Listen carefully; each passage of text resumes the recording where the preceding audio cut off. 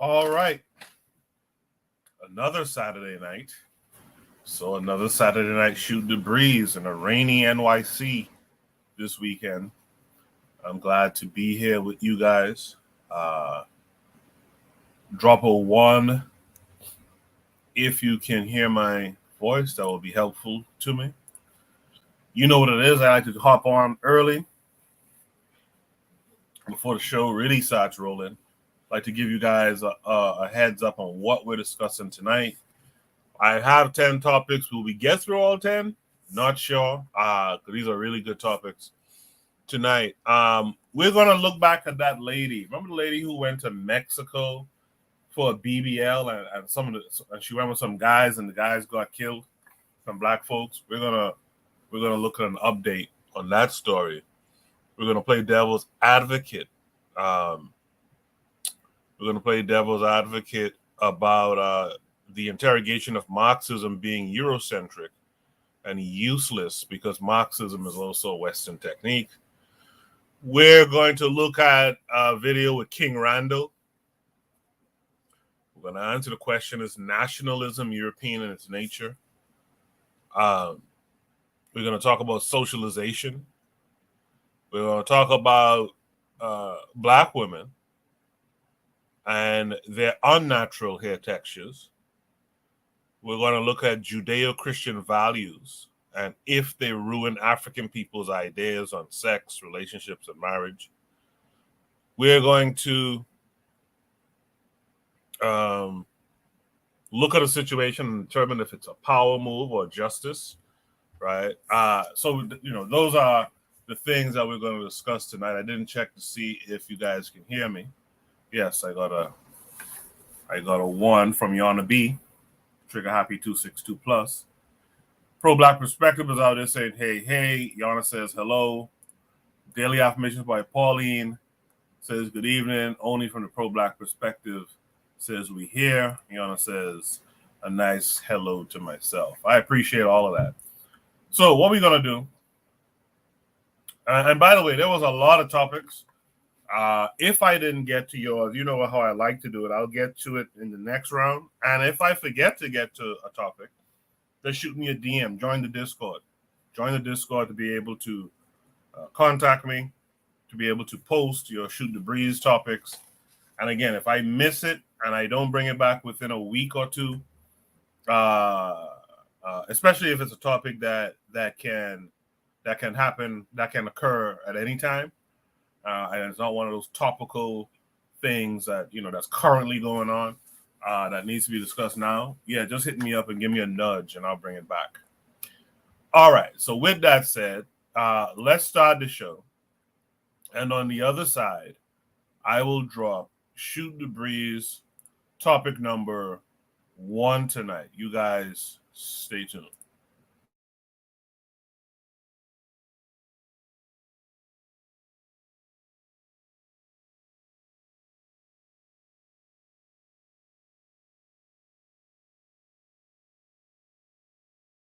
You are listening to the Bitter Medicine Podcast on KWAZ Radio.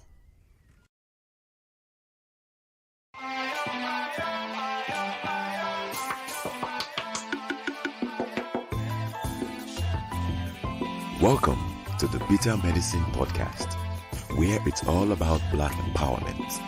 Our show focuses on Black news and entertainment, arts, science, economics, history, people, and strategies that uplift, empower, and motivate Africans within the diaspora. And now, your host, whose favorite color is black, Goku.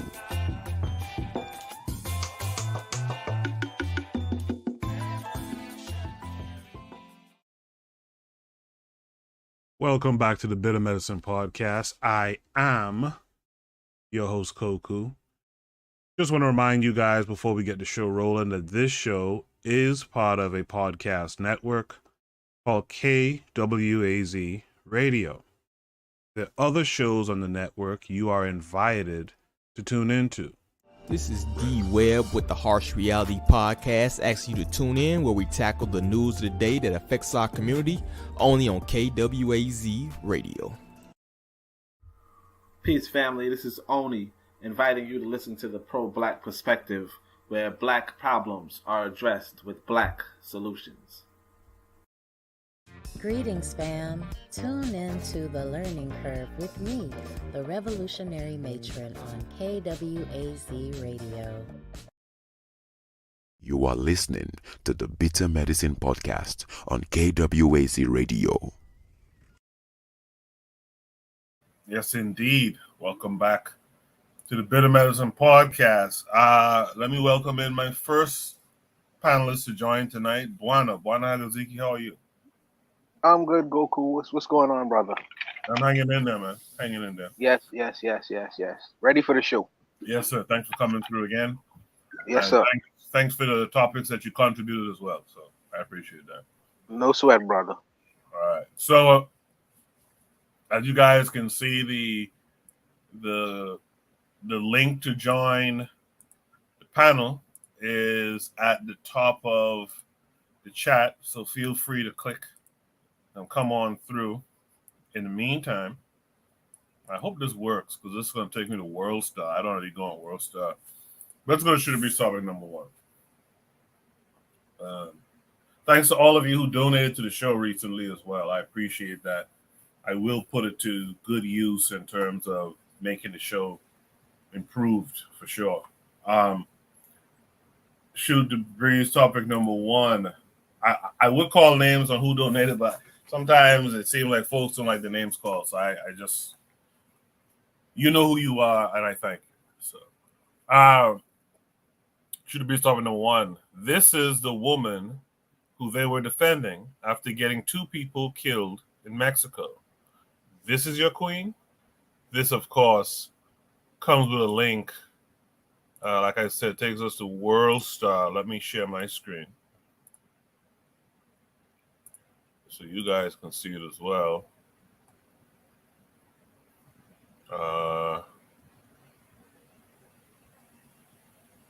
Okay, is that it? No. Man. Hold on a second. Don't tell me that's how we starting off the show. You guys got to give me the right link, or else I'm going to have these problems where the video isn't clearly coming up. I don't know. Damn it. Let me see. Let me see if I can go on Discord real quick. Let me see if there's something different with the link from how I copied it to what it really is. So just bear with me one quick second. I don't know how far back I'll have to go for this. And even damn, You know that brother was lifting weights when he was looking for the same. When he find this video, he was lifting weights for. Oh man. Put me in a situation here. Hold on. Let me see if I can find this. Because this was actually from a couple of weeks back. And damn. While Koku look, I would just encourage any new listeners that who would probably want to come on and just share your voice with us. And for the long time listeners who've been listening for a long time and has actually never attempted to come on the panel, come on and share your thoughts if you can. It'll be greatly appreciated by the panelists, the ladies. Y'all been sitting and listening to the men go on week after week. So, if y'all can, come share your voice. We promise we'll be quiet and reserved in whatever comments y'all volley towards us. Yeah, the brothers are generally very hospitable towards the black women who would come through. So you don't have to worry about anything there. You should be fine. Let me see if this link works again. So that's the one thing I'll ask you guys. Just make sure that you put the proper links. Like, this is not taking me to this story. Let me try another thing real quick. This link is not taking me to. So yeah, and also let's try to not use these kind of niche. How do you put it? These kind of niche. This tends to be the problem, especially those newspapers. I'm an ad blocker. Yeah, I'm not going to be able to find this video. That sucks. That sucks. We may have to come back to it, Coco. We have to come back to the phone. Y'all forget. Number 1 is tonight, so I'll grab it now.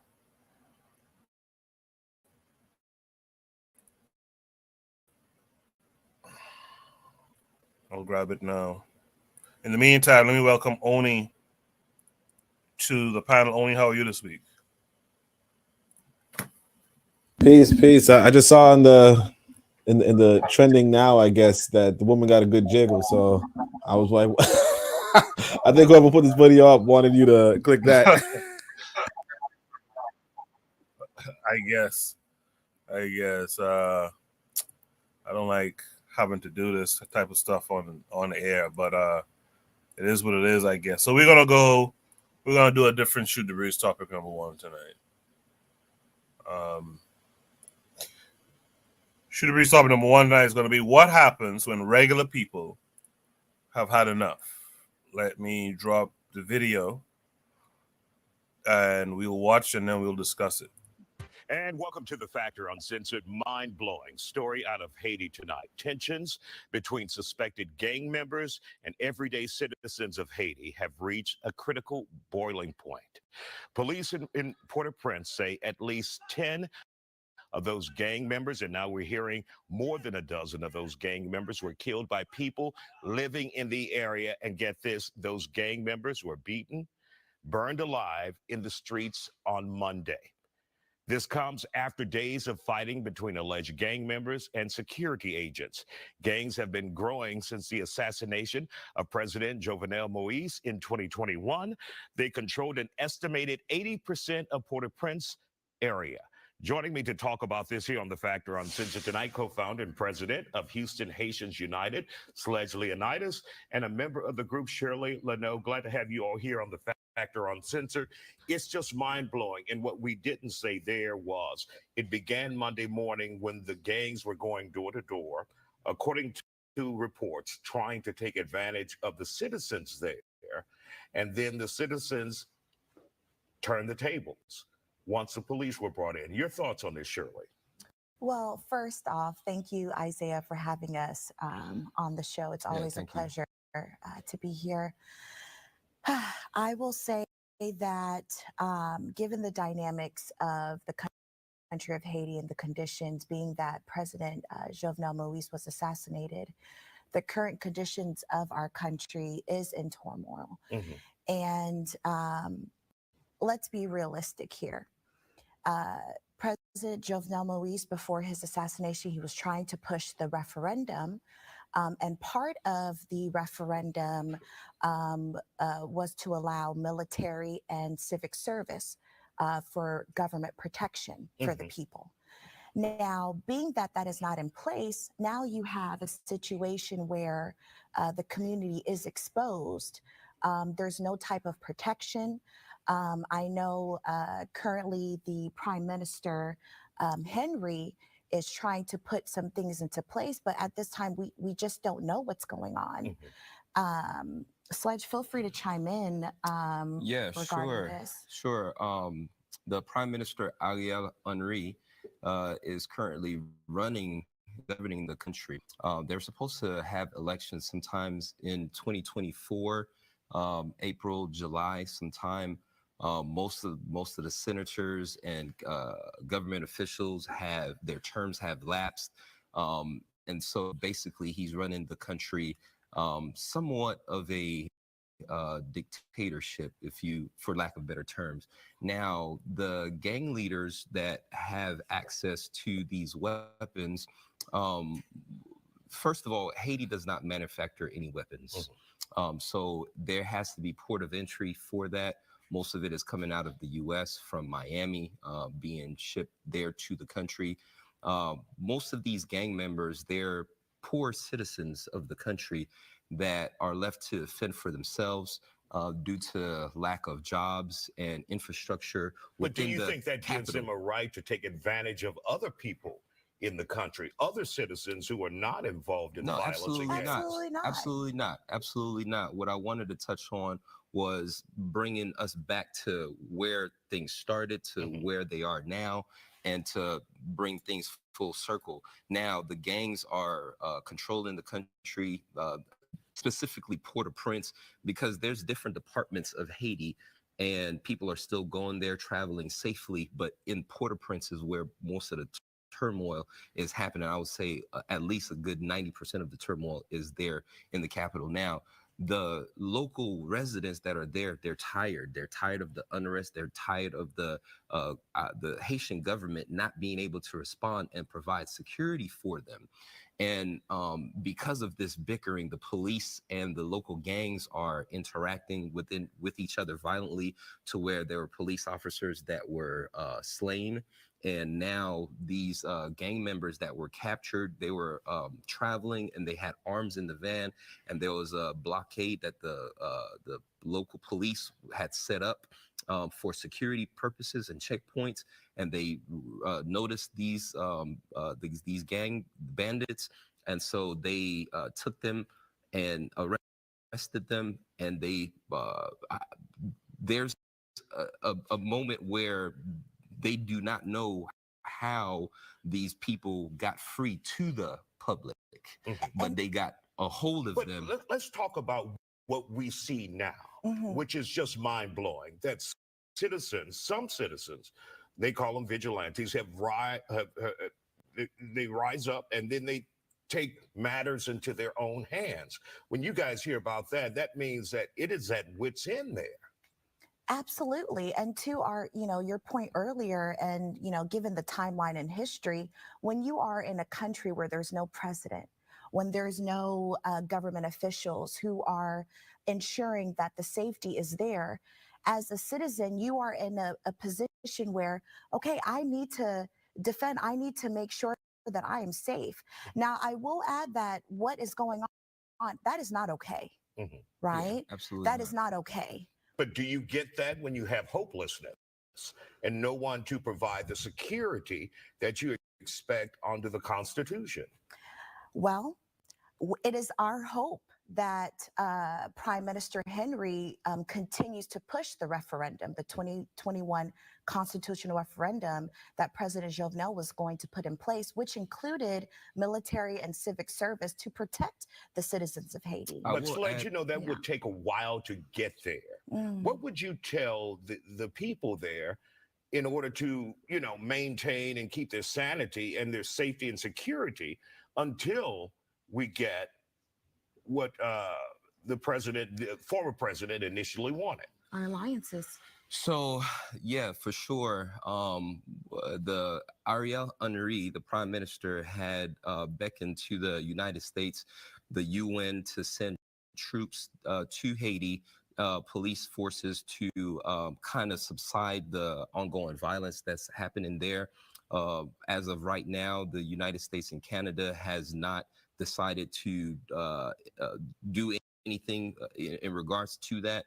Jamaica, Kenya, I believe Rwanda, and Brazil, they all said that they would participate in sending police there to help with the security and the safety and help facilitate peace there in the country right now. But to the citizens that are there, as a father who has children, I would do anything to protect my own.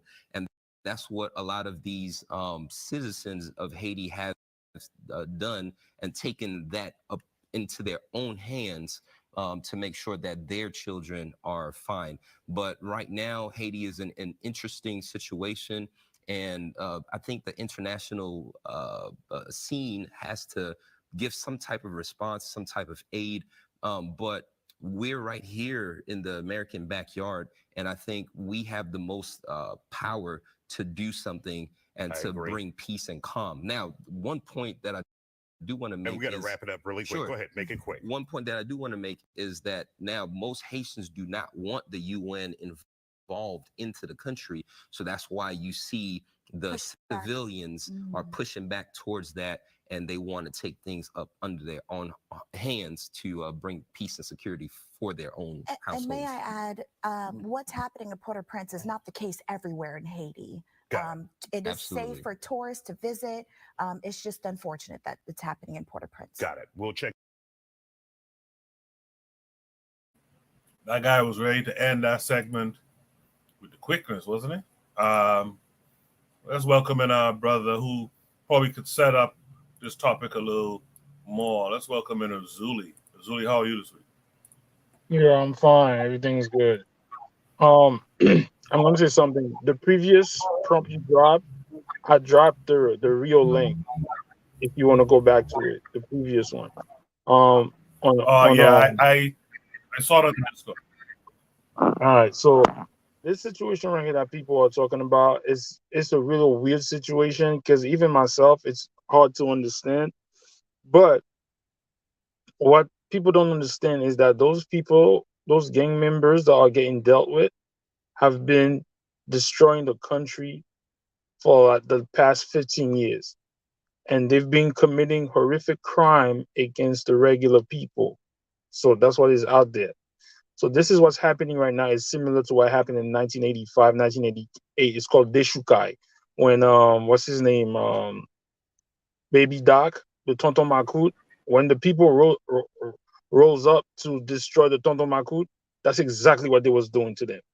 Like very, very swift and painful justice.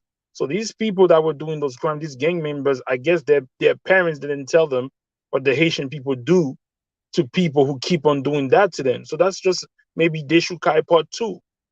But my thing I'm looking at is that a lot of these kids, gang members, were young people, like 20, 23, 24. And I don't know if I empathize, but it hurts me that even though these people were very harsh criminals, that the people are doing this to them.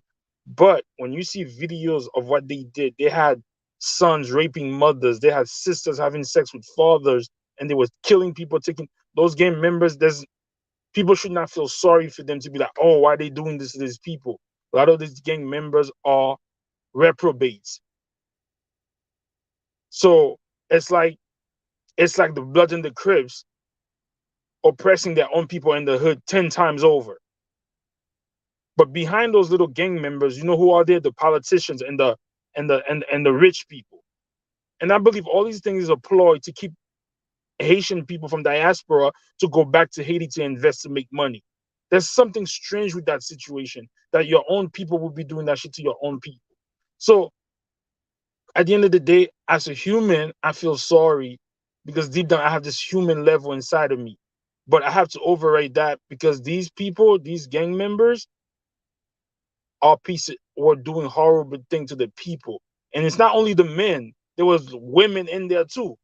But you see, they're only attacking the men. The women were participating in all these kidnapping, but the real people who are behind this, the kidnappings and all these murders, are really the rich folks and the politicians. At the end of the day, if the government of Haiti was providing an economic environment for people to sustain themselves, maybe a lot of these people wouldn't have joined gang activities. But to take it that far, that's gang activity. You could rob somebody and let them leave. These people were like, I don't even know, man. So at the end of the day, these people, I don't know, these people that I don't know if they're Haitian, they don't know what they're talking about. Yo, when people are fed up, Haitian people have been like the Tonton Macoute during the early 1990s, the late 1980s, they felt the same type of justice, revenge. So that's all I have to say. I understand people say, oh, this is terrible. But if I send you guys videos of what these gang members were doing to people, you'll be like, are we animals? What the fuck is going on? I'm sorry to curse. I apologize. But that's all I have to say now for that. I appreciate that, Uzuli.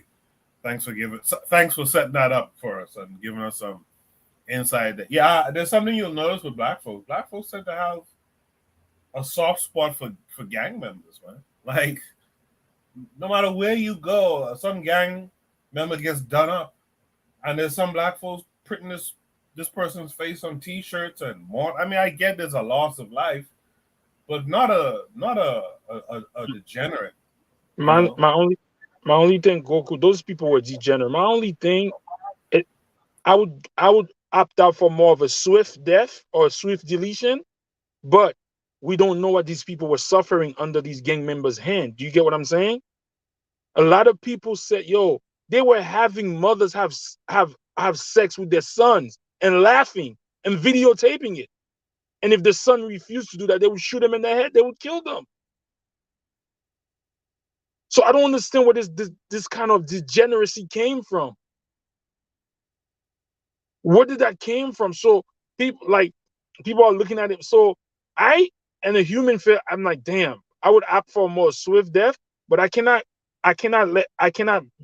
look upon these people and be like, oh, you doing, that's not right. What's going on? What is this lady talking about? Justice is justice. The problem is those kids or those young people thought they was gonna keep doing that forever. You get what I'm saying? So that's it. All right, your volume at the very end there drop down low. Somebody was calling me. So go ahead, do your thing. All right, cool. Let's go to Oni. Oni, you heard what Azuli had to say about the situation. What say you? Nah, he told you to do your thing. Anyway, yeah, I didn't look at it. Somebody was saying that there were, and they might have been old videos. Somebody said there were videos of like cannibalism and shit. I don't know if that was happening, but my thing is, I don't know anybody who was feeling sorry for, thugs getting, thugs getting killed. Like when the people, the people generally don't, do uprisings, generally around the world. So, maybe it's popular in Haiti, I guess, but generally people don't. So I don't think people really take the side of the gangsters or the gangbangers when people rise up. That said, I mean, this sounds like good news, I like how, but like, there's two things I noticed about this video. One, the brother was saying, the brother in the blue shirt, I guess, was saying, the Haitian Americans or the people in America have the best chance of transforming the situation. And it's like, come on, right?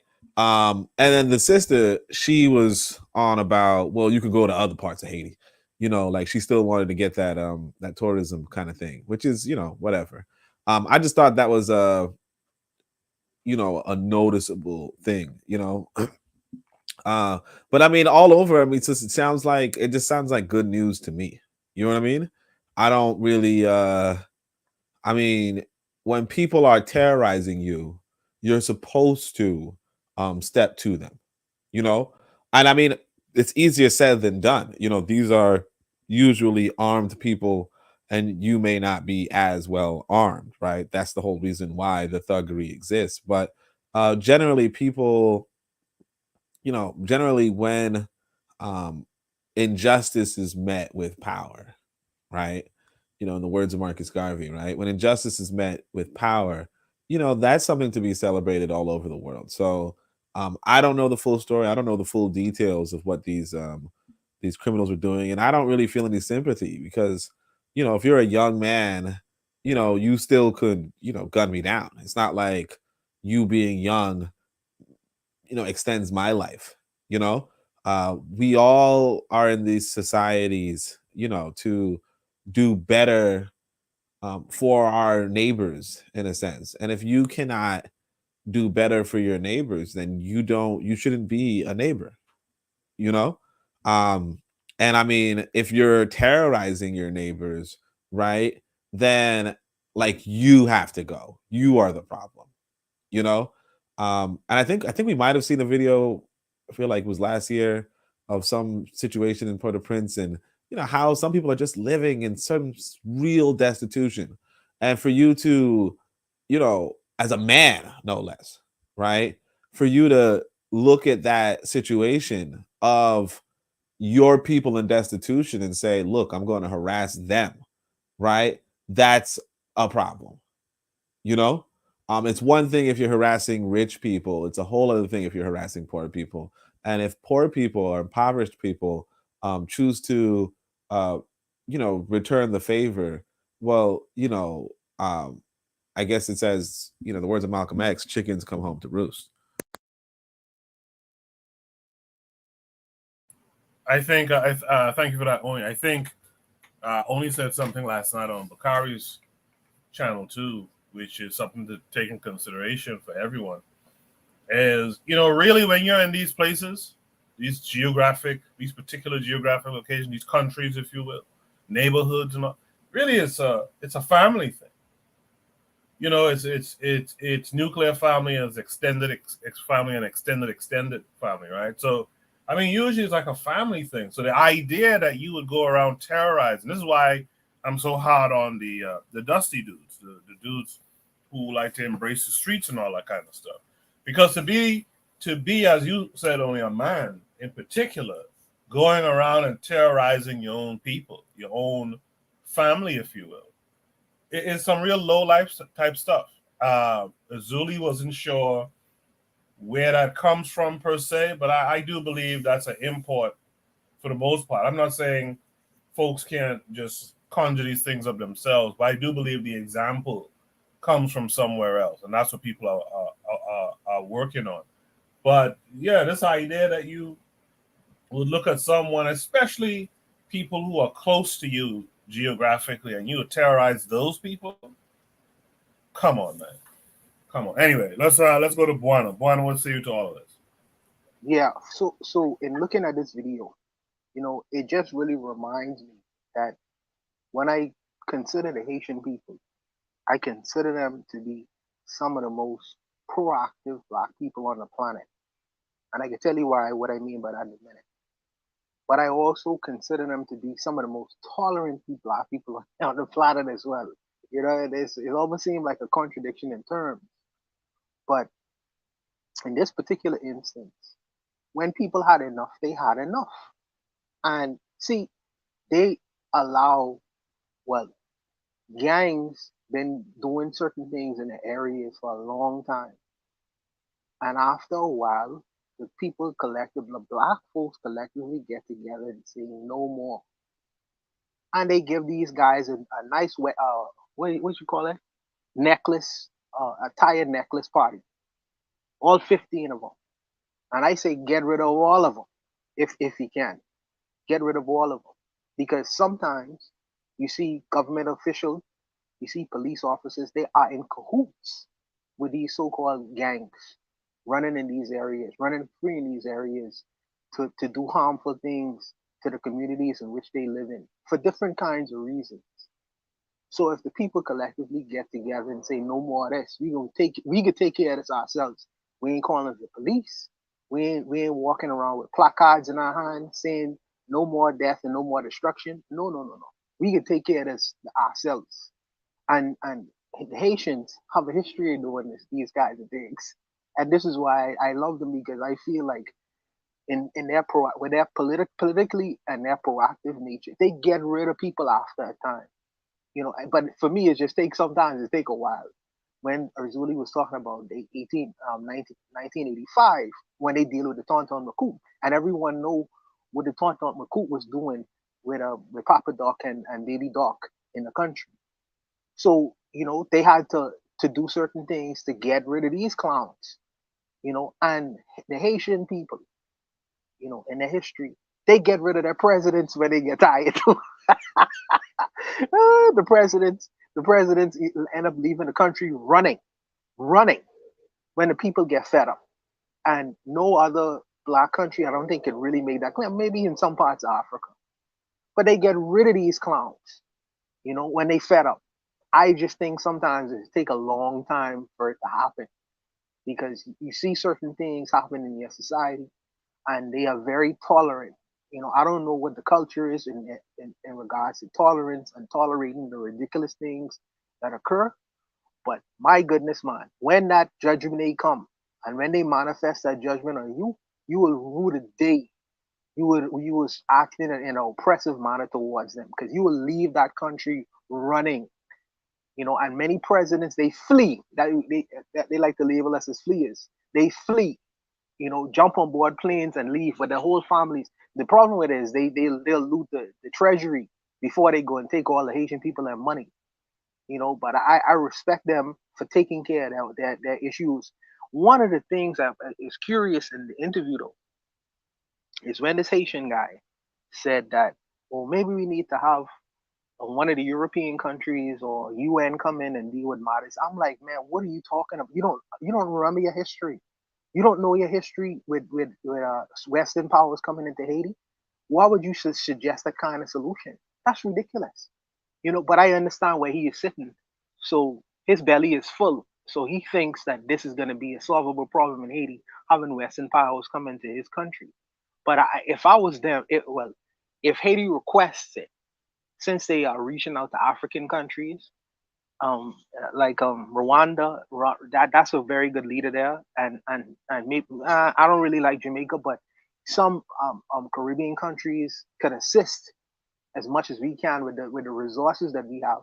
But I would if it's not us dealing with our own problems internally, I would reach out to other black countries.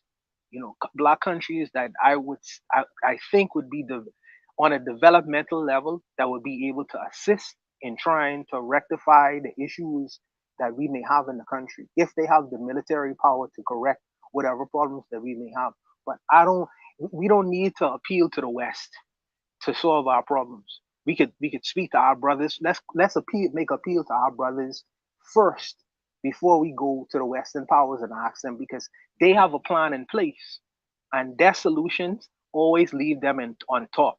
Whether if they come in there themselves, steal, rape, pillage, and do the nonsense they do with the UN, or they put a puppet in place where he is acting as a proxy to do the same kind of acts and fill the pockets of Western powers. You know what I mean? So I would just leave it. I would make my appeal to the brothers first, the black countries first, before I would make appeals to the Western countries. But that's how I see this particular situation. But I'll stop there. I appreciate that, Buana. In the chat, Marcus Garvey is the way is here. She says, good evening. Yana B asks the question, where do they get these guns from? She also says, put some of these guns in regular people's hands. You'll see real change. Lero's here, saying peace, loved ones. Yana B was curious as to what the black woman in the video was talking about. Real Black Gentleman is here, right? Tanzan is out there in the chat, saying peace, Habari to everyone. Only, I guess, took exception to what Buan had to say. I don't really like Jamaica, in quotations. Does anyone have any last words for this promo? I'm just going to say two things, two pushbacks. First of all, that guy talking about this is why I feel that this is all a ploy to make Haiti look unstable and then to bring the Western powers. That's what I see. Because at the end of the day, why didn't these people revolt earlier? How did they get? How these gang members have guns? How they already all of a sudden now they are attacking them? This is more complicated, more complex than we think. These gang members probably were given up by the police that was working with them. The police work with them, the higher rich, the politicians work with them. Number two, the United Nations destroyed Haiti. The United Nations is not for Haiti. The United Nations is not even for any really black countries, to be honest. The United Nations, when those soldiers from Nepal or from the Middle East came to Haiti and they were shitting in the water well and gave people cholera and killed thousands of Haitians, the United Nations did nothing. So number two, we say, let's ask black countries. What black countries? What black countries got power to go help Haiti get rid of this? Nobody. So if we're gonna be honest and be honest with it, stop. Let's go ask this black country. What country? All these black countries are fighting themselves. Not one black country out of this fucking 600, 400 years built up a army or economy enough to even help each other out. So we all are. It's a dog eat dog world in the black countries and the black community, to be honest. So this Haitian guy, I don't know if he's Haitian or whatever he was talking about. See, it's all a ploy. I feel all of a sudden there's something weird that's going on here.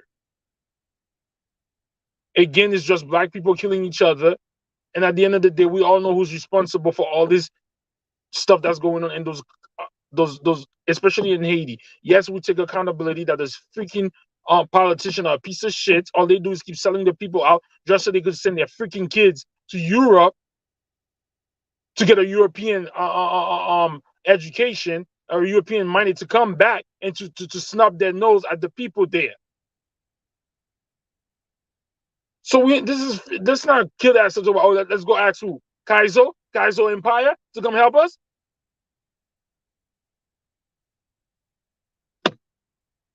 That's it. So, I want to respond to that first. Only I wasn't saying that I didn't like Jamaica. I just didn't like Jamaica as a solution to this particular problem, because Jamaica have their own issues, like Razuli was saying earlier. However, when I was talking about assistance and helping, what I mean by that is there was a time when a lot of Bahamians went to school in Haiti in terms of getting education. A lot of people don't know that. When a lot of people went, a lot of Bahamians would have went to school and universities in Haiti and gotten certain things and helped build the Bahamas. And I think that now many countries in the Caribbean, like UAE and things like that, what does Haiti need right now?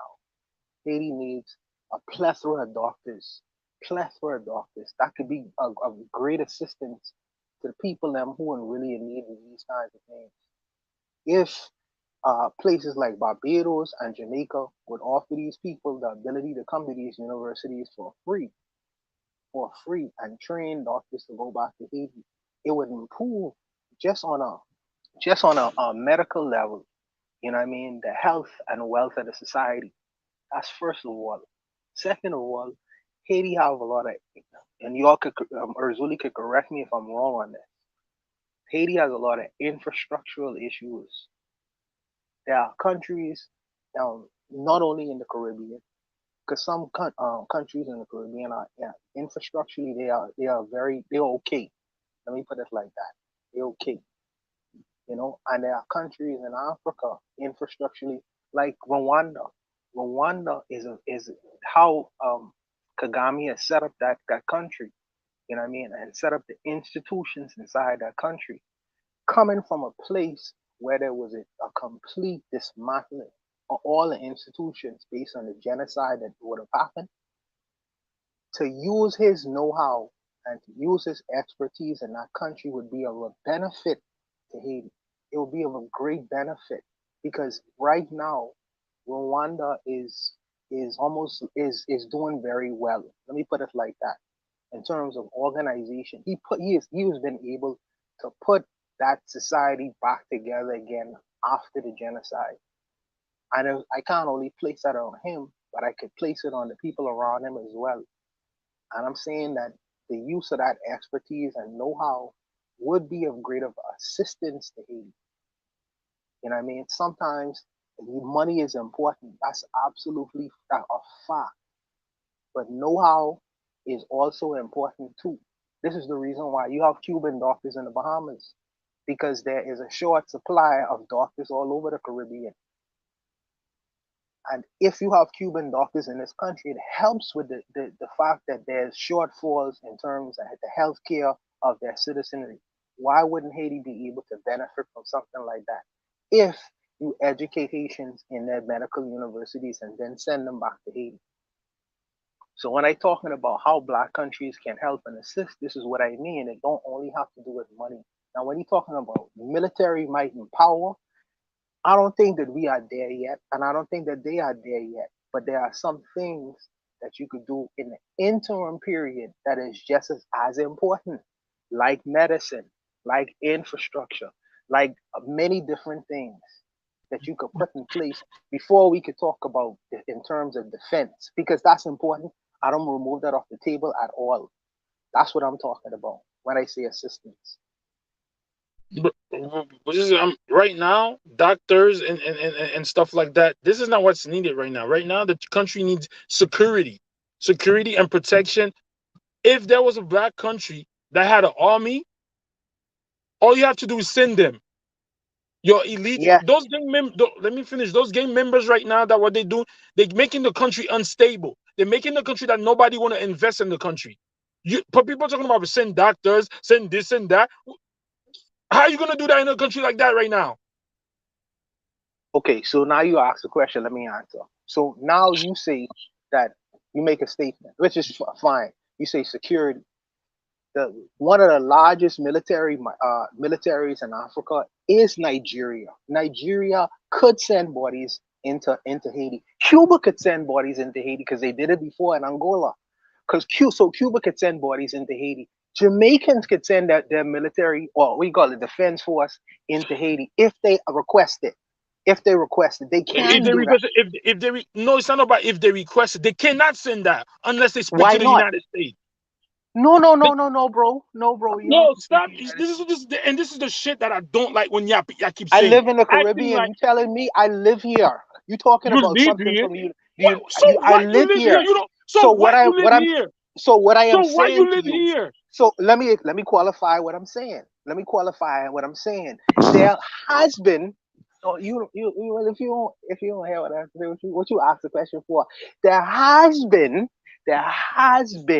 militaries or defense force officers that's been sent throughout the Caribbean. We didn't have to when there were earthquakes, defense force went into different countries. When there are major hurricanes, defense force from different Caribbean countries have went to different Caribbean countries to help and assist. We didn't have to ask the United States to go there. So I don't know where you get this from. We have to ask the United States for everything. That's So why simply does not true.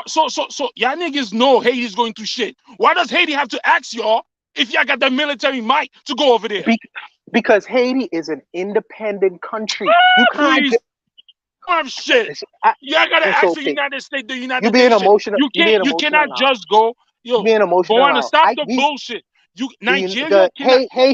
The Haitian country is an independent country. You cannot just send a defense force and military in that country unless it's requested from that independent country. That's just factual. I don't know why you think that all countries have to reply to the United States first. That's ridiculous. This man have the same mentality. And this is the reason why Grenada had to go to war in America. Because these people think that these countries are America's backyard. We are nobody's backyard. Nobody's backyard. That's perception. That's a perception by one military might of people, and that's fine. They have a right to have the perception. But we are independent countries. We may be poor militarily. We may be weak, but we don't have to ask in every measure to do things internally. That's just not true.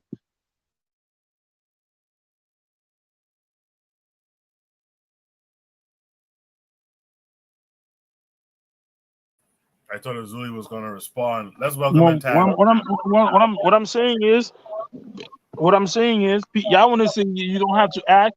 You don't have to act. So what? Haiti wanted to. Yo, you know what happened when President Aristide the second time he got hit with the coup d'état? Did you know that Aristide, they sent him to Jamaica? You know what America told Jamaica? You better send his ass packing. And guess what happened? They sent his ass packing.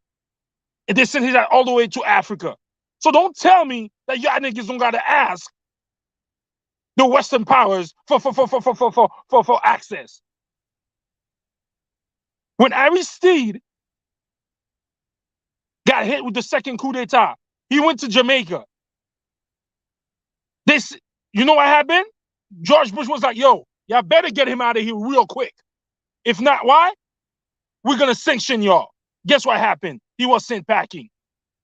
So what you're saying, oh, Nigeria have military. Nigeria is not even defending their own self.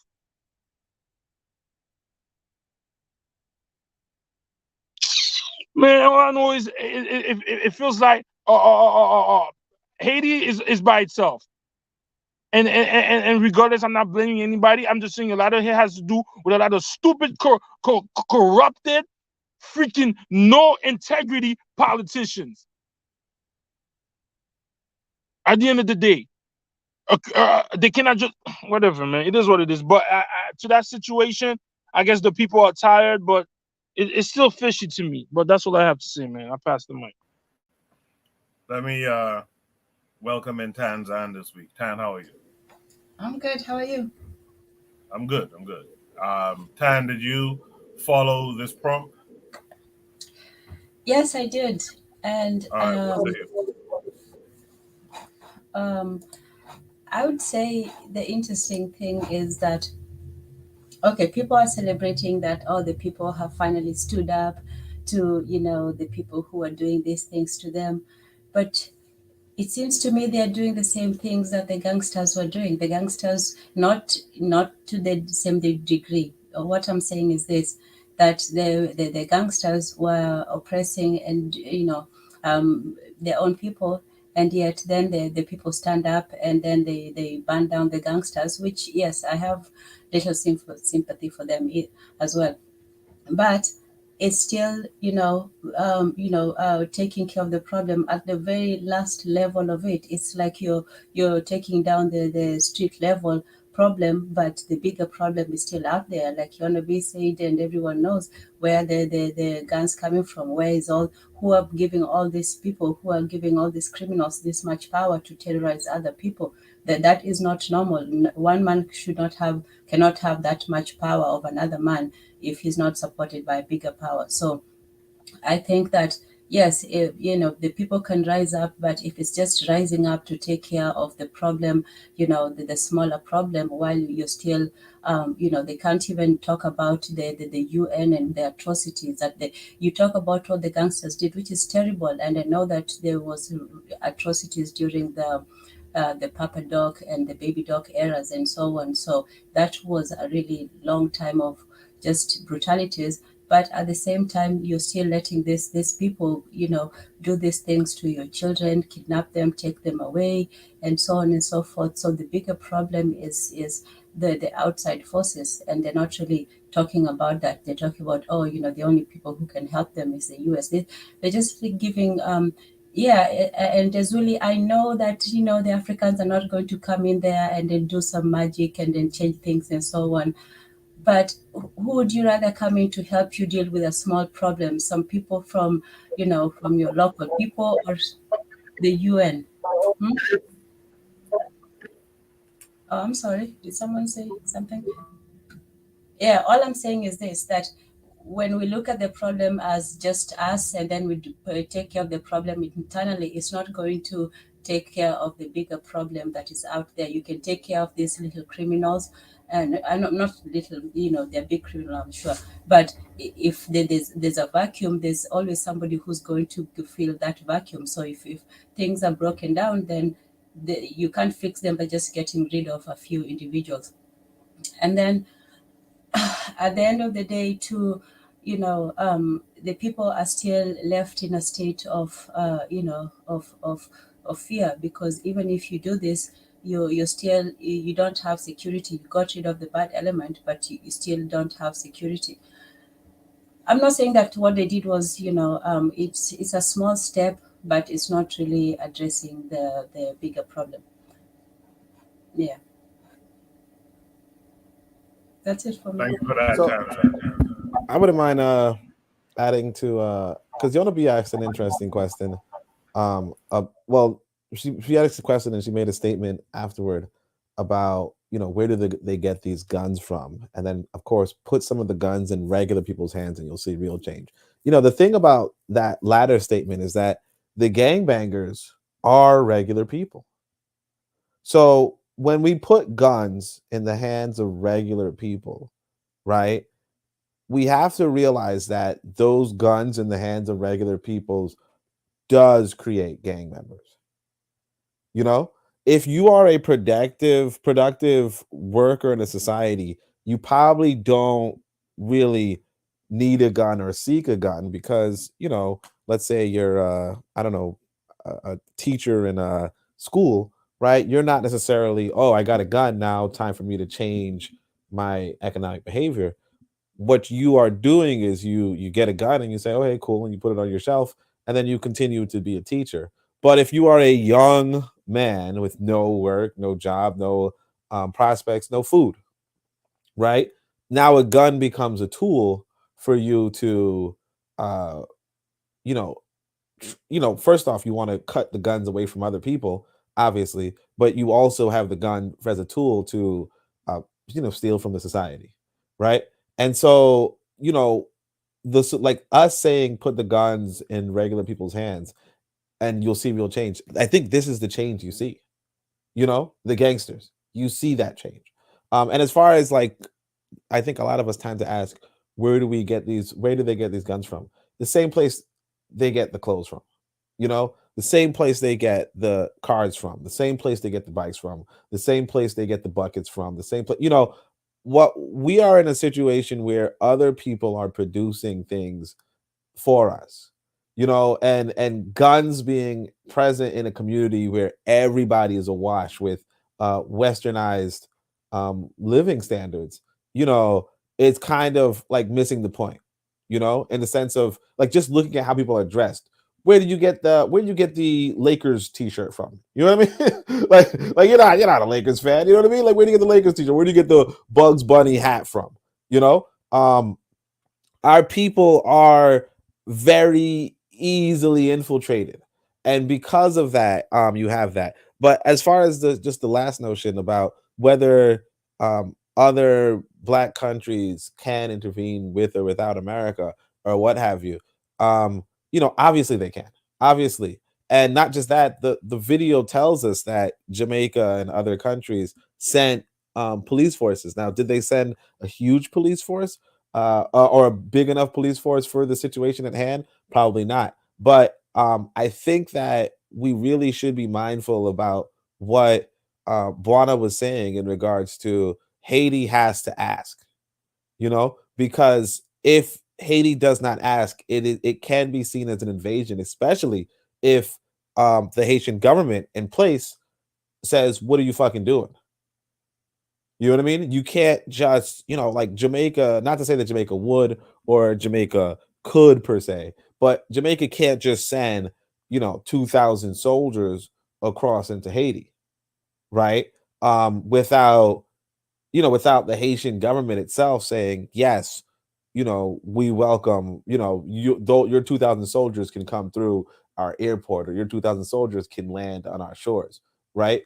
Now, we can say that America does not necessarily care about Haitian laws and would send, 200, 500 Marines over to Haiti to, enforce regime change under the pretext of protecting some American colonial interests, which is partly why, realistically, the black world should be unified against America and American interests, because and American students and American people generally, I think people, particularly us in America, we should take the L and say, hey, you know what, our country or this country is an imperialist nation, and they're using black Americans and black people in general, Americans in general, not just black Americans, but Americans in general, to enforce an imperialist policy and kill African leaders and so on and so forth.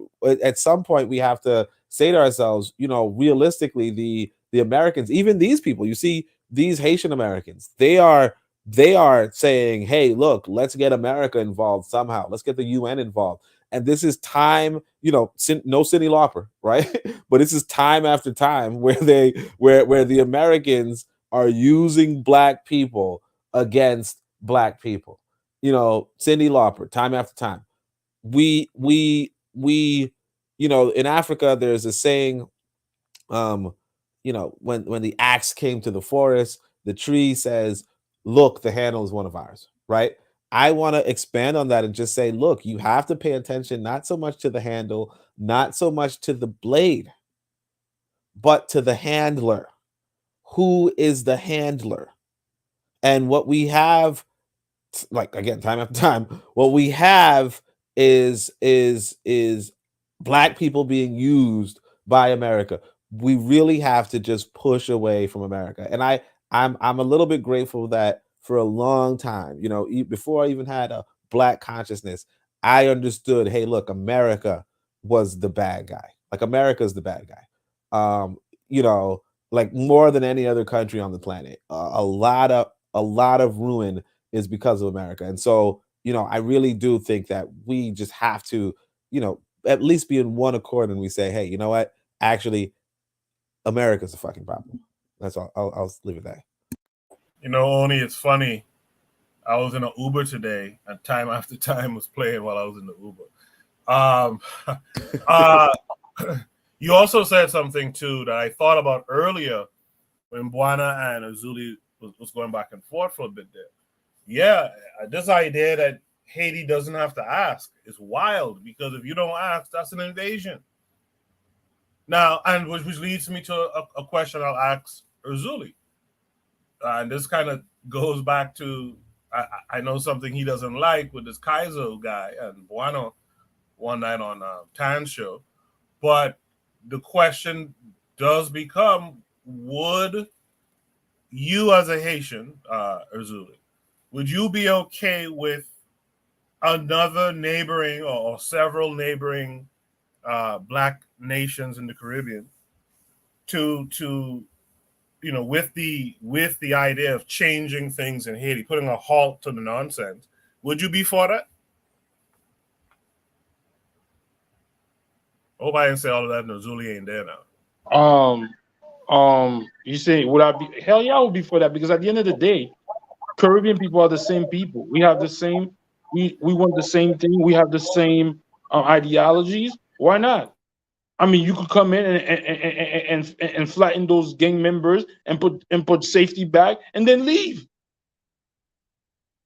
or whatever. Oh wow! Or whatever I didn't expect that, Azuli. I did not expect you to say that. Oh wow! Yeah, that's a bit of a contradiction. I did not expect it either. That I was going to write something in the comment, but Bonahaguziki just said, how is that a contradiction? Wow. The other day, how is that a contradiction? You know, you're talking about, oh, you don't want these people coming in and taking over, because that was what, you know, you didn't like about, you know, that whole Kaiser. See, that's why you guys get the shit wrong. That's not what I said. Kaiser was coming in to do the same shit that the Europeans were doing. Okay. Are we serious? So I would be against Jamaica or Trinidad or Cuba or Puerto Rico, or saying, yo, we're gonna provide you a couple of soldiers to help put down this thing. I'll be like, oh no, we don't need that. Did you not hear what I just said? To ask first. Can you agree that you have to ask first? That's not what the question was posed. That's not what the question was posed. The question that he said, would I be opposed? No, I'm not going to be opposed to it, to people from the Caribbean coming in and say, you know what? The Bahamas is sending some soldiers, Jamaica is sending some soldiers, Trinidad, Guyana is sending some soldiers to put down this insurrection by those gang members, to put safety by the country. And then, because you know why? At the end of the day, we might be different nationalities, but Jamaican, Caribbean, Haitian, Bahamian, we really have the same mentality. Wow! That's beautiful. That's beautiful. That's a beautiful thing. The difference between Kaizo coming in is talking about, oh, I'm going to take your natural resources. I'm going to do it. Are you serious? How could you compare that to be the same thing? Well, second of all, you were saying that, you know, you don't want wait a minute. Okay, I'll get back to it. Bonahaguziki. Oh, I got it. So you are saying that even if who has the power to come in and do anything about it anyway, weren't you just disparaging the other, you know, black countries? Like, what black country is going to come in here and do anything anyway? What? Earlier, you was okay. Okay. 10. Say that again. I said what before? You were saying that there is no black or African country that has the power to come in and do anything anyway. So even if they came in, their efforts would be futile at best. Did you not say that? No, I said they could not come in because they have to ask their daddy, can they do it? That's what I said. And we all know who's the daddy. Anyways, I can ignore that statement, but it was really made a beautiful statement. And if I am in a position to push for that, what he said just now, not the last ridiculous statement, but the initial statement, I will push for that in this country because I believe in what that state. We agree down the line. You know what I mean? What was the And statement? we are the statement in terms of uh, allowing Caribbean countries to come in because we have more in common than we do differences, and the fact that not to come over like as an oppressor, but to come over to work and help and assist where we can. I think that down the line, if every country was to send 100 men to help and assist in ensuring the security of that country. I think that you will get a lot. Matter of fact, I think you should even volunteer it. Do it as a volunteering kind of thing. Because if Erzuli have these sentiments, and if Erzuli's on the extreme end, all of us know how Erzuli feel, about black countries. So if he could make a statement like that, you know what I mean? If that is a shared sentiment within the country of Haiti itself, I think that there are things that we can do to help and assist and helping our brothers and sisters in Haiti and And what rectifying that problem what's happening there. and what I'm saying is if Nigeria said they wanted to come in, or Kenya, or any of these African countries said they want to come in to help with military to put, I don't have a problem with that. What I was saying is that they don't have the power to do that because at the end of the day, there's politics involved. You got to go to the United Nations, to NATO, to all these things in order to do that. Even if Haiti had requested that, somebody put that in the chat, the Monroe Doctrine. You can't just come in the West and think you could help. You can't come in my backyard and tell me you're gonna. No, there's things that you got to go through for people to say, oh, now any country. At the end of the day, what I'm saying is I was against Kaiser talking about, oh, the empire is gonna come conquer here, conquer there, and then use natural resource, use the natural resource, take 70%, give them 10%, and then are we serious? Are we come? Let, I can't believe we just no, compare that let's and act Well, like that's no the no same thing. let me no let no me let let's me let me just give clarify me for the one people at second. home. Give me one Oh, one sorry. second only. Let's leave Kaiser out of the situation. Okay, let's leave him out of the statement because that seems to be a point of let's leave that out. if let's just say, because in the past I seen it happen before. I seen Jamaican boots on the ground after the hurricane that happened here. Okay, in terms of what you're talking about, in terms of security issues, they had police officers, they had Jamaican people in this country before. You know what I mean? And it was at the behest of the Bahamian government. Okay, now after major disasters, there are countries that reach out to offer help and assistance, and they do send people internally in within the Caribbean itself. And I seen it happen before on a personal level. I seen it happen before. Okay, you talking about in terms of security now, sending military people here. Now I know that that is possible. You said you dispute that and say we have to go to our white daddies first. I disagree with that statement. But if that is possible, right, where brothers could talk across countries, and we could have people come in and bring our military situation, whatever, in terms of the internal security of Haiti. You agree with that? I agree with that. I think that that needs to happen. I think that that actually needs to happen. So that's a point of agreement. So we can shake hands on that particular issue and we can move forward with that. I'll stop there. I was just gonna say for the people at home, Kaiser is a freaking lunatic. I don't know why he's a conversation point here. I agree. He is a lunatic, but it just was referencing a thing that happened on Tanzan's show one night. That was a real good discussion, but for time's sake, we spent an hour on that. Let's go to Shooter Breeze topic number 2. By the way, yeah, so this is another one of these long prompts. Shout out to Real Black Gentleman in the chat. Shout out to Teetums. Who else? Someone else. Shout out to Kyle Hezekiah, our boy Kyle. Oh wait, you're not gonna go to the to Mexican lady? No, I have my topics laid out. I just replaced that first one because I couldn't get the video to work. So we'll come back to her next week. Should be topic number 2. Devil's advocate. If it's the case that we see it fit that the progression of black people is best pushed when using Western technique, then wouldn't the interrogation of Marxism being Eurocentric be useless because Marxism is also Western technique? Let's shorten up these prompts, please, so they could fit, 200 characters or less. Let's shorten those up. This comes with a link. Hold on. This comes with a link. Seems to be taking us to YouTube. Let's watch the video and then we'll chat. Pattern design and specific conduct in all areas of people activity. Economics, education, entertainment, labor law, politics, religion, sex, and war. Right?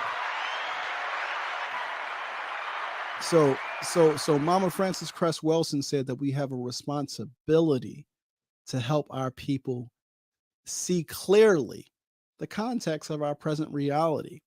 And that context is and always has been war, right? But there are various aspects to this war. A major component that many of us have often missed out on is the conversation around economic warfare. Again, this is a big reason why we even created the American Wealth Network, because we as African people, we represent the source of American wealth. And by American wealth, I'm not talking about the United States of America. I'm talking about the Western world, the Americas, the so-called Newfoundland, right? We as African people, we represent that source of that wealth. Our unpaid labor, our blood, our sweat, our tears represents the accumulated capital of America's wealth. And I want us to understand that, because when I'm having this conversation, even when I say the word American wealth, it is in fact an indictment on America, right? But I want to structure the conversation in a way that helps you to understand economic warfare like you've never understood it before. So that is one of my goals for this presentation, to give you clear sight, right? If y'all look back to the key objectives, right? Globalization is economic warfare. I want to give you clear sight and understanding of economic warfare.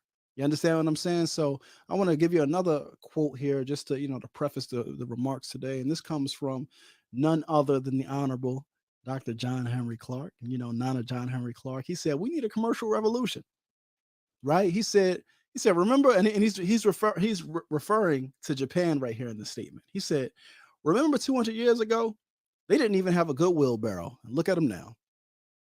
They committed themselves to mastering Western technique. But in mastering Western technique, they did not make the mistake you made over integration. They mastered Western technique and held on to their basic culture, their basic religion, their basic customs and way of life.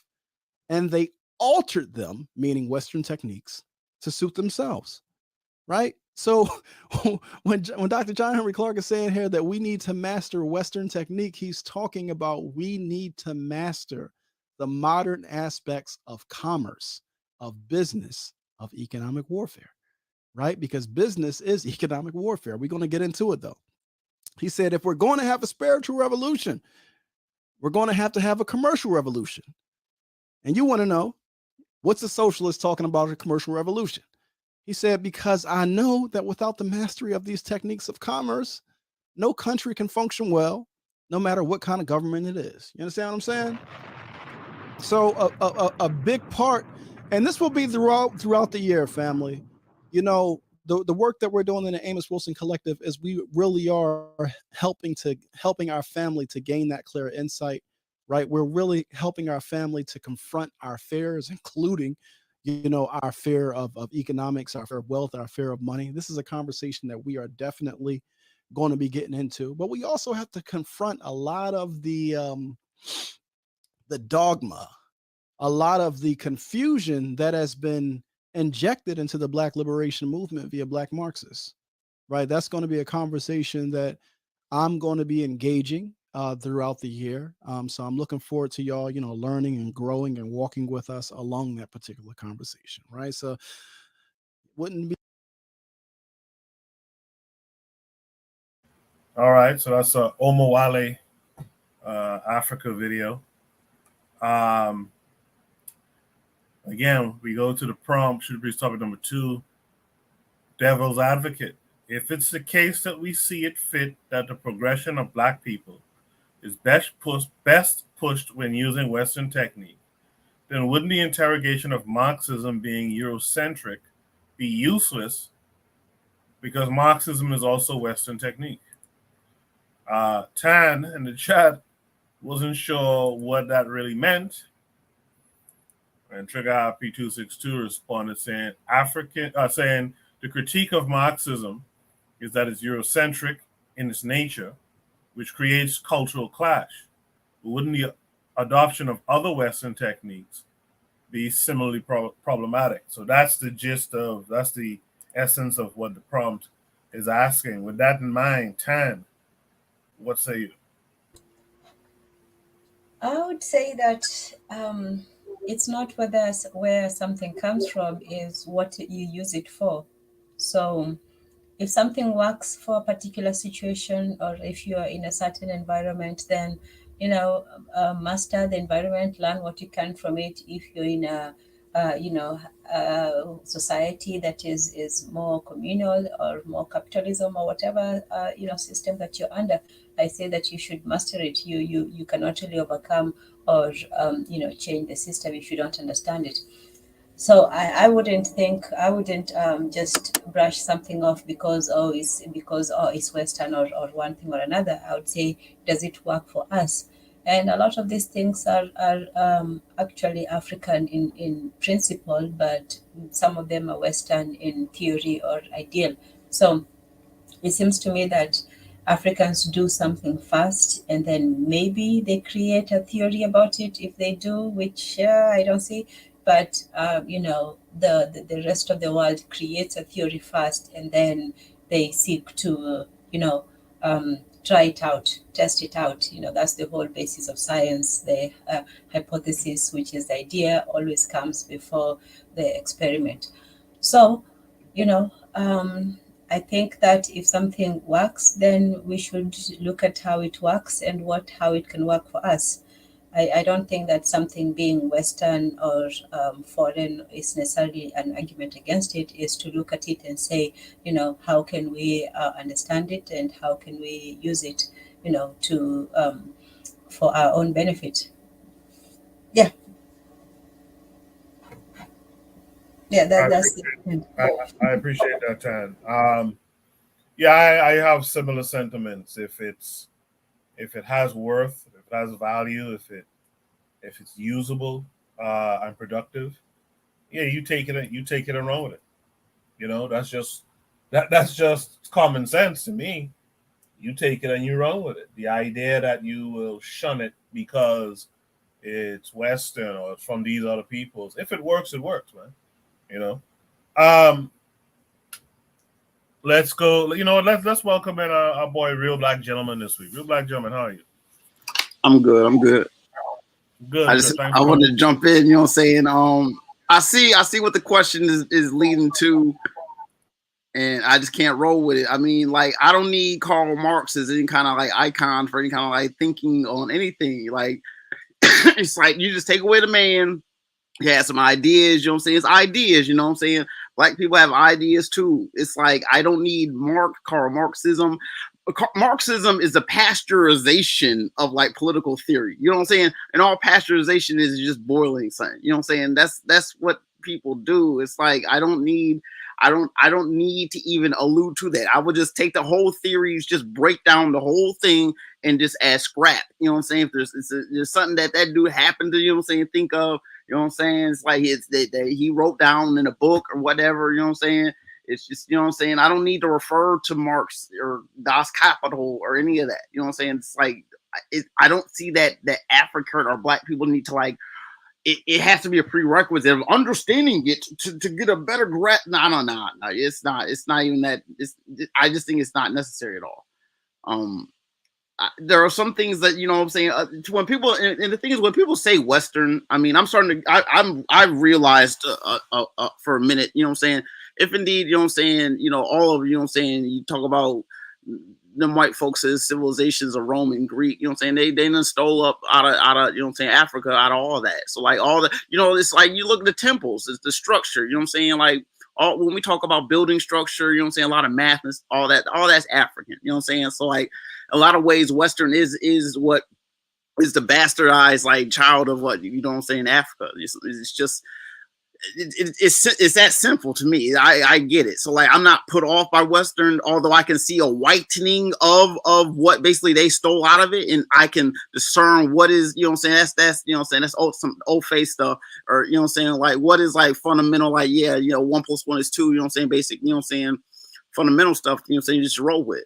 I just think that Marx, you know what I'm saying, I just don't want to, I don't need to, like, it doesn't have to be, so it's like whoever this dude is someone who's already like all up in them Germans and them, you know what I'm saying, them people's, like, you know what I'm saying, he already had some clout in their societies, and for whatever reason, you know what I'm saying, people always want to keep his name up in something, so I'm saying, so whoever his ancestors or his descendants is making money, you know what I'm saying, every time motherfuckers talk about his name, so like that, I don't even like to even bring it up.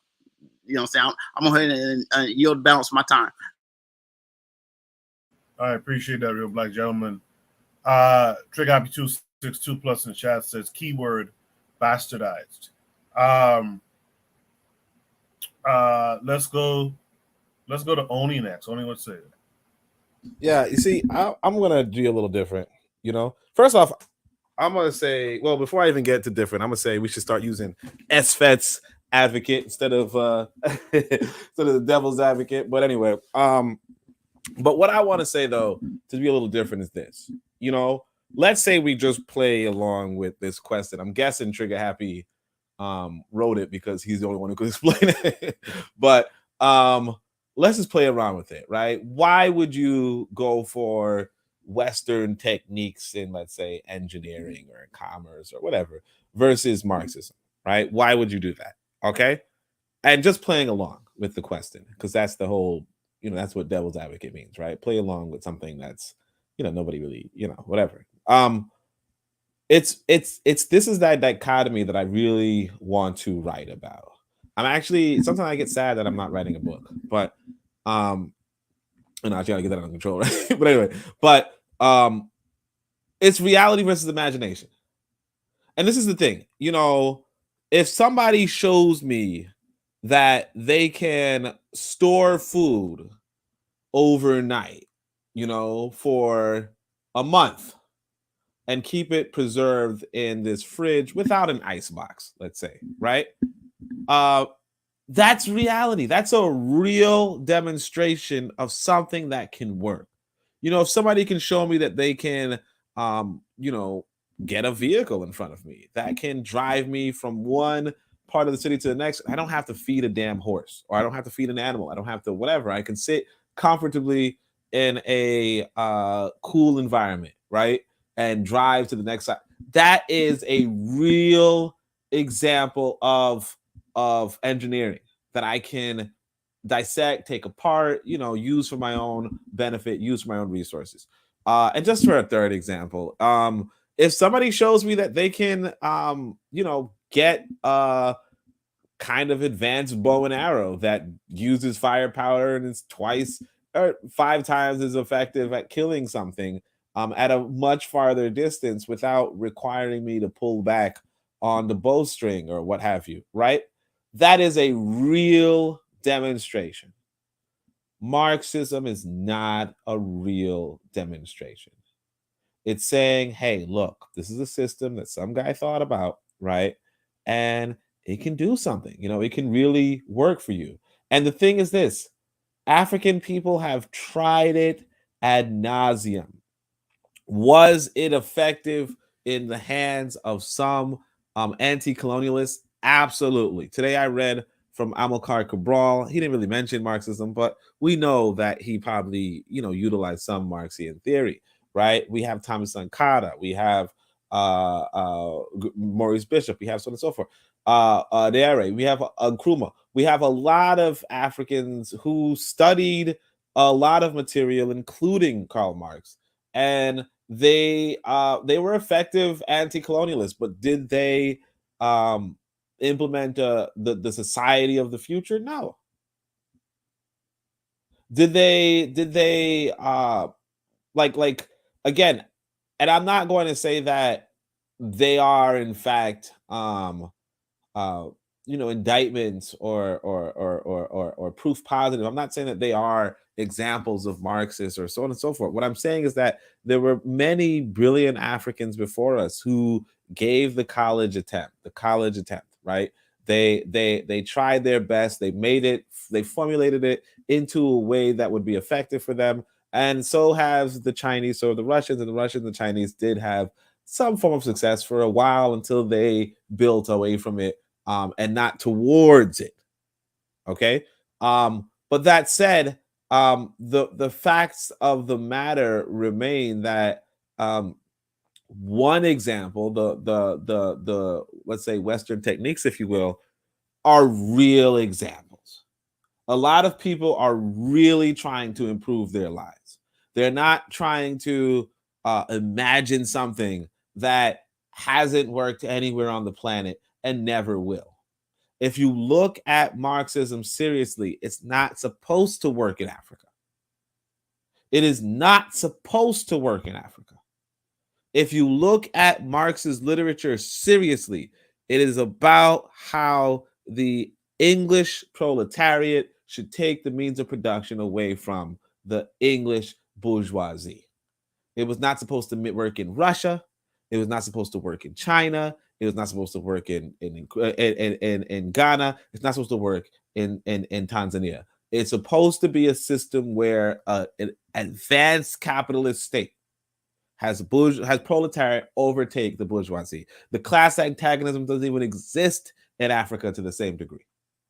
Okay, it doesn't even exist in Africa to the same degree, and the class antagonism of Europe has all but waned as the bourgeoisie, if you will, have kind of made the proletariat foreigners.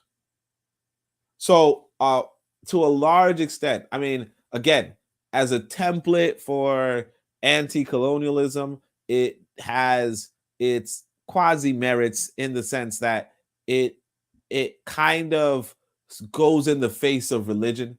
But again, you still have African socialists who still had some religious qualities, but it kind of goes in the face of religion. And insofar as it goes in the face of religion and says, hey, what about you kill the rich people? Or what about you eat the rich? Instead of, this kind of deference that a lot of the Western religions teach you, it has its merits in trying to articulate a class conflict or a conflict against oppressors. It has its merits, but compared against the engineering feats or the commercial feats, if you will, compared against that, one of them is really real, and the other one isn't. That's what I'll say. I appreciate that, Oni. Buana, you've heard everyone. What say you? Yeah, so Koku, I'm a simple Caribbean man. I'm a very simple Caribbean man. I am interested in practical application. I leave the theories to the theoreticians. If I am a slave on a plantation, I have a shovel, I have to decide whether I use the shovel to bash my slave master over the head, or if I use the shovel to dig and plow so I can plant more agriculture so I can buy my freedom.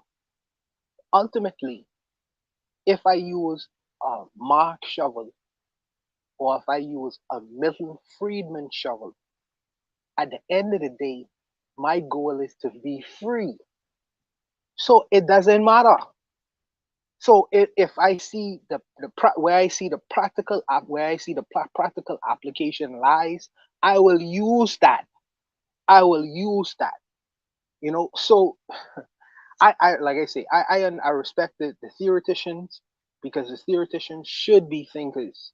But on the plantation, ultimately, the goal for the slave is to be free. You know, so we could have these exchanges, and they're wonderful exchanges, and I don't take away from the theoretical exchanges. But as Oni was suggesting before, in a roundabout way, what is its practical application, and would it produce the result that Black folks require globally? And so far, we have to use the we have to use what is in our hand right now currently. And the brothers say Marxism ain't work nowhere. Why would I use that shovel? I can use the shovel I have in my hand. Now Carl is the resident, I don't call him a Marxist, but a left-leaning brother. So maybe he can handle this question better than I can. But I'ma use the shovel that works and practically for me today, 21st century, right now.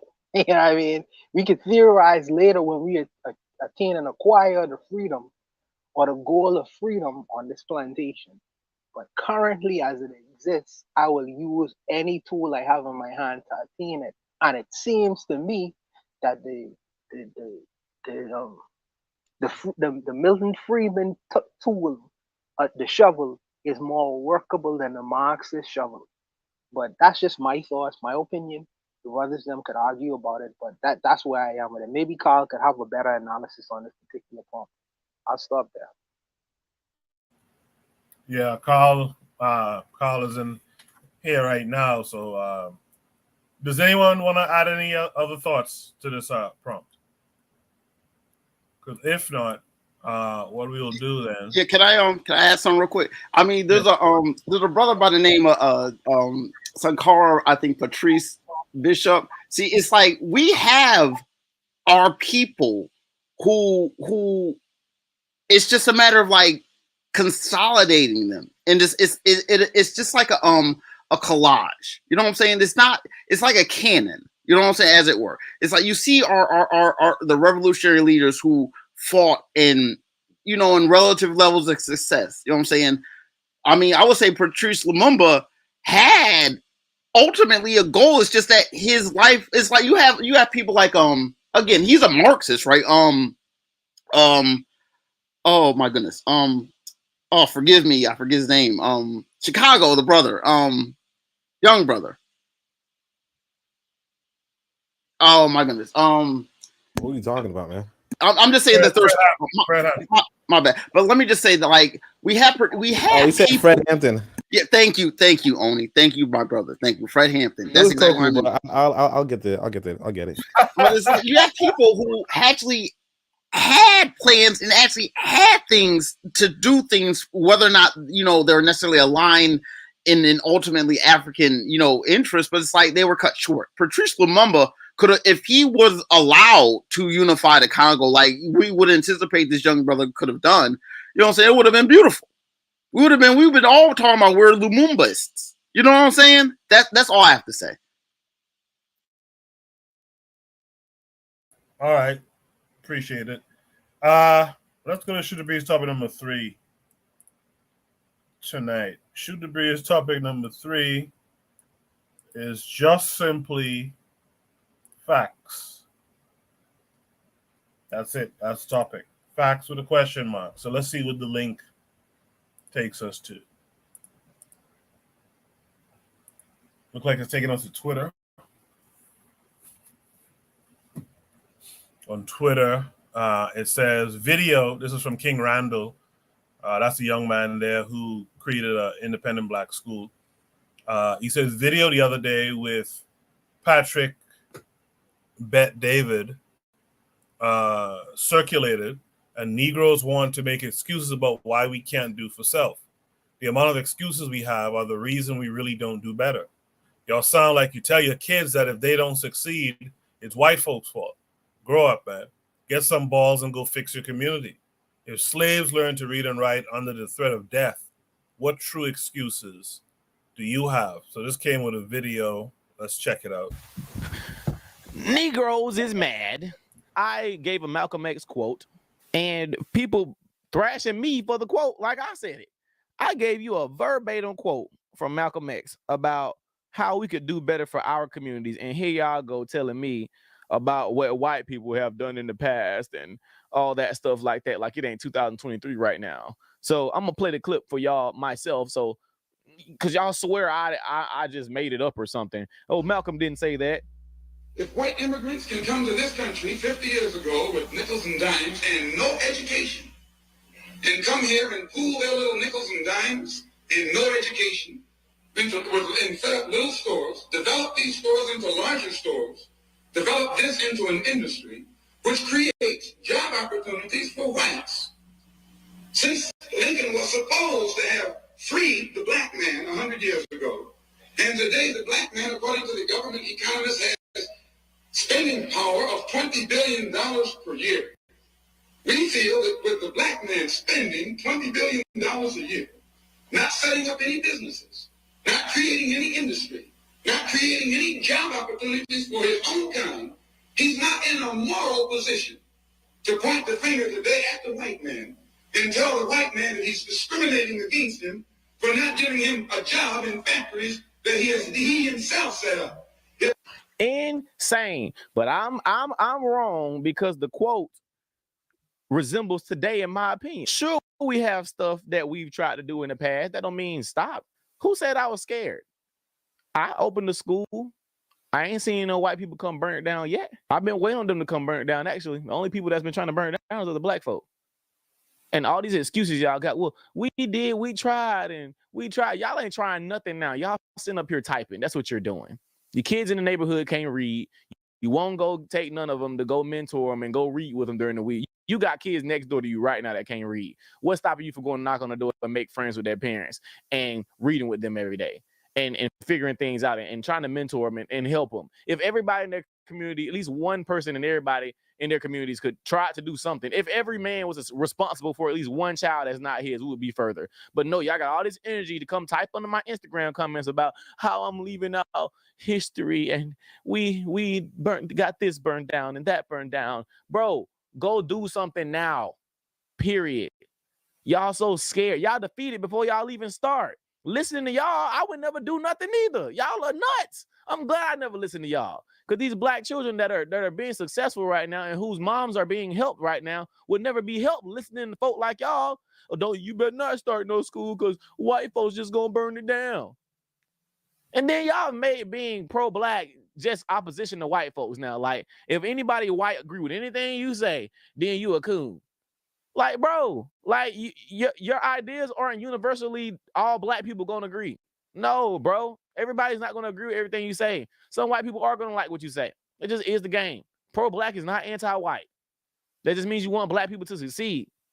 And us succeeding is not making excuses all the dang time. Like, we understand crap has happened. Let's move. We have to move.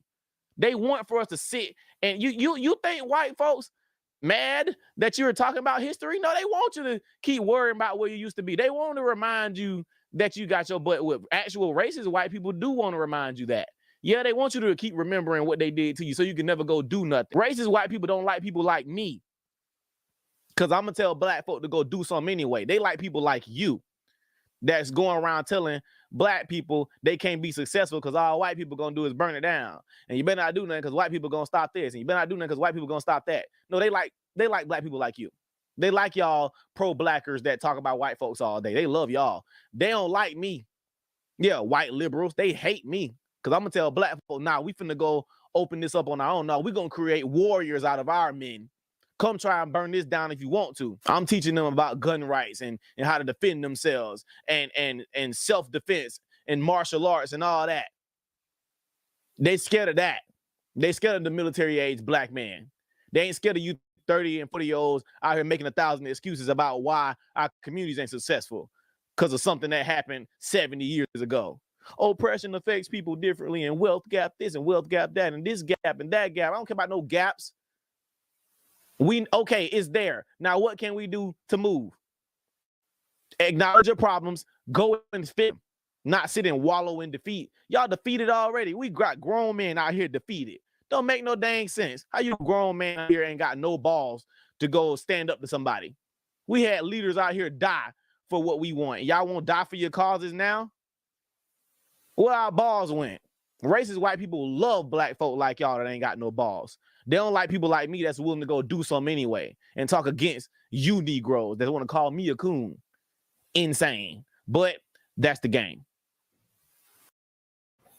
You know, something that's becoming more and more evident to me here in America is it's a weird thing. If you are not reciting the victim mindset tropes, you immediately be looked at as a coon. Like if you start talking about, yo man,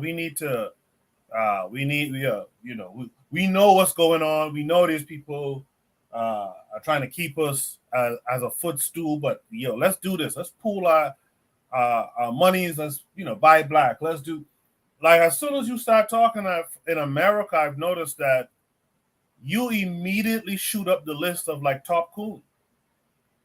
And it's crazy because you end up sounding similar to the guys who we would, who most of us would say are bona fide coons. Like you end up like if you listen to him, he doesn't sound different from Jesse Lee Peterson. He doesn't sound different from Larry Elder or Thomas Sowell, right? Or Candace Owens.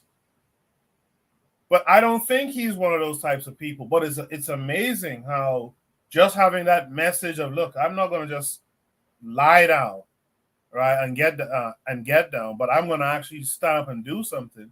You immediately piss most black folks off because you sound like one of these sellout types. It's a very interesting thing. And it makes me wonder. Well, it makes me come closer and closer to the realization, like, yo, you're not going to change shit out here. You're not going to change because you're between the proverbial rock and hard place. But Coco, the difference is there are talkers and there are doers. There are talkers and there are doers. So they don't build monuments to critics. You know what I mean? They don't build monuments to critics because the critics always criticize. You go back into your catalog, you see 4 years of work. Easy, 4 years of work. You get up on a microphone and do this every other week. So you see the resilience of it. The people who sincere, they'll support it until they can't support it no more. You see, Oni get called an agent last week. He get called an agent last week. The man write book. The man create app. The man go and live in Africa. Take his child with him to live on the ground. And he still get called an agent last. See, these are kinds of conversations. This is the reason why I just sit and scratch my head. But I recognize that, you know what I mean? And I know, and as not to take away the criticism, because some criticisms are legitimate. Some criticism are actually legitimate. But there is a fine line by people who are talking and people who are actually doing. They do it anyways, even if the odds are against us. Even if the odds are against us. You see, I remember, I might jump in the line. I don't mean to jump the line, Goku. It's this wine again. Anyways, I remember when I used to teach adult reading for grown men. Right? Some of them brothers had a sincere honest in trying to learn how to read and write. So I would make myself available for the task. But you had others who would say, I want to learn how to do this, but they let pride stop them. They let shame stop them. They let, I had this young man trying to teach me how to read because they big man and stuff like that. So you looking at how things can look. But people who are sincere, they do it anyways. Even if you had a crowd of 3, you still would show up on a Saturday night trying to shoot the breeze. Only even if he get 50 people to buy his app, he's still creating an app because he see there's a need for it. You know, Tan is doing her thing. in terms of what she does. I'm coming on her at 1 o'clock in the morning. I don't know what she was thinking. There are doers and there are talkers, and I let the talkers talk. They're wonderful in their speech making, but the resiliency come in the act itself. That is separate the wheat from the chaff. So I don't mind the critics. You know what I mean? As a matter of fact, I embrace them because sometimes they say things that go correct our actions. Sometimes they say things that are just frivolous nonsense. But while they criticize, you continue doing. This is how America was built. This is how the world was built. All the while people was criticizing it, people were still building anyways. And this is the mindset many black men need to start having. You know what I mean? We need to develop rhinoceros skin no matter what the critics say and no matter how they look, because they usually come in black faces, and do it anyways. And you will see the result of that because no one could dispute results. You know, but I'm gonna shut up, man. I'm gonna shut up. I appreciate that, Buana. Let's hear from Tanzan.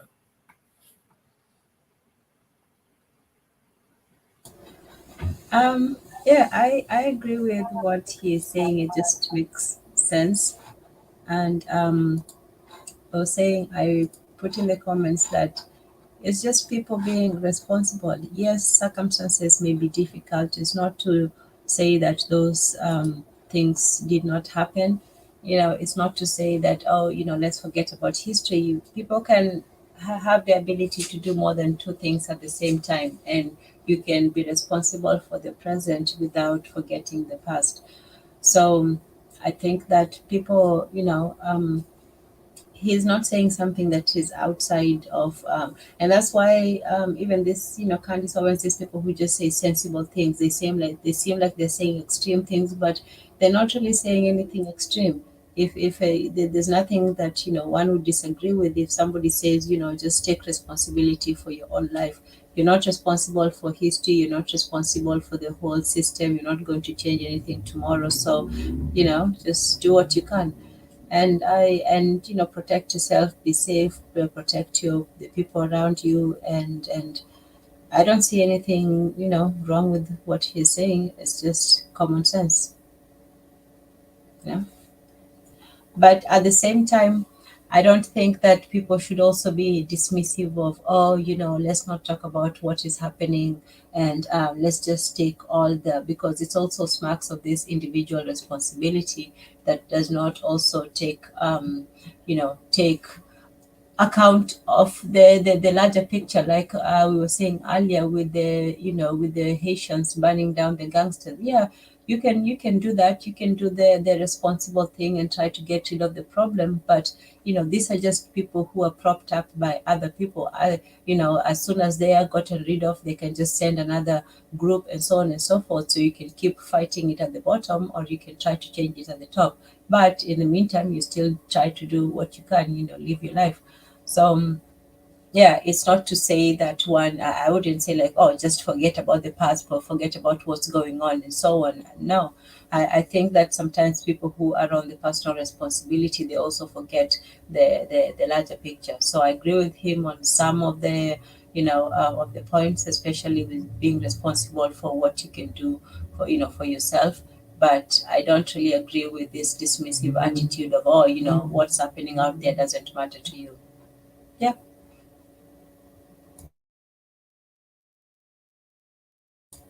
Yeah, that's All right, it. thank you, Tan. Yes. Yeah, Tan, just give me a second to unmute my mic. Yeah, thank you, Tan, for that. Real Black Gentleman will see you.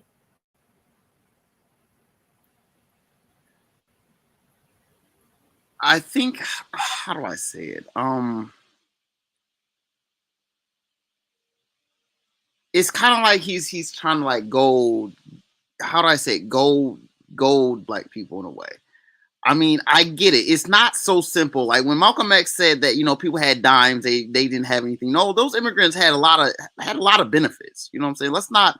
Malcolm X didn't quite. You know what I'm saying? Like, you know what I'm saying? It's not so simple. You know what I'm saying? For him to like deploy Malcolm X in that clip, and to try to justify, well, that actually is an accurate description of what, you know what I'm saying, immigrants came through with their nickels and pulling them together. I mean, nah, I mean, there's still something about black people being exploited. and about black people being just messed with in a lot of ways. That even though, you know what I'm saying, Negroes is it's not like, you know, slavery it's not, we're not chattelized, we're not in the slave quarters no more like that. It's like, you know, redlining, Jim Crow, you know what I'm saying, eminent domain, tearing up the highways through whole black neighborhoods. There's a lot of things that happen to black people.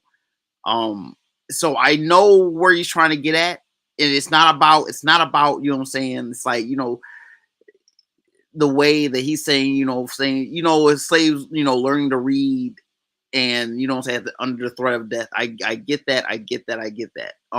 Learning how to read and playing ignorant about literacy is one thing. Having, you know what I'm saying, just being stifled, being whole soldiers in this country after World War II, you know what I'm saying, and being slaughtered, basically, you know what I'm saying, just being attacked.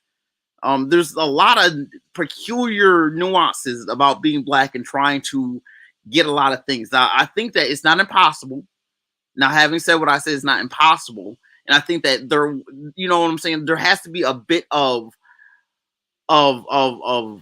relief given to black people in some ways that I think that would allow us to not be obligated to go at the same pace as everyone else, because I think black people do need some kind of like tax holiday, some kind of like something to where we can at least get something where we have housing, where we can, where it's like there's a lot of, if you look out here, there's a lot of housing. There's a lot of houses. I mean, out in various cities, there's a lot of houses that people don't live in. And someone sit here and built the house and, you know, put it on the market, and it's, you know what I'm saying, overinflated in price, and it's just there. I mean, black people would, a lot of people, I don't live in a house. I would love to live in a house. It's like there's a lot, and I'm sure a lot of black people would love to live in a house now in these projects or in these condos, a whole house to yourself without, you know what I'm saying, with a yard, you know what I'm saying? There's enough to go around, but it's difficult to allow circumstances for black people to have a house, let alone pass that along to you know what I'm saying, their families. There's a lot to it that I think that he's missing. So instead of like kind of saying, black man, pick it up, no excuses. I think that, you know what I'm saying, there's, you know what I'm saying, I'm not too big on, you know what I'm saying, black people John Henrying things and just trying to like just do it and just, you know what I'm saying, go cold turkey. And, you know, I see that there's a lot of nuance to it though. That's all I have to say. I appreciate that, RBG. I hope I didn't come across like I was minimizing, you know, the struggle in America for Africans in America. But what I am saying is that anytime you speak of rising above it, rising above the history, regardless, I think you do tend to stand this chance of coming across like a Jesse Lee Peterson. And the reason why this topic kind of struck me is because of how this young brother is carrying himself. You know, and unfortunately, the kind of reddish hat on his head, he comes across almost like one of these MAGA black folks. And I'm realizing that, as soon as you are not talking victimhood 100% through and through, you come across like one of these Candace Owens types. It's a strange type of thing. Now, Trigger Happy in the chat made a good point earlier. He said, it's about speaking from this European kind of view, right? As opposed to an African one, which is what these other folks do, the Candace Owens, the Jesse Lee Petersons and stuff. But this kid, I'm not sure if he's even speaking from an African worldview. And so it seems similar to me. It seems very much similar. Only, what say you to all that? Yeah, so what I would say is, I agree with the guy. I mean, no, not that I agree with him. What I want to say is that you're here in America, right? Your government is not like how do I say this? So once upon a time, I used to be like, man, I don't like Neely Fuller Jr. Like, that guy is a fucking idiot. No disrespect, right? He's still alive too, matter of fact. But yeah, he's a fucking idiot. No disrespect. that said, right, when you read him like he's only talking about America and only talking about Black America, you begin to understand that maybe that's why I don't like him. You know, I'm a Pan-Africanist. My worldview is international, right? My hope for African people, you know, is beyond the borders. But what Neely Fuller Jr. does is he tells you, look, your shit is hopeless. You are hopeless. And he says it like it's the whole planet. That's where I just like, yo, shut the fuck up. Right.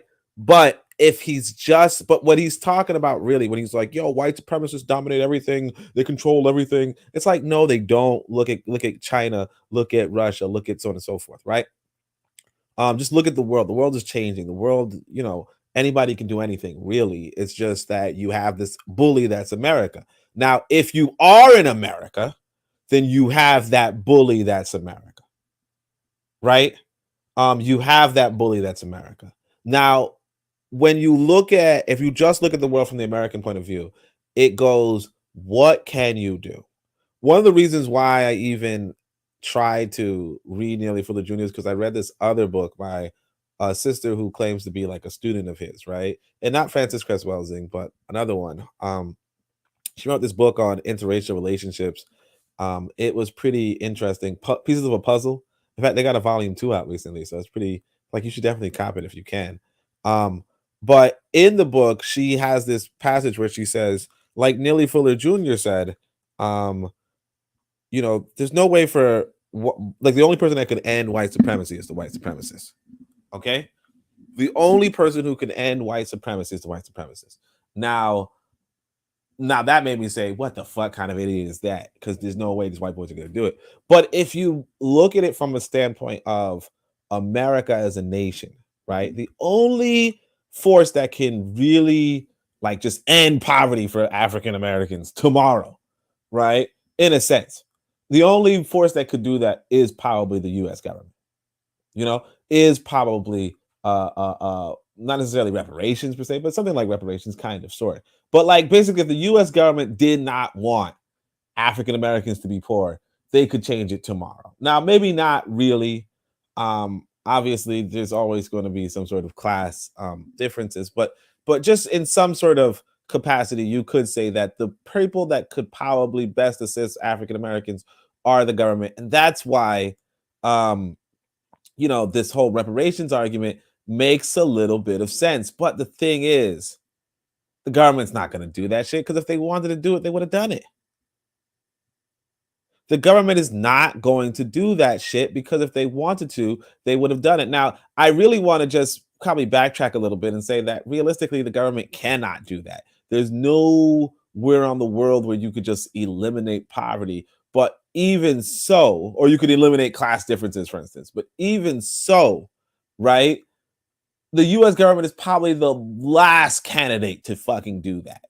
You know what I mean? Like, sure, you could say, look at Sweden, look at this, you can look at these Northern European countries, sure, but they are monoracial, right? This is not only not monoracial, this is not even a biracial country anymore. It is more like a triracial country, or a, you know, quadraracial, I don't know, triracial, right? But on top of that, they just hate Black Americans. Like, they just hate them, you know? Like, they just really, really hate them. So that said, in that sort of a situation, I advise Black people, leave. Just leave. You're not, like, the people who can help you are the people who are hurting you. Okay? And yeah, the people who can help you are the people who are hurting you. So just leave. However, if you do not leave, then your best bet is to do what this guy's doing and say, look, I'm not waiting on this government that hates me.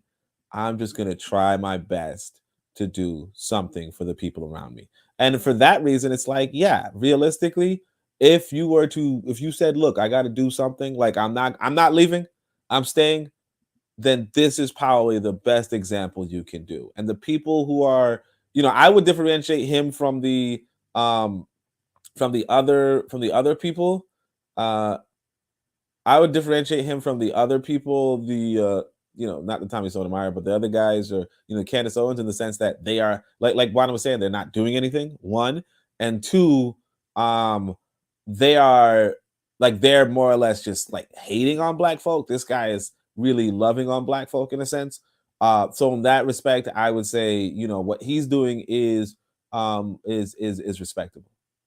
Also, let me just say before I forget, shout out to Buana for defending my honor. You know what I'm saying? That sounds kind of weird, right? But shout out to him for pointing out how, yeah, even if you are a doer, right? And that's what I'm saying. Like, there are people who are doers and the people who are do nothings. And the do nothings and the doers, they're at odds. Like the haves and the have-nots are at odds, and the do something and the do nothings are at odds. I don't know why. I don't understand it, but it is what it is. Like I said, if you want to see the earliest death threat I ever got, I wrote a poetry book or something, and I was on my website and I was like, hey guys, I'll sell this poetry book. And this guy was like, oh, you selling it for fiat currency? Man, fiat currency is going to be gone in 5 years. This was like 20 years. This was like 10 years ago or some shit. But fiat currency is going to be gone in 10 years. In 5 years. You selling that thing for that? Man, I should kill you. And I was like, what? Then I put my picture online for a minute after that. So it is what it is. I don't know. The other beats wrote down, come on, OD, black Americans don't like other black Americans. What is this tether? What is this tether rambling about? He's right. He's just rambling. Please stop. I have a question. Hey, Michael Jackson. What? I thought you was dead. Nah. I have a question. From my simple-minded Caribbean perspective, and the Black Americans and the Black American adjacent would have to forgive me for my ignorance, but I have to ask. It's a question. It's a sincere and honest question. So forgive me if I come off offensive in any way. But my question is, Black Americans, statistically, they have a $1.5 trillion consumer base, right? And in Black America, or in America itself, Black Americans are not restricted from traveling all over America, from traveling globally. You know what I mean?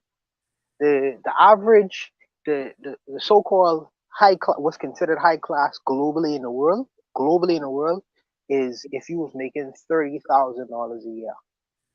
In America, the average Black man is making $45,000 a year, right? If America hated Black Americans, why would they allow them to go to their universities, to have set-asides when it comes to welfare programs and health programs and job programs? And sometimes you could get into universities for free. You know what I mean? Whereas there are some, let's say in Haiti, if you was to try to cross over to Dominican Republic and you was a Haitian person, they would kill you. To me, that's hatred. You know what I mean? That's real hatred. So I don't understand the analysis when they say, we are hated, we are not liked, or we are tolerated, because countries, if they really hate your guts, they wouldn't provide Black Americans with the things that they provide. This man is wearing a nice hat. He looks like he takes showers daily. He looks, he's in a studio right now. These things are paid for. For a government, a real repressive government that really represses you, he wouldn't even have access to even build a university or a school. So I don't understand when some people say, well, we can't do nothing in this society because we are not permitted to. When I see all this permission happening, this opulence that you see all the time. So please, can someone better explain this to a person looking from a Caribbean perspective and looking at that analysis? Because I see there are liberties that many Black Americans enjoy every day. So I don't understand, where's the stoppage?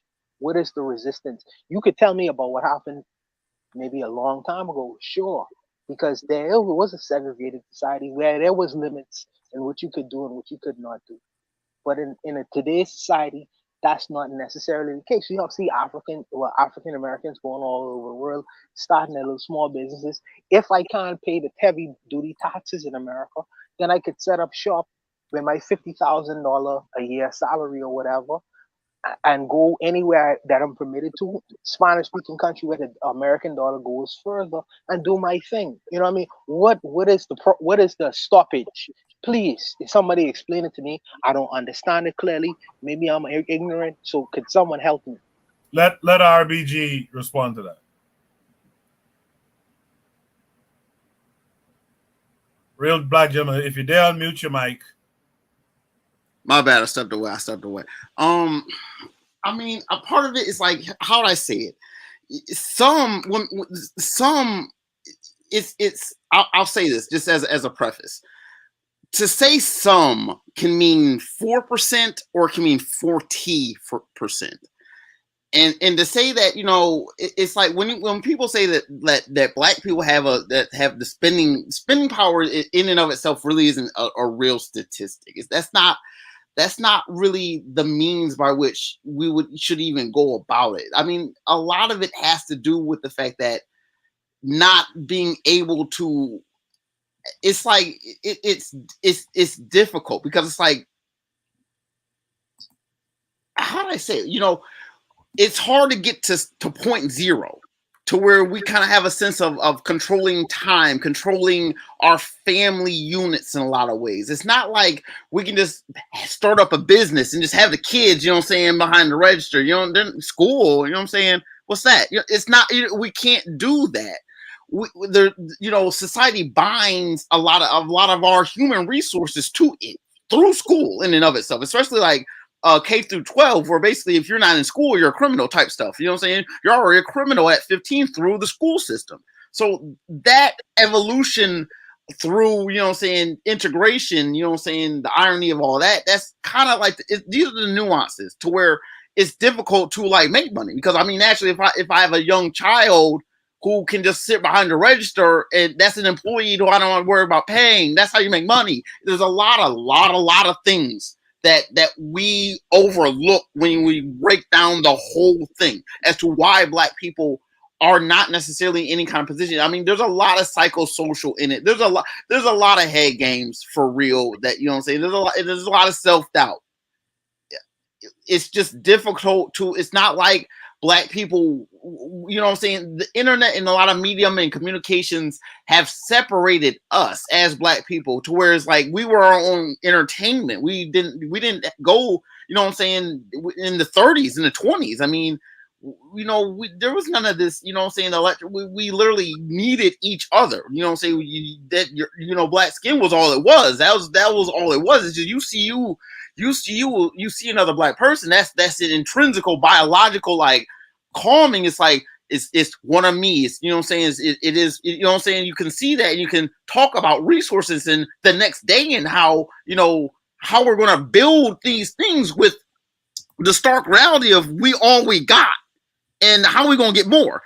Nowadays, you know what I'm saying, the things have been so disconnected in a lot of ways. It's in a lot of ways, like I said, it can happen. I mean, in this world, I mean, the ability to like buy food in bulk and like, but what winds up happening is that we're not talking with each other. We're not really in proximity. We're not really all we have. We wind up being distracted by television and in the media and all that. And so, you know, even within families, you know what I'm saying, you see it, you know what I'm saying, with people, just people aren't coming to eat together. I mean, there's a lot of things where black people almost need to like have a sense of space.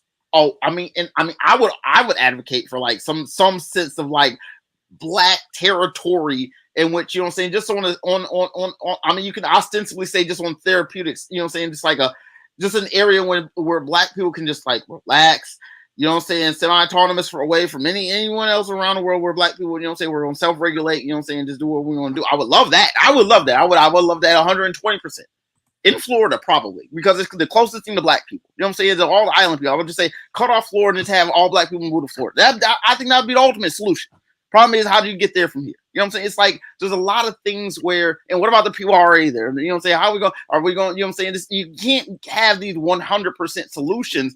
You have to like find like a 85% solution, just stand on your principle and see if you can't increase the number. That's how I go about it. If you can get a 100% situation, I'm all for it. You know what I'm saying? It's just I'm realistic in seeing that. I know, and I'm rambling. It's just difficult. I guess the one point I wanted to make is about the spending power. I mean, some black people have the money and some black people don't. I mean, and the black people who tend not to have it. I mean, even black people who have money, a lot of times, if you compare it, I've just seen this a graph and statistic that black people with money, they tend to fall out of that high income bracket. So it's difficult for black people to keep their money. I mean, it's like black, the next generation of black people in higher incomes are more likely to not stay in that tax bracket. I just hope I hope I made myself clear in what I was saying. That's all I would have to say. All right, I was gonna give Buana an opportunity to respond, but no, okay, go ahead. Go ahead. No. If see, Carl say, and this ain't this. Well, we'll get back to RBG's discussion. But Carl state that don't get it twisted. We are hated in the United States, and I'm trying to get qualifiers for that statement, because if you are hated, you see, America has the ability to execute on the hatred. The Hitler said he hated the Jews, so he rounded them up in concentration camps and executed his hatred for them by destroying them completely, murdering them, getting rid of them. Okay? If you are in a society and you say, I am hated, but yet you see faces at the highest levels of governmental office, the highest levels of corporate and corporation offices, you see professors, you see people who are employed in high places who look just like me and you. I don't understand. So I don't understand the twist.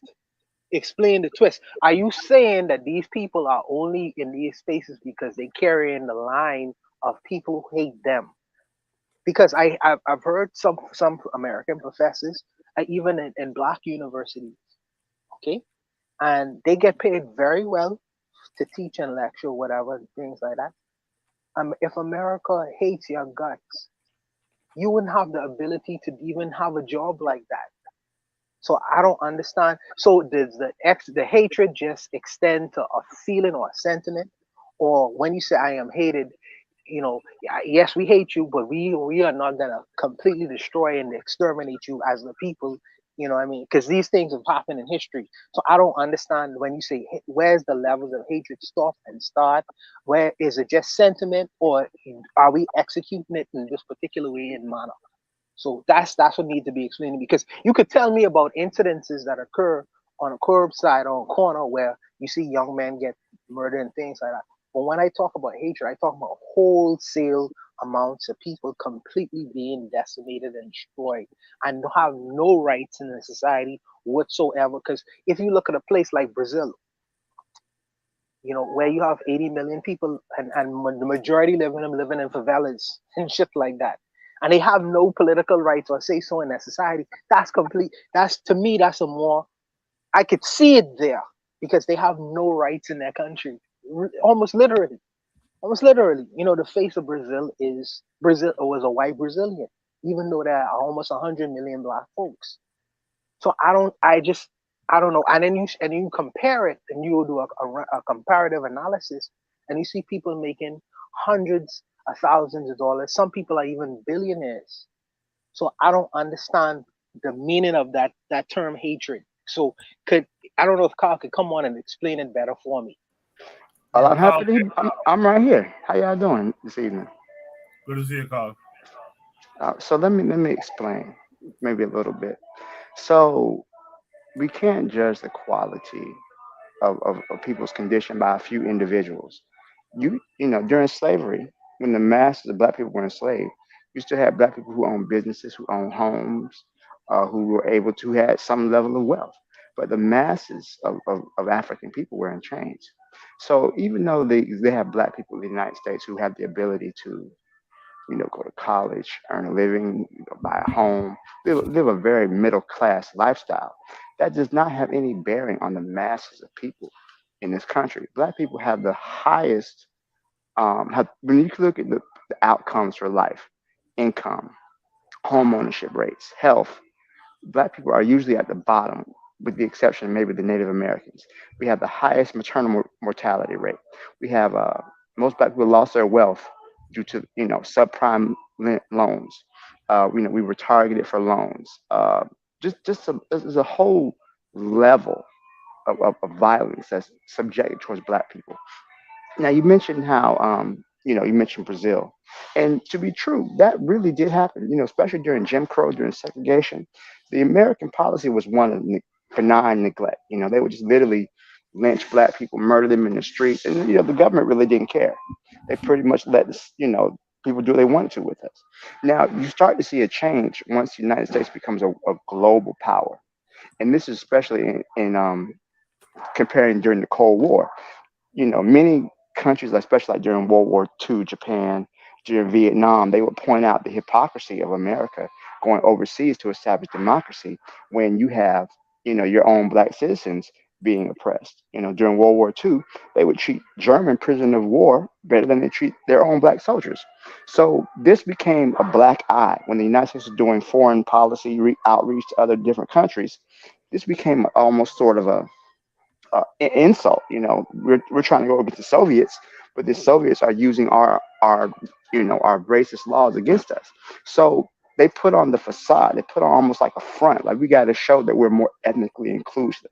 So you start to see more black people enter those colleges and become more upwardly mobile. You start to see an increase in the black bourgeoisie, but the masses of black people in this country are under attack. We have, like I said, we have high maternal mortality rates. Um, Come on, just the amount of our resources being stolen. I mean, I could run down the gamut, but it's really they put forth an image that we're doing that black people are loved and they're appreciated in this country, but in reality, they're really not. There's a whole state level of violence that can be directed at black Americans at any point in this country. So just because they let a few people get through, that doesn't speak to the majority of what black people experience in the United States. It's just, um, but they do have certain set asides and certain images to upkeep. So they will let a few hand-picked Negroes to go through. And you can work hard, and you do have a higher standard of living because you live in the United States, which is the richest country in the world. So we do have a higher standard of living compared to other countries around us. But at the same time, understand this the state apparatus can be turned against us at any moment. So we don't forget that. So yeah, we are definitely hated in this country, and they'll remind you every now and then if you get too out of line.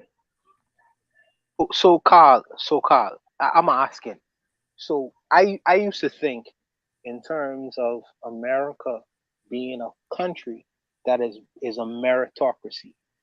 And what I mean by that is if you have talents, if you have skills, you will be put in position, a place, or that you will be able to do a job or even create a business where you'll be able to provide for yourself and your family.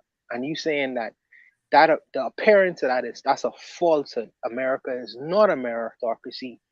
Despite whatever job skill, whatever profession you may find yourself into or earn through degree or through skill set or through certification, you because you are black, you will be denied the ability to economically empower yourself, for lack of better words. That's what you're telling me.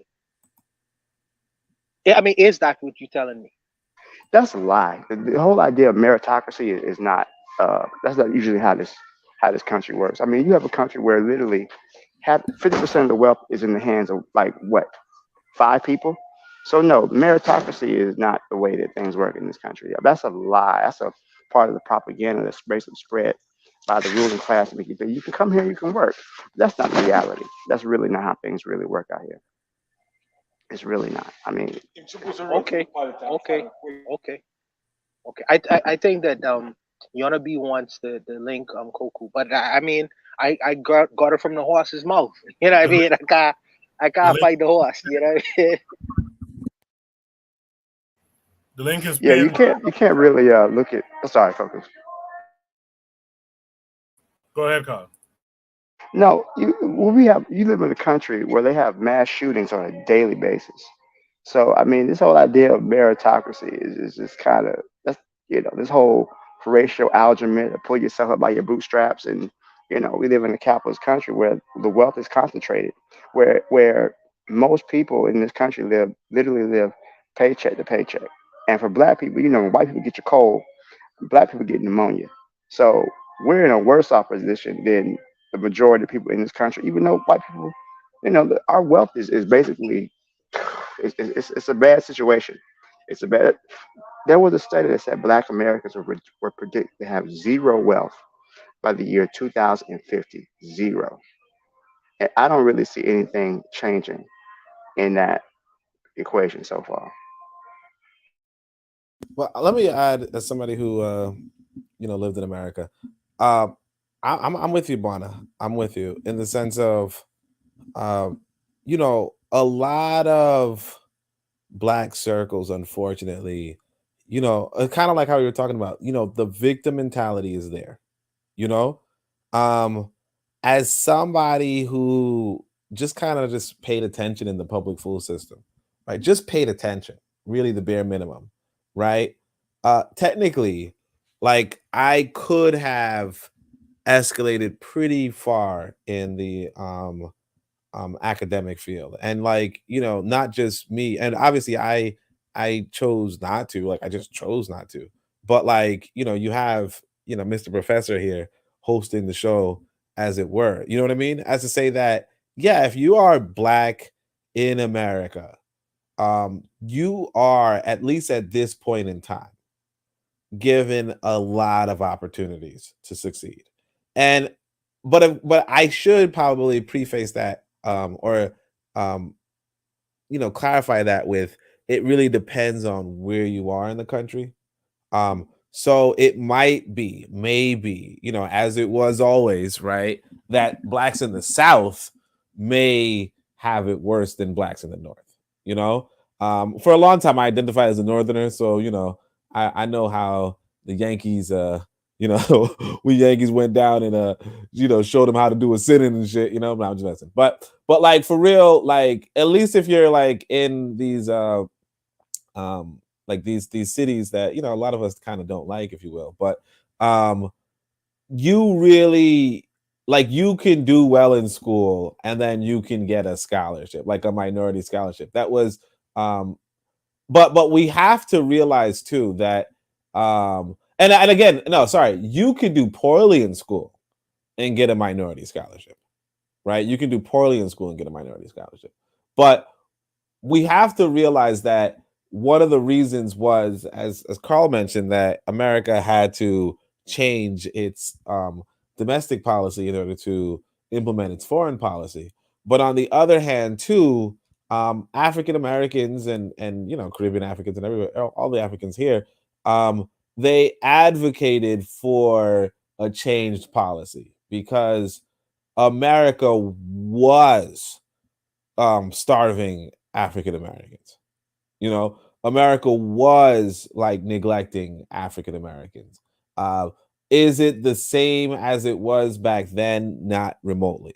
And I don't say not remotely, but not at all. So some people, unfortunately, one thing you're going to pick up on, particularly if you're in America, or particularly just generally in the conscious sphere, is that a lot of us are kind of parroting literature from 60 years ago, you know? And when you parrot literature from 60 years ago, you kind of dialogue as if things, like you kind of dialogue as if Africa's still colonized. You kind of dialogue as if, we said the Monroe Doctrine is like Monroe, James Monroe is still the president of America. You kind of dialogue like, like segregation is going on, right? This gentleman right here, a lot of the money to his school, because this is a school, he builds a school. He doesn't charge the students anything, okay? He has a building, like a pretty palatial building, if you will, right? And he gives resources to the parents, sometimes even helping them out economically. The guy doesn't charge anything. How does he do it? Because a lot of white people are donating to this school. Not to say that he's pushing a white agenda, not to say so on and so forth. It's just to say that, you know, realistically, the image of the white man that we have might be a little bit antedated because a lot of the literature that we rely upon is antedated. You know, I like Malcolm X. You know, everybody should like Malcolm X, really, right? But we have to recognize that Malcolm X is talking about a time period that is far behind the time period that we are in today, right? I'm not going to say things have changed absolutely, but we have to kind of come to the terms with, you know, you can't use his analysis, you know, to the T, to the letter. You know, you can't use this analysis to the letter. And so, yes, if you are like, so not to say that there's a perfect meritocracy, not to say there's a perfect meritocracy all over the country, but absolutely, like, for instance, like if you were like, for me, if you were a black youth in New York City and you paid attention in school and you actually got like an 80 percentile, right?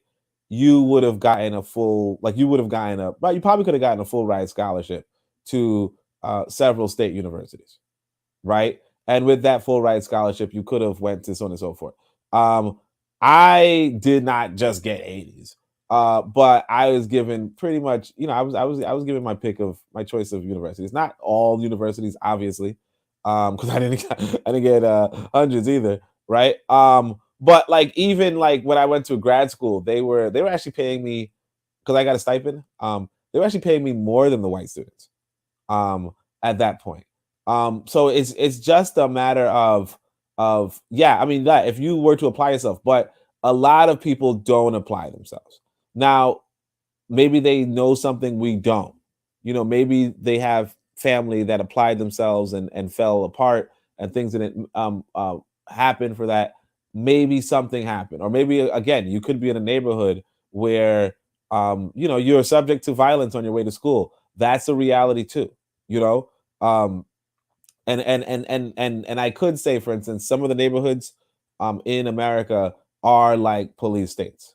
You know, they are like police states. So a lot of black people are living in these neighborhoods where they're just kind of being used as a resource for the prison. So it's a really it's a really complicated image, but absolutely, if you could navigate that, or if you didn't happen to be a part of that, you could absolutely elevate yourself.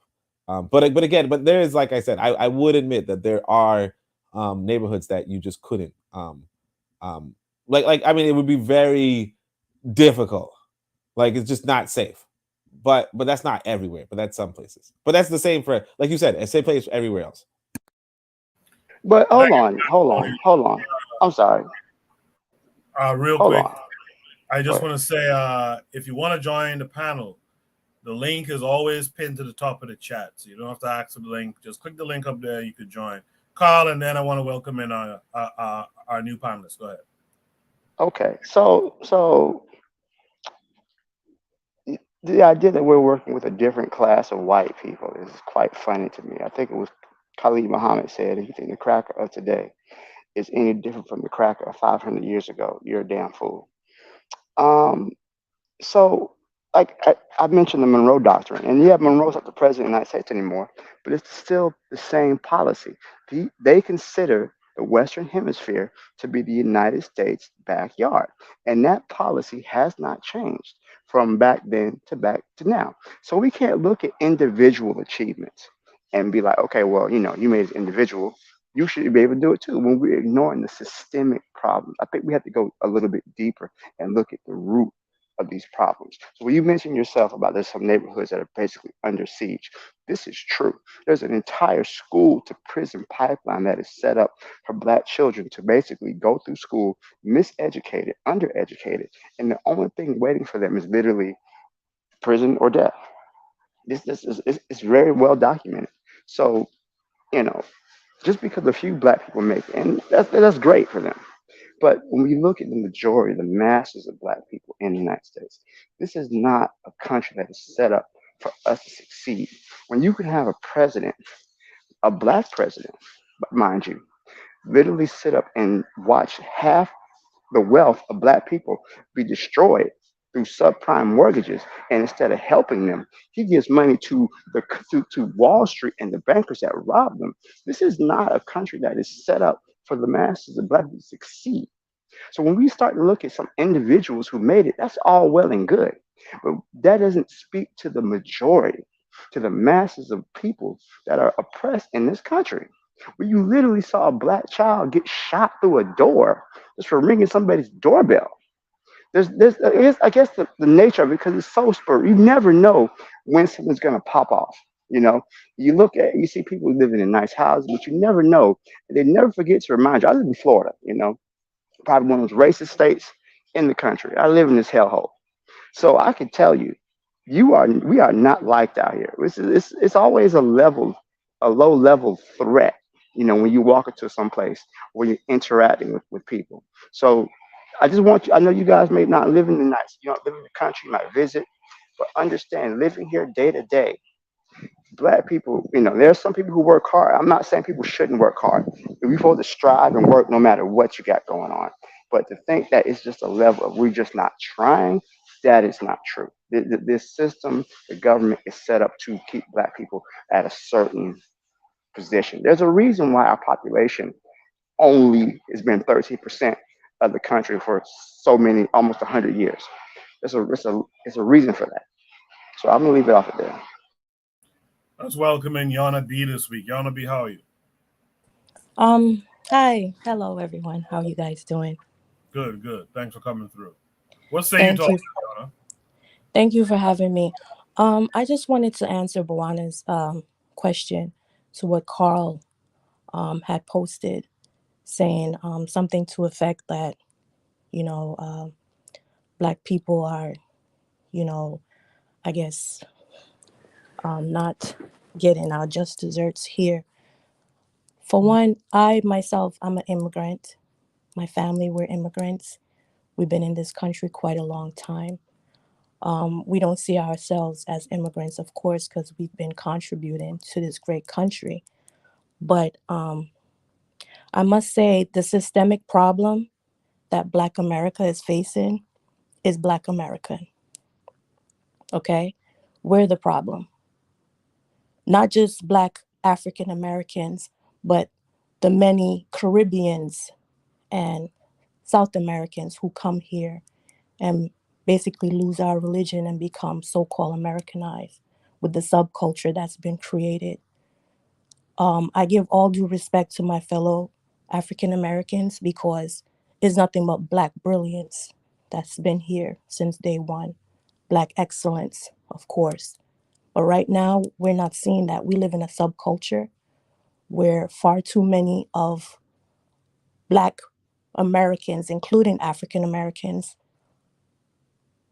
are basically having this victim mentality to say that the American dream is impossible or America's this and America's that. I, for one, can say that's not true. My father came here, my stepdad. He reads at a second grade level. My father came here from Jamaica and he put himself with the right people. Then he went back home, got us. When I say us, I'm including myself, my mom, my brothers, to come to America to live in one of the most prestigious places, the Upper East Side of Manhattan. We're the only Black family over there. Okay? I myself went to elementary, junior high, college, NYU. Okay? My brothers never had a felony, nothing. We came here to work, to contribute, and to dominate. And we have done so as immigrants. So you can't tell me that African Americans here can't continue to go back to do the same thing, where there's so many things that's been established for them and now us, because immigrants are here to take on some of that. And if you're not getting it, it's because you don't want it. It's because it's just simple as that. You don't want it. You have someone like me who was in my 20s. I was working 3 jobs in my 20s. Banking, working 3 jobs. All of my friends that I had working 3 jobs. So it's like the systematic problem that we're talking about is a subculture that's been developed over time because of Black people, not just Black Americans, Black people. We've all contributed towards the foolishness. And the system is not set up for us to fail. The system is actually set up for us to succeed because you have immigrants that are coming here, not just from the Caribbean, but on the continent of Africa. They're opening their own restaurants. They're opening their own stores, their own grocery stores, everything else. So you can't sit there and say the system is set up for you because you have others who look just like you who's coming here to do that. But Yana, the pushback that I've heard for many years now is that the immigrant, be it Caribbean, be it from the continent, what have you, that they are allowed to succeed. See, I don't think anyone here has spoken to the notion of this white boy in America allowing other folks to succeed who look like Africans in America. What do y'all say about that, though? That's not true. Nobody allows anything. This country is like anywhere else in this world. You want it, you go take it. And that's what we do. The jobs are there, we go take it. The money is there, we go take it. They don't know that I'm Jamaican. I speak the Queen's language. They don't have any idea. You know how many times I have to tell people, oh, I'm Jamaican. They're like, oh, you don't look like a Jamaican girl. What that means, I don't know. But you have to go out there and take it. You can't ask for it. You can't request it. It's there for us to take. But we're sitting around fiddling our thumbs and playing the game, the blame game, which is not getting us anywhere. If America was so bad, why are people coming here? Why are people breaking the law, breaking their necks to cross the border? I don't see them doing that to get to Canada. I don't see Americans breaking their necks to get to Mexico. If it's so bad and there's nothing here and there's no money here and Black people don't have no money, that is not true. Because I could tell you right now, you have the worst of the worst kids that I see on these trains. They have coats that's more expensive than my coat. $2,500 coats, $600 sneakers. What do you mean Black people don't have no money? What? That's crazy. Where are they getting this money from? They're obviously working. They're doing something, right? So I don't understand when people say, oh, America's giving. No, America don't give nothing to nobody. Not like that. Yeah, they give it to certain immigrants who come here. They give them Medicaid, of course, and they give them a whole lot of other stuff in these sanctuary cities. But it's more non-sanctuary cities than they are sanctuary cities. And that's all they're giving them. They're not giving them a job. It's the employers like myself that's giving these immigrants or whoever else a job. So that's what I have to say about that. People need to stop doing the blame game. America is here for everybody to take. Ain't nobody trying to cross the border to go somewhere else. They're crossing the border to come here. And guess what? Once they here, they're staying here, and then they start to complain. That's not going to do you no good. Do what you got to do. Go out there, work. And that's it. Thank you for that, Yana. If anyone has any last words on this, you can say it, but be brief because I want to move on to the next topic. So, any last words? Hold on. We let Candace Owens join the group. What's going on? We let Candace join the group. Hold on.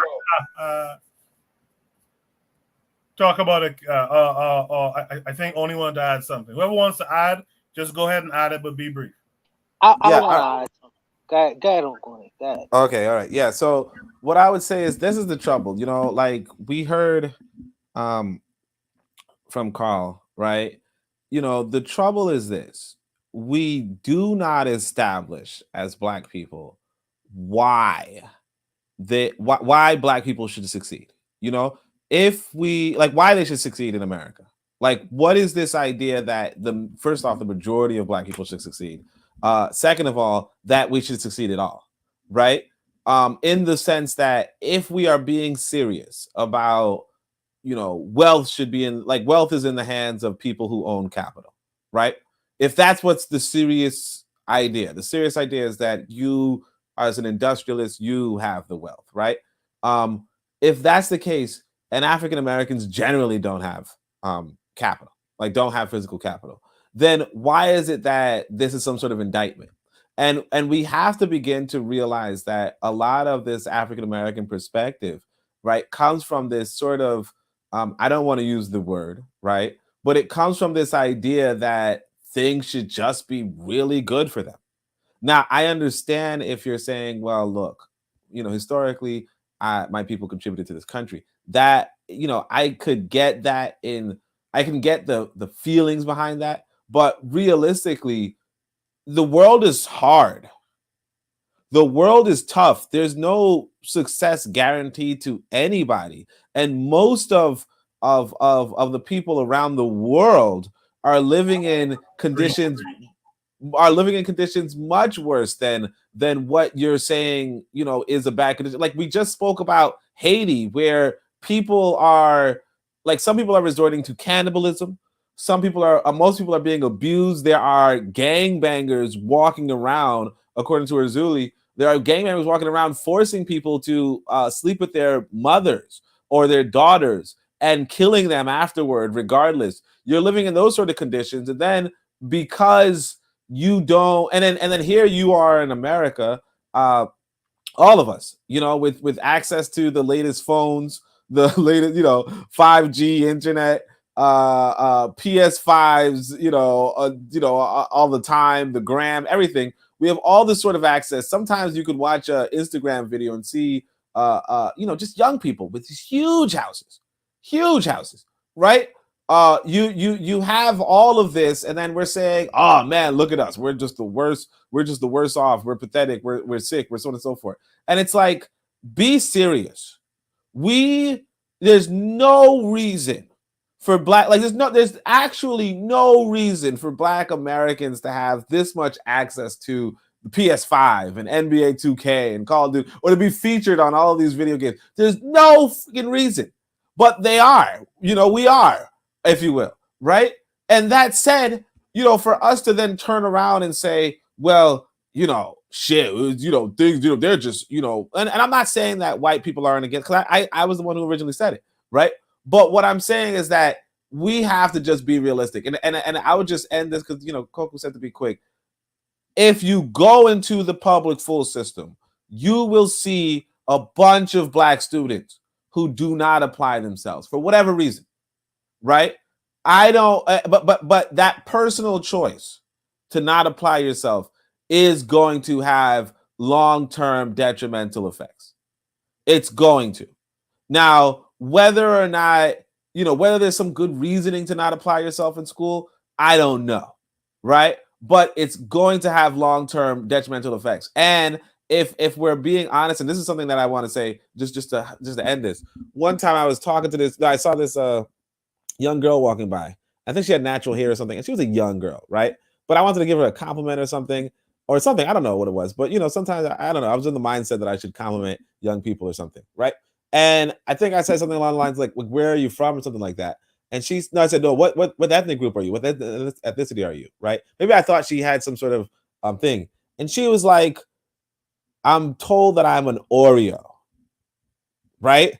And it triggered something in me, and it triggered something in all of us, right, who applied ourselves in school, right? That there was this anti-intellectual culture. I'm not going to say only strictly among Black Americans, no, but there was this anti-intellectual culture that kind of attributed intellectualism or academics to white people for no real reason.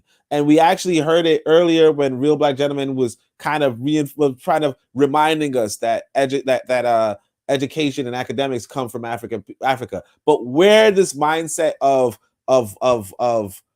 intellectualism and so on and so forth comes from, maybe it comes from white folk. I don't know per se, right? I'm not saying I don't know. I mean, maybe it does, right?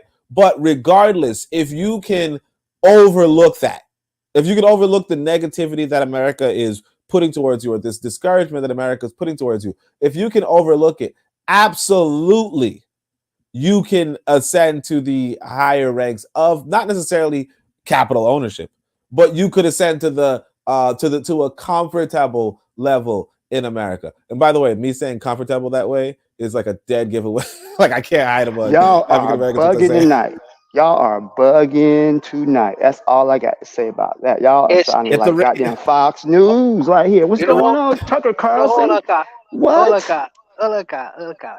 It is interesting because I did first ask the question, and it's interesting to hear the divergence of opinions when I first asked the question, because Carl have a particular perspective, RBG have a particular perspective, and my sister Yoni have a perspective where she sees America completely different, but she understands the alternative coming from Kingston. You know, she understands the alternative. So does Oni. Needless to say, it's interesting to hear the divergence of perspectives and see. I understand. Koku's playing quarterback tonight because he ain't gonna say, but Koku ain't come from no easy place either, so he understands the alternative as well. But it's just interesting to hear the divergence of the opinions in terms of how Black people feel from where they are in America right now. Because one from one place I hear complete nihilism. There's hopelessness. Don't worry about it. Forget about it. The other place I'm hearing shit. This is way better for where the shit is getting out of trench now. You know what I mean? So it's just interesting to hear the divergence of opinions, though. But I'll leave it there to just to be brief and move on with the topics. All right. So I'm gonna be real brief. I'm sorry. I know you want to move on. I'm gonna be real brief. Go ahead, Everyone is talking about their individual accomplishments, but again, you want to ignore the systemic issues. When you live in a country, like again, I understand the immigrant perspective. You know, you come from someplace that doesn't have running water, and you come someplace that does. I guess maybe that's an improvement, right? But when you're not looking at the overall big picture, I'm a sociologist by trade, so I try to look at the system. I look at the big picture. All right. So yes, there are individual Black people who are doing very well. There have been individual Black people who were doing well during slavery. But the reality is capitalism doesn't work for the majority of white people. If you go out there to West Virginia, you come out here to Florida, and you see the majority of white people are poor. So a few immigrants, in most cases, immigrants usually have more education come into this country. And I'm not saying all the time, but in most cases, most immigrants come to this country with a greater level of education than the native population. So of course they're going to succeed because they're smarter, because that's there were no opportunities in their country. That's why they left. Because if they had opportunities in their country, I'm assuming they would have stayed there. But the reason people come to this country is because America has stolen their shit. If you steal my shit and I know where you live, I'm coming to your house, which is why you have people crossing the border, because America is stealing the resources from these countries. They're coming to where their resources are. America stops taking people's resources, I'll guarantee you nobody will cross the border. So I know you're ready to leave off this topic, so I'm going to let it go. But it's something I really want to go in depth on.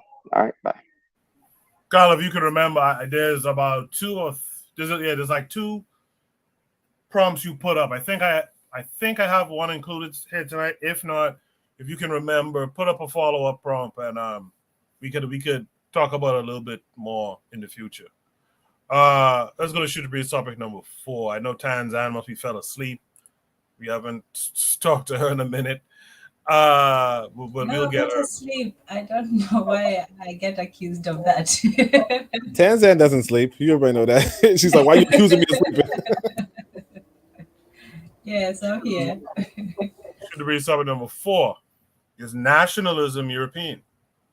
Is the nation within the nation concept European? Was Delaney's inspiration a quote-unquote European influence? Of course, as always, this comes with a link. The link is going to take us to a, what's his brother name? Dwayne Wong. Going to take us to one of his articles. I'm going to jump down to this passage here. Martin Delaney is often regarded as the father of Black nationalism because he was an early proponent of the concept of a nation within a nation. When one reads the condition, elevation, emigration, and destiny of the colored people of the United States, it is clear that Delaney did not produce his nationalist concept out of thin air. Delaney was looking at developments which were taking place in Europe. He wrote, "We have native hearts and virtues, just as other nations, which in their pristine purity are noble, potent, and worthy of example. We are a nation within a nation, as the Poles in Russia, the Hungarians in Austria, the Welsh, Irish, and Scotch in the British dominions." Delaney was looking at nationalist struggles in Europe as models for the nationalist struggle for African Americans. This is one reason why I'm not interested in the pure ideology, which is untouched or untainted by any sort of European influence. For me, an ideological approach should be judged by its usefulness to African people. After all, Christianity did not develop in Europe, but European societies had no problem embracing it and using it as a component of colonialism. Buddhism began in India, but was adopted in some parts of China. Civilizations and societies adopt ideas from each other frequently because at times, ideas from one civilization may be valuable to another civilization. Anton Lembetti stated, "Africans can borrow and assimilate what is good from elsewhere, but they must at all costs retain and determinedly preserve their own essential character and identity." So this speaks to what we were talking about earlier in the show. To continue, I write all of this to state that merely dismissing Marxism as being Eurocentric is not a sufficient critique of Marxism in my view. Simply because an ideology is alien to one culture or civilization does not mean that the alien ideology cannot have a valid use. For Marxists such as Walter Rodney, Amilcar Cabral, Thomas Sankara, and others, the usefulness of Marxism was that it was not an ideology which was aimed at overthrowing capitalism, which is the economic system which fuels the colonial powers which exploit African people. Kwame Ture was not a Marxist, but he too argued that capitalism was the primary obstacle in the way of Africa's liberation. The logic here is that one cannot fight colonialism without fighting the material and economic basis which sustains colonialism. There are limitations and benefits to both approaches. As I've written elsewhere, one limitation of Marxist organizations has often been that these organizations have focused more on the theory of revolution than on the day-to-day survival of working people. The appeal of nationalist organizations such as the UNIA and the Nation of Islam has been that these were movements which built institutions which fed people, sheltered people, and employed people. As critical as C.L.R. James was of Marcus Garvey, James never had a program or organization which served African people like the UNI did. Nationalists have tended to be institution builders in ways that Marxists have not been. There are, of course, exceptions to this, such as the Black Panther Party. The Black Panther Party was a Marxist-Leninist party which operated a breakfast program which fed people. The other limitation of the Marxist position is that Marxism has argued for the working class to unite to fight capitalism. This working class unity has often been hindered by the racism of white workers. This is precisely why George Padmore broke with the Communist Party. Claudia Jones was a well-known Marxist who also endured racism from her white quote-unquote comrades. Bobby E. Wright argued against Marxism precisely because he did not believe that there could ever be unity between the black and white working class. Rodney held a similar view. He explained that the white working class in the United States is incapable of participating in the anti-imperialist struggle because it was a reactionary force. The black members of the American Federation of Labor and Congress of Industrial Organizations had to form their own Negro American Labor Council, the NALC, precisely because of the racism in the white labor movement. How long is this? I don't. Okay, it's like 2 more paragraphs. The nationalist position has also had some of its own contradictions as well. As I noted, there have been times when nationalist leaders promoted neo-colonial policies. In his criticisms of cultural nationalism, Huey Newton gave the example of Papa Doc Duvalier. Duvalier was a black nationalist, but his brand of nationalism was neo-colonial in its function. In the first place, Duvalier's rise to power in Haiti was assisted by the United States. The Duvalier regime in Haiti continued to be supported by the United States. Duvalier was one example, but we can certainly point to others such as Jomo Kenyatta, Mobutu, and Gnassingbé Eyadema. These were all leaders who presented themselves as nationalists and promoted traditional African culture. For example, Mobutu promoted an ideology of authenticity, I guess, in Zaire. The aim was to rid Zaire of the lingering influences of colonialism. Reactionary nationalists often use African culture and African identity as a guise for their opportunism. This was the very thing which Marxist thinkers such as Huey Newton and Walter Rodney rightfully criticized. At this point in our struggle, I think it should be understood that we cannot have a class-based ideological approach which ignores the factor of race and nationalism, nor can we have a nationalistic ideological approach which ignores class. This is why I've continued, I guess, to advocate for a synthesis of the various Pan-African ideologies which came before. I also don't think there is any real benefit to continue to debate over nationalism or Marxism as a purely intellectual exercise, which is removed from the actual work which needs to be done to build a revolutionary Pan-African movement. All right. Someone made me have to read a bunch on a Saturday night. As you see, is nationalism, should be topic number 4, is nationalism European? Is a nation within a nation concept European?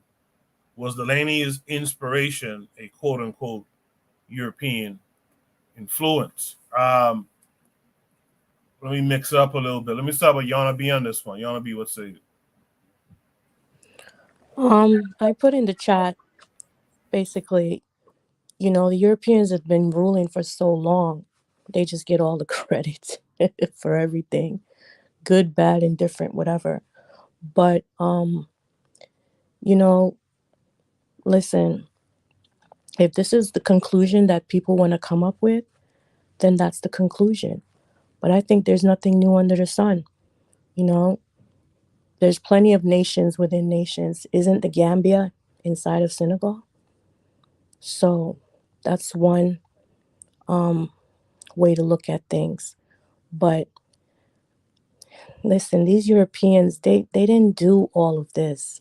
So sometimes we as Black people, we give them far too much credit for creating or innovating or developing certain things. So I would disagree with this article for sure. I appreciate that, Yana. Let's go to Real Black Gentleman. What say you, Real Black Gentleman? Yeah, it's like I mean, nationalism isn't that. Yeah, the word that's just sparsing hairs at that point. I mean, it's like you could say that the what am I trying to say, that the Kushites were a nation inside of Kemet. I mean, you can take it as far as you need to. I think that when people make analysis, they can miss the point, especially saying that everything everything's European, everything. I mean, once you peel back some layers, you realize that's not even a point of contention. I'm sure that there are micro states and like places where like a certain tribe is just like kind of like autonomous from all the other peoples around it. Yeah, that's nothing new. I'm a pass. I appreciate that, Real Black Gentleman. Tanzan, what say you?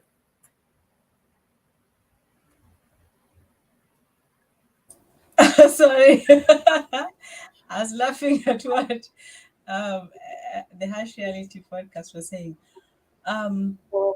Is nationalism European? Oh, I don't know if that's me No, not from. Is nationalism European? Well, like I said, with everything, I think we're getting bogged down in the ideological differences too much. I'd say that we start with the principle what works for us and we use whatever works. So if it's nationalism or both of those things are foreign to us, I would think we didn't really have nations, but it's a new concept and we can adjust them to suit our needs. But I don't think that, one is the other. They could be that, but we should do like other people do, just take the ideologies and make them our own and make them work for us. Yeah. So you can have influences, but as long as you use them for your own, benefits, that's the ultimate goal. It's not where things come from, is what you use them for. So, are you going to question who made, a gun or a sword or a this or a that? When it comes to using them, you're just going to use them. You're not going to question who made a computer or the roads or the infrastructure. You're just going to use them. So whether they are European or of that influence, it's what you make of them as, an African. Yeah, that's it for me. I appreciate that, Tan. Let me hear from Buana. Buana, what's it? No, I think that Harsh Reality Podcast made the statement of the year. He say Appleton and Reading No Mix. And I would only add to that, Appleton and deep philosophical political discussions don't mix. But I'll make a crack at it. What I would say is, and this is my issue sometimes when I argue with Razuli, you know, yes, some things, nationhood has been around longer than Europe even was invented. Africans had nations or nation states long before Europe was even a twinkle in the European or whoever created that eye. But what I would suggest is that, yes, there are influences. I don't know where Martin did how Martin Delaney was inspired or where he got his inspiration from. You would have to read through Martin Delaney and find out and discover where he would have got his inspirations from. But I'm sure, if being so close to the people who are around him, they would have some historical information to inform him that, hey, we had ideas of nationhood and nation states and all these other things. Black people sit down sometimes and think too. And I think that sometimes we forget that Black people sit down and contemplate, observe, and think too. We don't always have to get things from Europeans. And just because Europeans have a habit of qualifying things, categorizing things, and selling it as the first to do a particular thing. That's not always the case. Because we may not have jotted down doesn't mean that we had these ideas long before the European could have influenced us to think in a particular way. Black people sit down from time to time. We conceptualize, we observe the modern world and the ancient world, and we think too. So we don't necessarily need to get something from somewhere. And I am guilty of that because when I considered the call Hubert Harrison the Black Socrates, and I was corrected on that, the brother was right. The man could stand on his own foot. He don't have to be considered within the framework of Socrates. Socrates has his place, and so does Hubert Harrison. Both of them are intelligent men. You know what I mean? He didn't.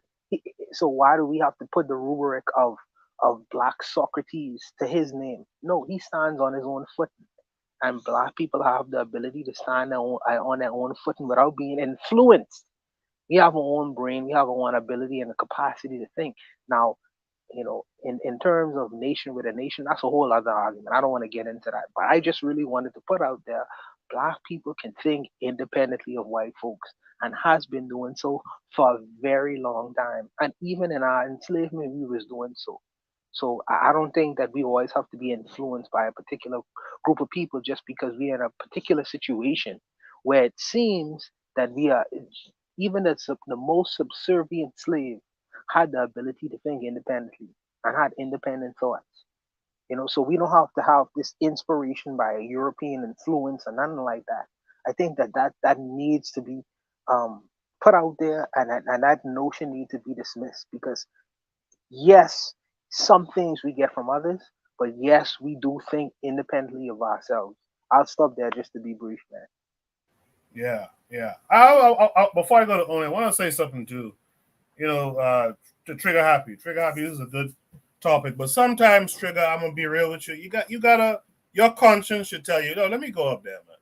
Let me go up there and speak. This dude just read this long ass article, for example. Let me go up there and speak my part. I know you came on with all that bluster the last time about you don't have to come on all that, but your conscience as an African, your conscience should come to you sometime and say, you know what, man, this is my topic. Let me go up there and speak my piece, and I'll leave it at that. Only what say you to all of it? Yeah, so I see Dwayne as playing the playing the fence, straddling the fence, or being diplomatic. But my thing is this is the issue I have with people in America generally. And Dwayne's obviously a foreigner, so I'm not I'm not talking about Black Americans anymore, but I'm just saying. But like, what debate? Who was debating this? Like, like I tell you guys about the the 1950s. Like we are in the 1950s for some reason, because this Black nationalism versus Black Marxism, that's a book that Dr. Ben wrote like 50 years ago. It's almost silly, like, oh, Huey Newton said, and you can look at Papa Doc, it's like there's nothing from today. There's nothing from today. Now, Dwayne, for what it's worth, he's a good brother who's involved with I can't remember the Fare Must Go, He's in so Togo, right? yeah, Togo. Yeah, he's involved with the Togolese struggle. And he's always, bragging about how he's the most accomplished Pan-Africanist out there. You know what I mean? But that said, I'm just saying that I shouldn't have said that, because now he might go at me. But what I'm saying is that, like, it's a non-issue. It's a non-issue, because who are these Black nationalists? Who are these Black Marxists? Are they internet personalities? Is that what they are? Like, what do you like? Who cares? And so this article kind of straddles the fence. It kind of, it gives some good historical information, but it's like, yeah, okay, 50 years ago this was a thing, but is this really related to what's going on right now? No. The Togo struggle, absolutely. Fare, being one of the longest standing dictators of the day, absolutely. What Huey Newton thought about Papa Doc,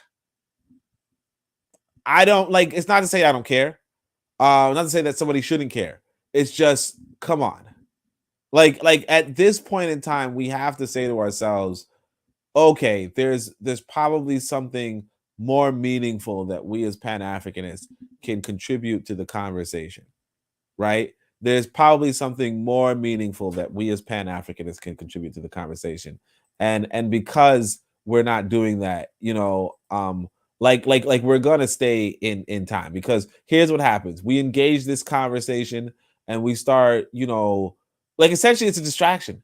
It's a distraction. We engage this conversation. We say, oh yeah, blah, blah. And, Martin Delany from 1850, right? Martin Delany was influenced by, like, who the fuck cares? And I mean, like, Martin Delany was living during a time when African people were literally enslaved. He did not have access to the libraries that we have. And of course, he looked at world history. Absolutely. Now, is nationalism European? No. Because China, India, Egypt were all nations. Everybody knows this. Everybody knows that China was a nation. Everybody knows that India was a nation. And why I say everybody knows that is because freaking Adam Smith writes a book called Wealth of Nations, where he says the three wealthiest nations in history were China, Egypt, and India. So if he recognized that China, India, and Asia were nations, and if anybody knows what China is, it's considered the oldest nation on the freaking planet, right? The oldest longstanding, the oldest nation still around on the planet. So no, it wasn't. But of course, Martin Delaney looked at history, world history. You're supposed to look at world history. The trouble is that, and I really appreciate Trigger for bringing up these intellectual conversations. I appreciate that, because I think I might, put some jokes in here too. But the trouble is that a lot of it is a straw man in saying somebody said, "Hey, we don't do anything European," and like, sure, some people do engage that, but we have to realize that no, you do absolutely look at global history. You absolutely look at geopolitics. Russia absolutely studies America. Russia absolutely studies China. America absolutely studies China. Everybody's studying everybody else. Obviously, the whole reason why people don't like the quote unquote black Marxists is those traditionalist Marxists who just say, fuck Africa, we are pretty much Germans. Those are the ones we don't like. But do we love Nyerere? Absolutely. Do we love Nkrumah? But we love Nyerere. But still, my point is, yeah, like it's a straw man, and it's like it's a debate that we had. Literally, Marcus Garvey had this debate and won it, cleared, right? Dr. Ben wrote a book on it. It's 2023. No one, like, it's a straw man and nobody really cares. It's like, come on, we have to get past repeating ourselves. I'll say it again. No, I wasn't gonna say it again. All right. Thank you for that, Oni. I appreciated that. Carl, I left you for last. What say you? You've heard everything everyone else had to say. What say you? Well, I don't think I could disagree with Oni anymore. But but the point, let me focus on the article at hand. And I guess kind of what he was saying is that is nationalism European? Of course not. Um, and even if it was, it wouldn't matter because as long as it works, we have to take what information we have and knowledge we have and apply it to our own circumstances. But of course, it's not European. Like the idea of a nation within a nation, many times people are conquered, people go through, are subjugated, but they still keep their national identity. For example, the Kurds in the Middle East, you have Kurds, ethnic Kurds, cultural Kurds scattered across Iraq, Iran, Turkey, so on and so forth. So these different, they're still a nation, even though they don't have a state. They don't have a geographical state, but they still are a nation. And it, black people in America, black Americans are a nation within a nation, even though we are, legally Americans. But the idea of that nationalism being European is really doesn't matter ultimately. It, will it work? I'm more interested in the accuracy of his analysis, whether or not the analysis originated in Europe or wherever. So I think many people get hung up too much on it's not African, it's European, it didn't start with us, and ultimately it doesn't really matter. It matters is does it work? Can it be tailored to our conditions, and can it be used to liberate us? And I think the reason some people may consider it to be intellectual masturbation. I don't, but his revolution is an intellectual endeavor. You have to have some of the intellect to get to a revolutionary consciousness. People can't think we're going to arrive at that state, and I guess that's what Dwayne Wong wants us to get to, without having some level of intellect. We have to have some serious discussions, and we have to undergo these type of mental exercises if we're going to come to a consensus or even a better understanding of where we want to go at in the future. So I think that even if it is European, which I don't think it is, it doesn't really ultimately matter, because the goal is whether or not can it be used to liberate us. If my house is on fire, I don't care if that fire extinguisher was made in goddamn Taiwan. I just want to use it to get the fire out. So I think we just got to keep focused on the big picture and not allow ourselves to be distracted by things that don't really matter ultimately in the long run. Let me just read some comments from the chat. I see Trigger Happy said Dwayne Wong straddles the fence a lot, but I also see this as an attempt of him being nuanced. Harsh Rowdy Podcast, that's D Webb. He says, how dare you question the almighty chat? Took time to bless us with nationalism and Marxism in between moving mountains, rivers, and conquering the world. Way too much credit to the gringos. I agree with that too. Trigger Happy says, in some of these leftist spaces, nationalism is entirely maladaptive to building a society. So some black Marxists or even black anarchists use that framework to attack black nationalism. He says that's where the idea of Garvey being a fascist comes in. Does anyone want to add any last words to this topic? If not, we'll move on to Shoot the Breeze topic number 5 tonight. Shoot the Breeze topic number 5 is this sort of socialization right, or can these lead to social problems? This came with a link, of course, taking us to Twitter again. So here's a tweet from Lorado N. He said, it says, me with my daughter versus me with my son. So, of course, this comes with a video. Let's watch it.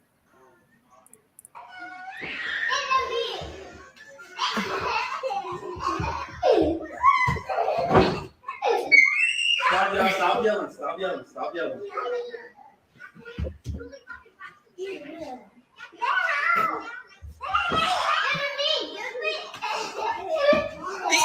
Ow! Oh!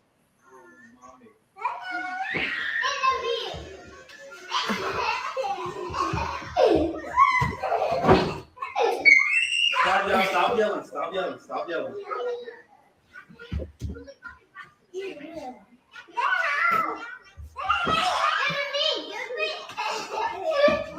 Ow! Oh!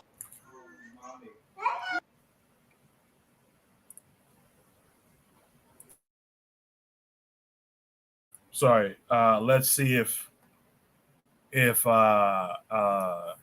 anyone's going to complain about men seeming like they want to be treated like women. Let's see who's here with us still. Let's start with Real Black Gentleman. Thanks to Yana B. I guess she dropped off. Thanks to Yana B for coming up tonight. Real Black Gentleman, what say you? Oh my God, I completely missed it. I was looking away. I see. What is that, like someone slamming some kid? Yes, it's a father seemingly slamming the boy child down, but he gently puts the girl child down. Oh, I mean, you don't treat any child any rougher than any. This all this.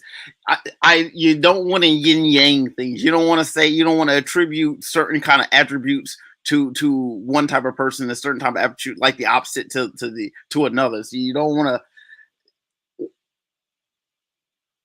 Oh, is he just playing though? Oh, wait, yeah, wait. Yeah, wait.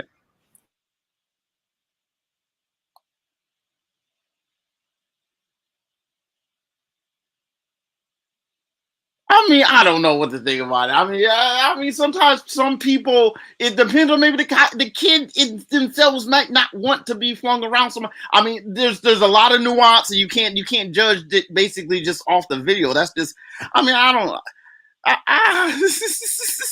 It's adorable though. Like, I mean, I can't hate it. I mean, they're just having fun. I mean. I mean, I don't know. I'm gonna let someone else speak. Well, that's a joy right there. No, I like where RBG laughs like that. That's good. That's good. You think that was RBG's fault right there?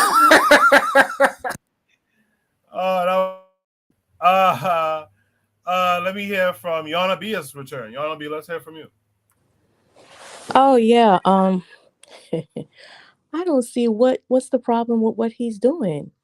He's having fun with both of his kids. First of all, the father, I hope that's the father him being there, that that alone. Sorry to say it, man, but there isn't a lot of, pictures like this that's going viral or going around with black fathers in the house. Hey, he's chopping it up with his son. He's having fun. Look at the kid. He jumped up. He's ready to go. Like, again, daddy, what's the problem? I don't see anything wrong with it. It's a beautiful moment to be cherished. That's it. Well, I I can remember when I was growing up back home. There's this thing we have called dashing, where it's pretty much like wrestling. We stand up and you try to get a man down. It's like a grapple type thing, but we call it dashing. And I remember as a small kid, it was a thing. People used to talk about like, yeah, I'm gonna build y'all a ring and make y'all fight and all kind of stuff like that. It's a weird kind of thing, but it's like the way it was, and I'm sure some version of that was going on in Jamaica and stuff too. Um, but it's a weird and the Black South in America. But it's a weird thing because it kind of says like, yeah, you're a guy, and this is how we make you tough, and we must make you tough, etc. And like with girls, we mustn't make them tough. And I think that's personally, I think it's a little bit wrong-headed that we don't make girls tough too. But that's just my thoughts. You can say, you can say that, but you get a tough chick roll up on you, 12 midnight, out in the street, wants more than a kiss from you. I'm sure you're gonna have a different, set of opinions with that. But listen, Wait, what? that's Wait, what time? What time of night? You said women roll up on me? Hold on now. Hold on now. I'm just saying. No, but Unity takes it. She takes it. Like 30 minutes. Hold on a second. I'll be right back. All right, Oni, I know what you do, so let's not go there. But no, like seriously, do we really want women to be doing the same thing or the same things that men do, or do you all want a feminine woman? Make up your mind. I don't understand men at times. Like, do you want us to be feminine, or do you want us to have that tough side to us too and be feminine, or just have that, you know, that boyish side? Or what was it called when I was growing up? A tomboy or whatever it is. So it's like you guys got to make up your mind. What type of women do you want? No, I agree. I'm not out here advocating for women to be who could just cut men's ass and all that kind of thing. No, we want soft women, but we want women. I think the issue is we hardly ever talk about the treatment, and like Oni would say, I think he said earlier, like the world is harsh. So like this roughhousing can be seen as preparation for the harsh world. But there's this little girl here, for example, and I'm not saying that she should be power bombed or some shit like that, but like she won't be taught the world is harsh. That's the thing I have a little gray area issue with. I'm gonna push back to you with that one, because that's her dad. If there's anybody to treat a girl like she should be treated, that's her dad. When she goes out there in the streets, them hooligans, them friends or whatever that she might have or not have in her life, or just the world in general, it's not gonna be, treating her like the way her dad treats her. So I get that, I get what you're saying, but who made that comment? It was the Harsh Reality Podcast says, no, where was that? I don't. Okay, yeah, you can be feminine but bring that gangster in you, um if needed. It's nuance. Every woman has a gangster side to her. You try to touch my child, yeah, you're gonna see some gangster in there. You try to touch my money, yeah, it's some gangster coming out in there, no doubt. But This is nothing. The dad is just that's his princess, that's his baby girl. When she goes out into the real world, yeah, we know as women we got to get gangster with it too. So I get it. I understand. Yeah, I think some people in the chat get where I'm coming from. I'm saying that, you know, and I bet Oni will talk about it. You know, these roles of men and women, you know, as he puts it, the primary defender, secondary healer, and vice versa. Well, how do you have women be ready to be the secondary protector if you never treat them, you know, kind of realistically? You know what I mean? So that's kind of what I'm saying. But with that said, who did I not get to? I think I didn't get to Carl yet. Carl, what say you? Well, I just see a parent really roughhousing with his children. And it's funny, he went a little easier on his daughter because, girls tend to be a little more fragile, is the idea. Just a little insight, I have my son is 19, he has an older sister, my stepdaughter, but I call her my daughter. And I used to roughhouse with them when they were little, and I would actually roughhouse with them quite equally. The way, I would roughhouse with her, the way I roughhouse with him. And I don't see anything inherently wrong with it, but I think that this man as a father, he's just going a little bit easier on his daughter because she's a girl, and I guess the idea is that she's not as strong, and I don't want to hurt her. Whereas you want to kind of toughen the boys up. You want them to kind of have a few knocks and bruises. I used to tell my son when he was wrestling with me, I said, if you can beat me, you can beat any of those kids in your school. So, let's go. We could be outside boxing and wrestling. I said, if you can beat me, then, you stand a chance of beating them. Now, he still can't beat me. One day he's still trying for the title. But, yeah, I don't see anything inherently wrong with it. But it just kind of, he just, as a parent, he's just making sure he doesn't hurt his daughter. He's figured, she's a young girl. She's, I don't want to body slam her. It's not WWF, WWE. I'm not, Macho Man Randy Savage. So he's just taking it easy on it. I don't really see anything inherently wrong with that. But it's not it's pretty much harmless. But I think that the idea that the woman is fragile, the girls be protected. You don't really play as rough with them as you would a boy, and yeah, I don't see anything wrong with it. I didn't do it. I used to wrestle with my kids. Boy or girl. You can get a headlock too. So, but I get. Let me take that back because I know I wouldn't put as much pressure on her as I would put on him because she's not as strong as we are. She's not as strong as her brother now. He's 4 years younger than she is. So it's just I guess we're looking at it with some sort of socialization, but you are socialized. Many men are socialized that women are weaker. Women are to be protected. You don't go as hard on a woman as you would a man because women, and usually for the most part, women tend to be not as physically strong as men are. So you don't really give them as much as hard as you can. And speaking back to my kids again, my stepdaughter's older than my son, and when he was younger, she would beat up on him. She would push him around, and then nobody really said anything. But as he got older, he would fight back, and then all of a sudden, oh, stop, stop, stop! That's your sister, that's a girl, and nobody really did anything until he started to respond to her. Not so much abuse, but kids roughhousing, kids fighting, typical brother sister stuff. But it's the idea that she is a woman, she is a young lady.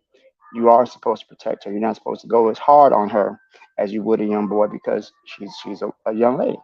So I guess that's kind of what the father is instilling in that. And I guess the mother was a little shocked because mothers don't really. I guess the mother's looking at, hey, why you body slamming him so hard? But as a father, he's like, look, he's not gonna die. It's gonna toughen him up, and he's having a blast. So let's enjoy it while we can. So that's just my thoughts on that. Thanks, Coco. Appreciate that, Carl. Let's hear from Oni. No, I actually didn't have anything to say about this. I thought it was. I don't know why people think I'm going to say something. Anyway, start the timer. It's 30 minutes. All right, now I'm joking. I'm joking. Well, anyway, what can I say about this? Yeah, I mean, obviously, like I like what I'm seeing. In the sense that you're showing this boy not to be rough on girls. You know, there are actually right now there are like videos of for some reason I don't know why, but Twitter has like a recommended video feed, and for some reason I'm seeing like high school fights. I don't get it, but you know, and occasionally you do click on it anyway because that's they know what you want to see. But yeah, I saw like a black boy and a black girl in a fist fight, and the boy is moving like he's Floyd Mayweather or something. Like he's dodging punches. The girl's fighting like she's attacking a ghost or something. Like she's punching in front of him, but not really trying to get at him. I guess I don't know. He ends up giving her a good combo. That's a boy without a father like this, in a sense. That's a boy who, or even that's a boy whose father might have said, "Hey, man, treat girls the same." Because there was like the boy had no business fighting a girl, like had no business because he was clearly like he would have been a good fighter against a boy. And she did have her hands up, so it's not to say, and like she also probably had that socialization where it's like, yeah, I can, I should have my hands up against a boy. Realistically, there's like no, you really shouldn't. So I like that he's demonstrating that to this girl. Like he's demonstrating that to this girl, and he's demonstrating that to this boy. With like if you're going to slam somebody, like if you're gonna slam a girl, do it softly. You know what I mean? Like if you happen to come into a fight with a woman, right? Do it softly. If you're fighting a boy though, yeah, rough him up. You know what I'm saying?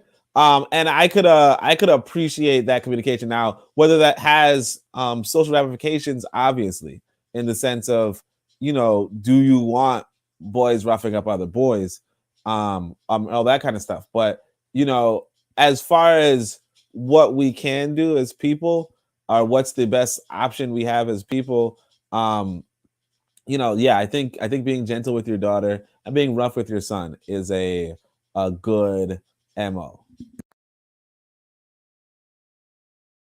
All right. Buana, what's you?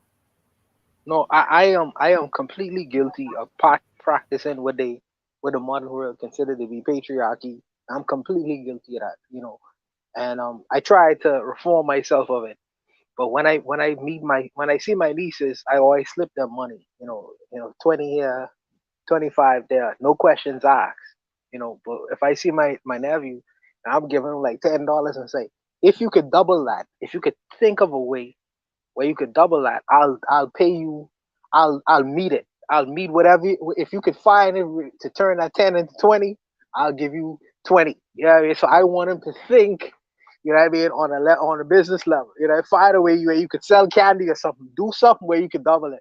With my nieces, I don't even question. I just give them without even thinking about it, and I'm practicing what people could be considered to be patriarchy. So I try to reform that and try to tell my nieces, nah. If I give you this, think of a way where you could double it, and I'll meet whatever you double it with. I'll meet it. So I want them to think too. I want them to be thinking characters too, and in the way I go about even in the way I go about treating my young nephew, I hug him. You know what I mean? Because Bahamian men, we bully for not showing emotions and things like that. But I try to practice giving him a hug, practice showing him that a man could actually care for another young man. You know what I mean? I don't want him to go into the world and thinking that men can't love and care for other men. Not on a no homo level, but I want him to have that belief in his mind. So I force myself to practice that because how we how Coco, how we get raised. You know what I mean? So it's Yeah. just the socialization process is I don't want him to think and feel as if other black men can't show the same kind of care and concern for him and it can't be reciprocated without no kind of homosexual connotations to it. So I try to reform myself for that. And but I am guilty of practicing the whole misogyny or whatever. Because what women don't understand, well, women do understand this. Girls are diamonds to their fathers.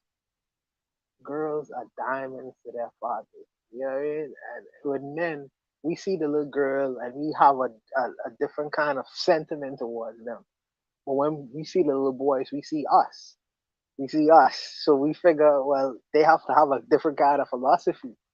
But in all reality, we living in the real world. So we have to practice the same kind of things across the board.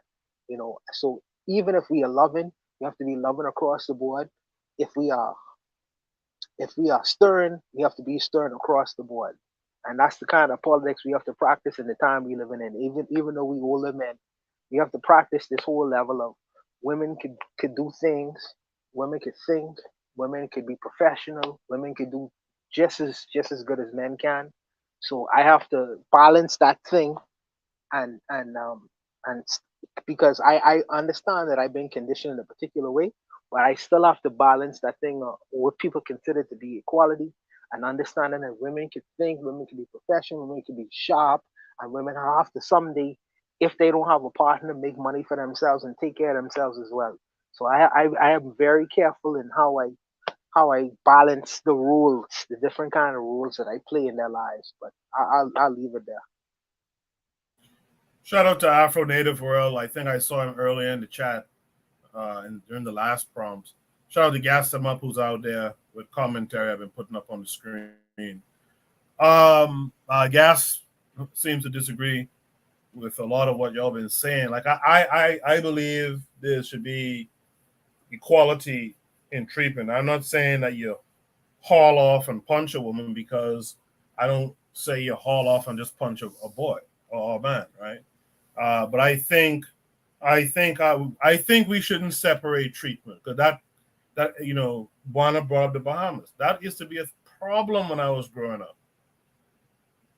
That used to be a big problem. This idea that I'm the boy child and I get treated like shit, but this girl gets the best.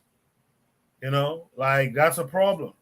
I didn't hear from Tanzan on this one yet. Tanzan, what say you? Well, as someone who, I don't know, this looks a little bit very violent to me, but I understand that this is how, men interact with their children. So, yeah, it seems so. I keep seeing, like, what if there's a hole in that, is it that a futon? Yeah, and then if he slams one of the children and then poof, something happens, it's just very scary to me. But, if he has done all the tests and make sure that it is safe and everything, then I guess it's okay, but it looks very scary to me. I can't lie. But like Yona said, it's good to see, Ben interacting with their children and, they're having a good time. So that aspect is wonderful and positive. And yeah, children are children. I don't think that you should treat children differently. We used to hang on, we didn't do all that, but we used to hang on our uncle's arm and swing on it and stuff. And that was fun. But yeah, I don't know about being, held onto an inflatable futon. But hey, everybody has fun that way. This is how men are taught to socialize, to throw each other around. Okay, I guess women beat their children more. Look, the beating from a woman, is incomparable to the beating from, a father. Like, now he's playful and all that, but what if he was angry? He would really deliver a fearful, beating. So I think that mothers, by beating their children lightly, save them from heavier punishment from their fathers. That's just my theory. Okay. Oh, it's a beanie bag. It will go puff. Okay. You look the same way. I don't go on roller coasters because they say yes, it's safe. I know it's safe, but why take the on? Okay, that's me, more about me than about this thing. So I'll end there.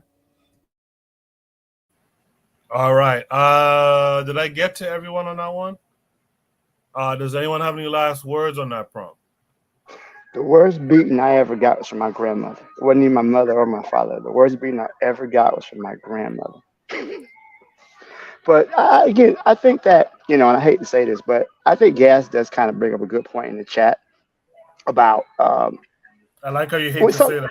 Go ahead. I do hate to say it, but I would just say that many times when we're socializing young boys and young girls, um, the girl being daddy's princess.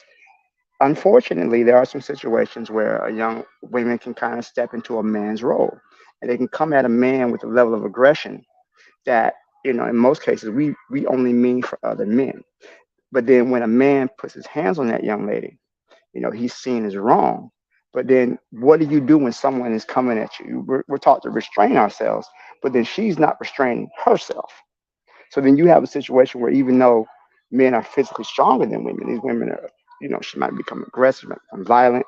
And that's why in so many cases, with abuse is bi-directional in in many cases. You have a close amount of violence that between men and women. I'm not saying this is what's going to happen in this case. I think it's just kids playing, and I totally understand that. But to his point, I do kind of understand. We do kind of socialize men to not go as hard towards women, but are we socializing women to understand that this man is bigger than you, this man is stronger than you? Don't come at him a certain way because it could be a potential for violence you may not be able to withstand. I don't know if we're doing the same. I personally, I always told my stepdaughter, hey, don't step to no man like you're a man because, it could go left. I don't want to come and kill this guy, put his hands on you. So everybody just, you stay out of that. So, but I do kind of understand this point. But in this particular case, I just think it's just kids, a father just roughhousing with his kids, a little bit rougher with his son, which, most people do instinctually. To piggyback off of what you were saying, I'm sorry, real quick. That's generally a Western civilization issue. Women don't step to other men for the most part in other society besides the Western societies. Women, for the most part, know their place. Like I, for one, in Jamaica or many of the Caribbean countries, yeah, you might find one or two broads that, would try it, but they know it's going to be either they're going to the morgue or the hospital. So for the most part, women Facts. women don't yeah, that's a Western thing, I sir. can't I can't really speak to any other perspective. Like I said, I was born in this country, but yeah, to your point, there's a lot of maybe some limitations. Government organizations, police, law enforcement, that usually generally frown on men. There's situations where men get hit by women, and when they call the police laugh at them. Like, you let this girl beat on you, but then if he was respond back, then he's going to jail. So you're caught in a catch-22. But to your point, I agree with you, Yona, that it's a Western phenomenon because you could lose your life in other places like that. All right. If you act like a man, I'm gonna treat you like a man. I mean, that's a simple philosophy. If you act like a man towards me, I'm gonna treat you like a man. It is what it is. You know what I mean? That's a horrible thing to say, but it's the glove's gonna be off easily. So just play a role and do what you need to do, and understand that this is not we don't live in a so-called liberal society. You're gonna do things, and if you're gonna threaten me in a way that I feel like my life is threatened, you're gonna get that door prize. So just govern yourself. Well, I just want to clarify for people maybe not getting it, but in America up until the 1950s, like yeah, you could slap a woman, like the white guy I guess would slap a woman on the streets, In so front of the things. police. Yeah, in front, like shit, the police was I was joining the slap, right? But like it only became illegal. Like essentially it wasn't illegal to all right, let me just say it this way. You could, if your wife did not want to have sex with you, right? Let's put it that way, right? You could force her to have sex with you, because she's your wife. And so up until like 1950s or something, you know, now some people would say it's legal to rape your wife. Now some people might say, well, it's not rape because she's your wife. I don't know what some people would say, but the point is that, again, you know, well, that's kind of like touches on the earlier conversation, kind of in the reverse. When we talk about America, we have to realize that America went through a lot of social changes in recent years, like a lot of social changes. Like right now, America is the biggest proliferator of transgenderism, you know, transgenderism and homosexualism. But, you know, it really was that 30, 40 years ago, you wouldn't have seen that per se. You know, maybe a man in a dress, but not anything beyond that. That said, yeah, when we compare other countries to America in the social realm or in the women's realm or what have you, we have to remember that um, not every country is on the same trajectory. Not every country is at the same space. Not every country is at the same rate. So, to what Carl was saying, you know, if you are like located in America, yeah, you'll probably have women who have gone through this sort of empowerment where they do feel like, you know, like, yeah, I want to test the boundaries, see, like, yeah, women can do anything. But then you have other countries where women are kind of like just second, like more second class citizens in a sense, you know. So like one thing I noticed when I was abroad was that, you know, like as a man you could just grab a woman, you know, like you could just pull her, um which was weird to me. I mean, technically you could have just pulled anybody, but it was just strange to me that you could just like pull at a person who you know, just because. So there's just a different mentality of what rights are. So I would not compare different countries per se. I do, and as far as so like I especially come to the notion of whether you would attack a woman in another country if she attacks you. Um, I think generally, I mean, because again, I was socialized in America.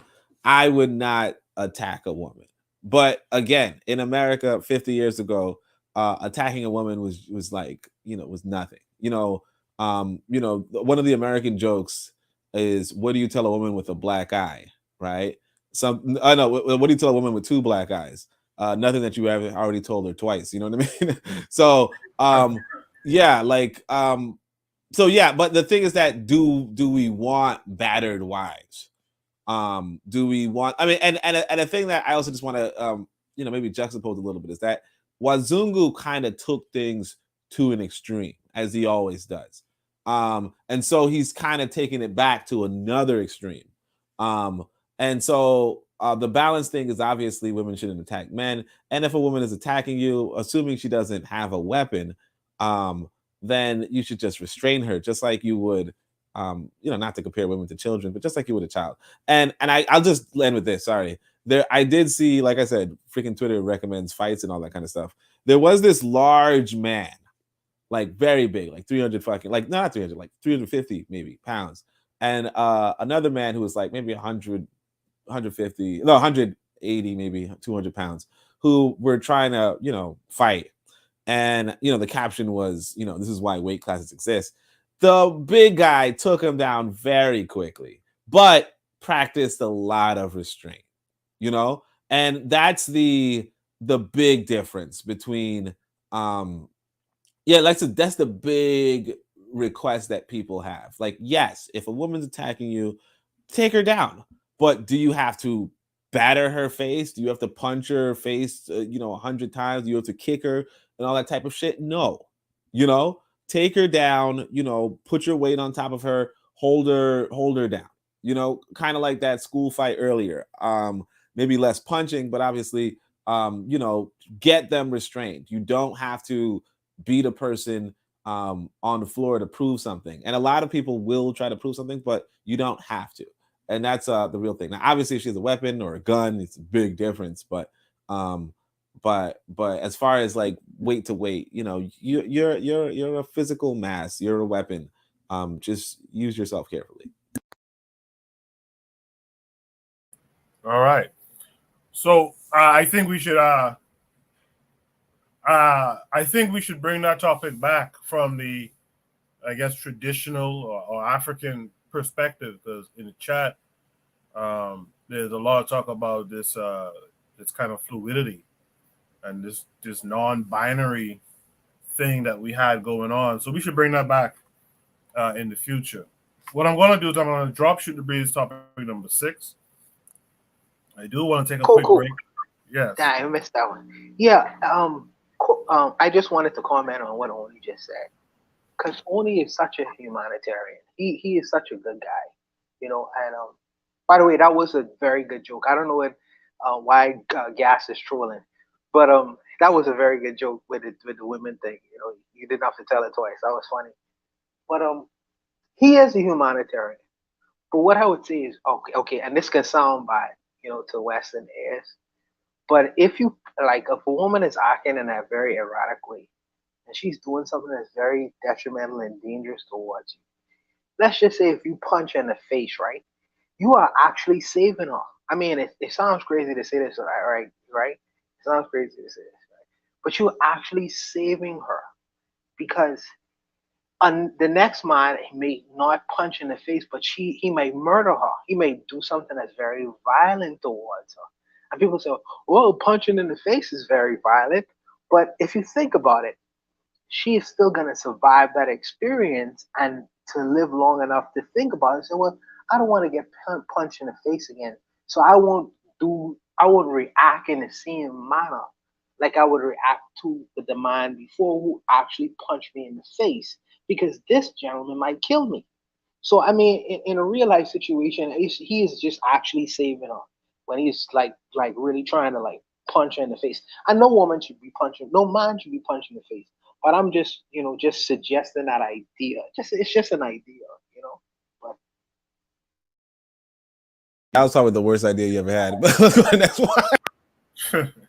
I'm gonna drop Shoot the Breeze topic number 6. We'll do a station ID break, and then we'll discuss Shoot the Breeze topic number 6 on the other side. Shoot the Breeze topic number 6 will be: is it time to stop showing unnatural hair textures in women? You guys just hang tight. We will be right back. You are listening to the Bitter Medicine Podcast on KWAZ Radio. This is D Webb with the Harsh Reality Podcast, asking you to tune in where we tackle the news of the day that affects our community, only on KWAZ Radio. Peace, family. This is Oni, inviting you to listen to the pro-black perspective, where black problems are addressed with black solutions. Greetings, fam. Tune in to The Learning Curve with me, the revolutionary matron on KWAZ Radio.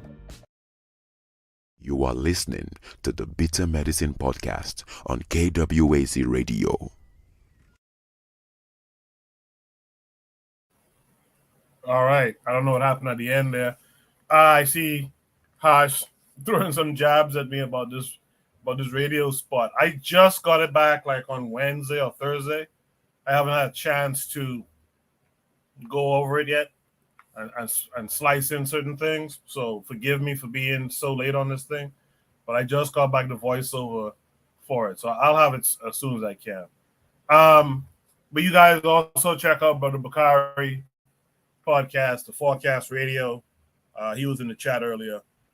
Check out Consider Cheek's show and Tanzan African Mind. Bakari's show was interesting last night. You guys should check that out. Check out Tanzan's show earlier in the week that just passed. Good stuff. So, before I go on, let me shout out to Afro Native World. He sent me this flyer to an event that was in Brooklyn here today. It's a African-centered school, and science school in particular, it seems. And it's African-centered homeschool, too. And they had a presentation of their students' research on the healing powers of melanin. And I sat through it and it was interesting. They had some 13, 11-year-olds, 13, some sisters were, like 17 and stuff, and doing some nice work. More so library research. From what I could tell, it doesn't seem like there's any bench work, but like they're following up on their research, putting together resources, publications, and doing these presentations. I thought it was real good. I spoke to the guy who put it on, and I hope to speak to him in an interview sometime, maybe this week or the next week coming up. It was really, really, really on point. I think I'll try to hang around that little organization for a bit, only because I think the next step that they need is to be able to do bench work, and I like to make myself available to help with something like that. Anyway, Shoot the Breeze topic number 6 tonight is it time to stop showing unnatural hair textures in women? This came with a link taking us to Twitter once again. So there's this tweet. It says, I get where she's coming from. This is from @HairVibing.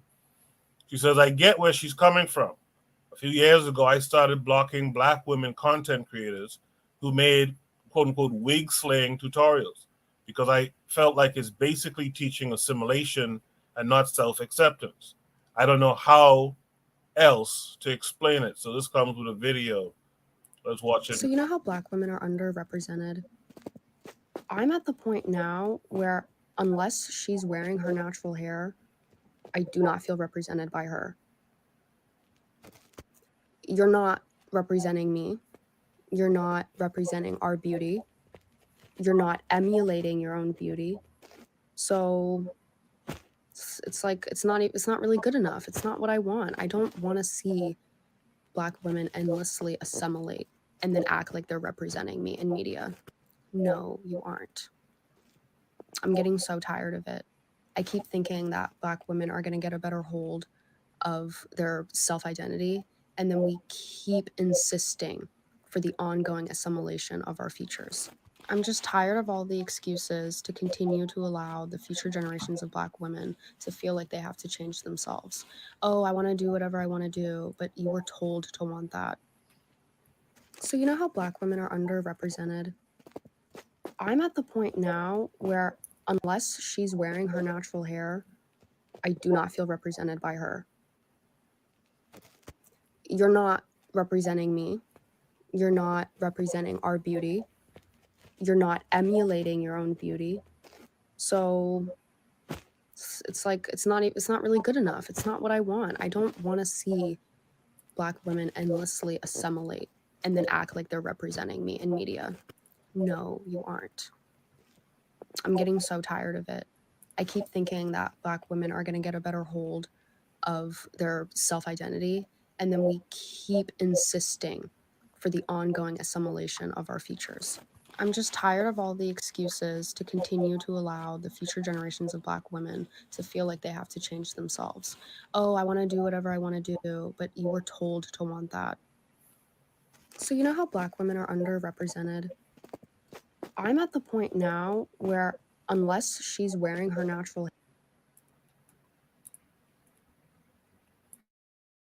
my mouse was acting up a little bit there. So Afro Native World actually watched that program today online. That's cool. Gas him up in the chat says he'd rather a wig wearing woman who knows how to submit to her man than a shea butter unk. He's wildin'. He's wildin' right. Man, I mean, damn, is he wrong though? Is he wrong? I don't think he's wrong. Damn it. Why am I agreeing with Gas twice in one night? Jesus. Afro Native World says the U.S. put forward the Crown Act for natural hair, and African Black countries are yet to do this when they should have been first. Trigger Happy tends to agree. Hash Ready Podcast says you don't control mainstream American media. Why would you expect to be represented? And why are you looking for representation outside of your family and community? All right. So Let's hear from Real Black Gentleman on this. You go first. I mean, personally, I knowing about the whole hair lye, the lye, the conditioner, the chemical, the raw ingredients of what's in it, like just to make hair straight. I mean, on the chemical, hazard alone, like it's not worth it. I don't need to see.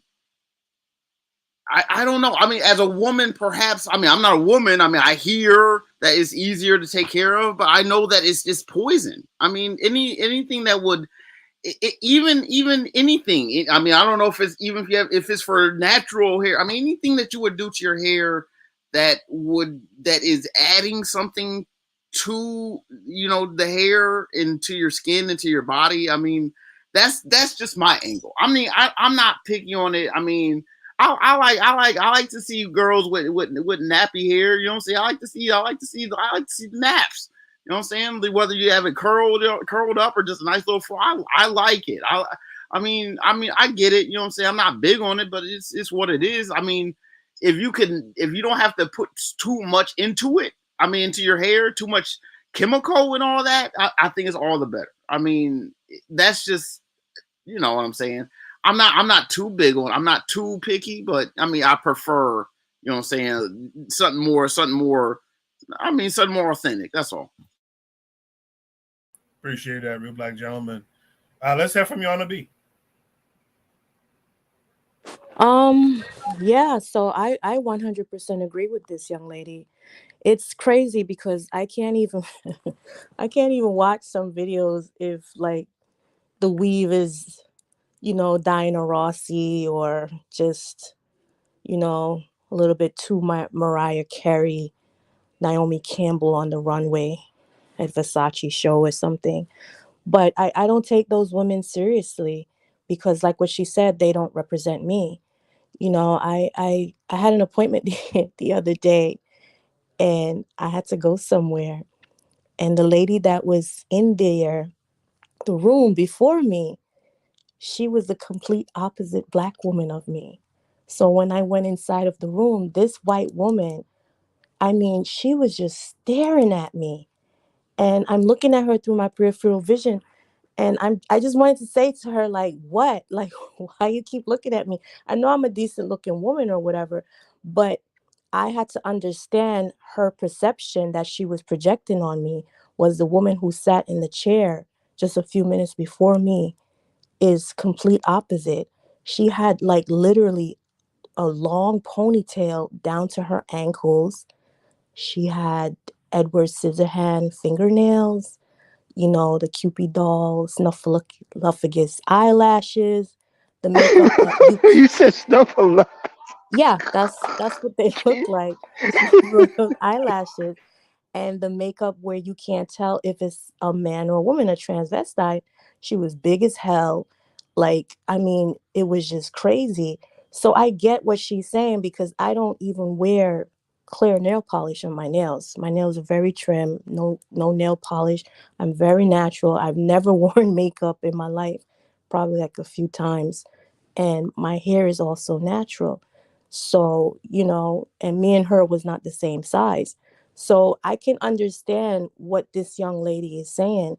And also the fact that it's not many of us that is not so-called natural these days. So that projection goes out not just into our community, but it goes out into every community because this is what is being pushed on mainstream media, in the streets, everywhere. So I get what she's saying, and I completely agree. And to answer your question, the perm is no good either, as far as chemically, but you still have to maintain your hair, especially when those new growths start to come in. And no, that perm stuff is some women would say, oh, it's easier for me. It's not. They're just used to it. They were groomed into it, but that perm is the same. So, yeah. Thank you for that, Yana B. Let's hear from Buana. Well, cool for me.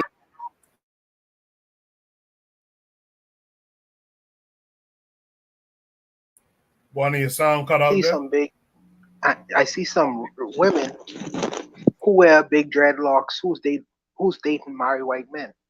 That's not a big or you see some women out here who have they have the African wraps and they still dating bottom shelf brides. So for me, it's not a really big issue for me.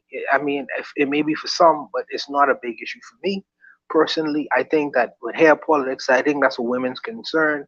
Me, I would personally love if women would go all natural, you know what I mean, and have their own hair, and I think it's a thing of beauty. When my woman wear makeup and shit like I don't really I hate it. I can't stand it. But I understand, and I tell her, okay, oh, why you put that shit on, So, but that's her thing. It's a personal thing for them to make them feel a certain way, and it depends on a particular woman. But um, as long as I feel like she is doing the things to me that matters, the things in terms of educating, in terms of informing, in terms of being uh, a person who is a person of substance. Even there are things in the Western world that we are gonna escape. There are things that we can't get escape from because if it's not the hair care products, if it's not the makeup, it's the dress. Because most black women in the Western world, they may have natural, but they wearing some European clothing. So, so what you could get away from, you could get away from. And living in the Western world, some things you could get away from, some things you cannot. Some things may be attractive to some African thinking women that may be European clothing. I don't get some of them things. I don't get down with. You know what I mean? But it's a personal thing for the other individual. And I have to respect the fact that the other individual has a mind. I can't tell a woman how to dress. Some hairstyles I see sometimes I don't like, but it ain't my hair. I can't tell a woman how she should put certain things in. I can say I don't like it, but am I gonna cut off the woman because she decided to wear a particular thing? No, I'm not gonna do that. I'm not gonna do that. But if for me on a personal level, if it was me, I tell my woman all the time that she should, go natural. She say, no, my big forehead. Some women just be talking some crazy things sometimes. So I think it's a personal thing, and I don't like to really delve into it's a personal thing, man. That's why I don't delve into the women politics and what they decide to do with themselves. As long as they have other substantial things that I could cling to and say, this woman got my back for these particular reasons. I respect this sister. There are some things I could get away from. She could get away from. There are some things I can get away from. Because as I may be an African thinking person, but I drive a European car every day. So I mean, like I say, it must be a balance. It must be a personal decision a person has to make. But I don't like to really delve too deeply in hair politics. I leave that to the sisters and in terms of what they want to do. I cut And my you own hair, by the way. I cut my and own you hair. and you see, thank you very much for even saying that and bringing that up, because see, men will not understand that it's a sister thing, it's a woman thing. You understand? We go way back with our hair, way back. It's like a personal part of us as a woman. Men is not. Quiet. Man, listen, men is not gonna generally understand that unless they have locks like Mr. Zuli, and they love their locks. They watch it grow out to see the length tomorrow and next week or whatever. But it's a personal thing, and it's also the projection is what she's saying. I get what you men are saying, and that's fine. That's a beautiful thing. You're not meant to worry about us and our hair. We're meant to do that. So it's a woman thing, like what you said, Bohana. I And don't see I don't see how Razuli could open his Haitian mouth and all he's dated snow bunnies. I don't understand that. That He's sounded dated like a Haitian, pure snow Haitian bunnies. mouth. Pure snow bunnies, Wow. and he put this mouth into this conversation. you know, I will say I totally disagree with this notion that that's for the women to do and blah blah blah. I think that's a little weak on our part, and I think we do a lot of that stuff now.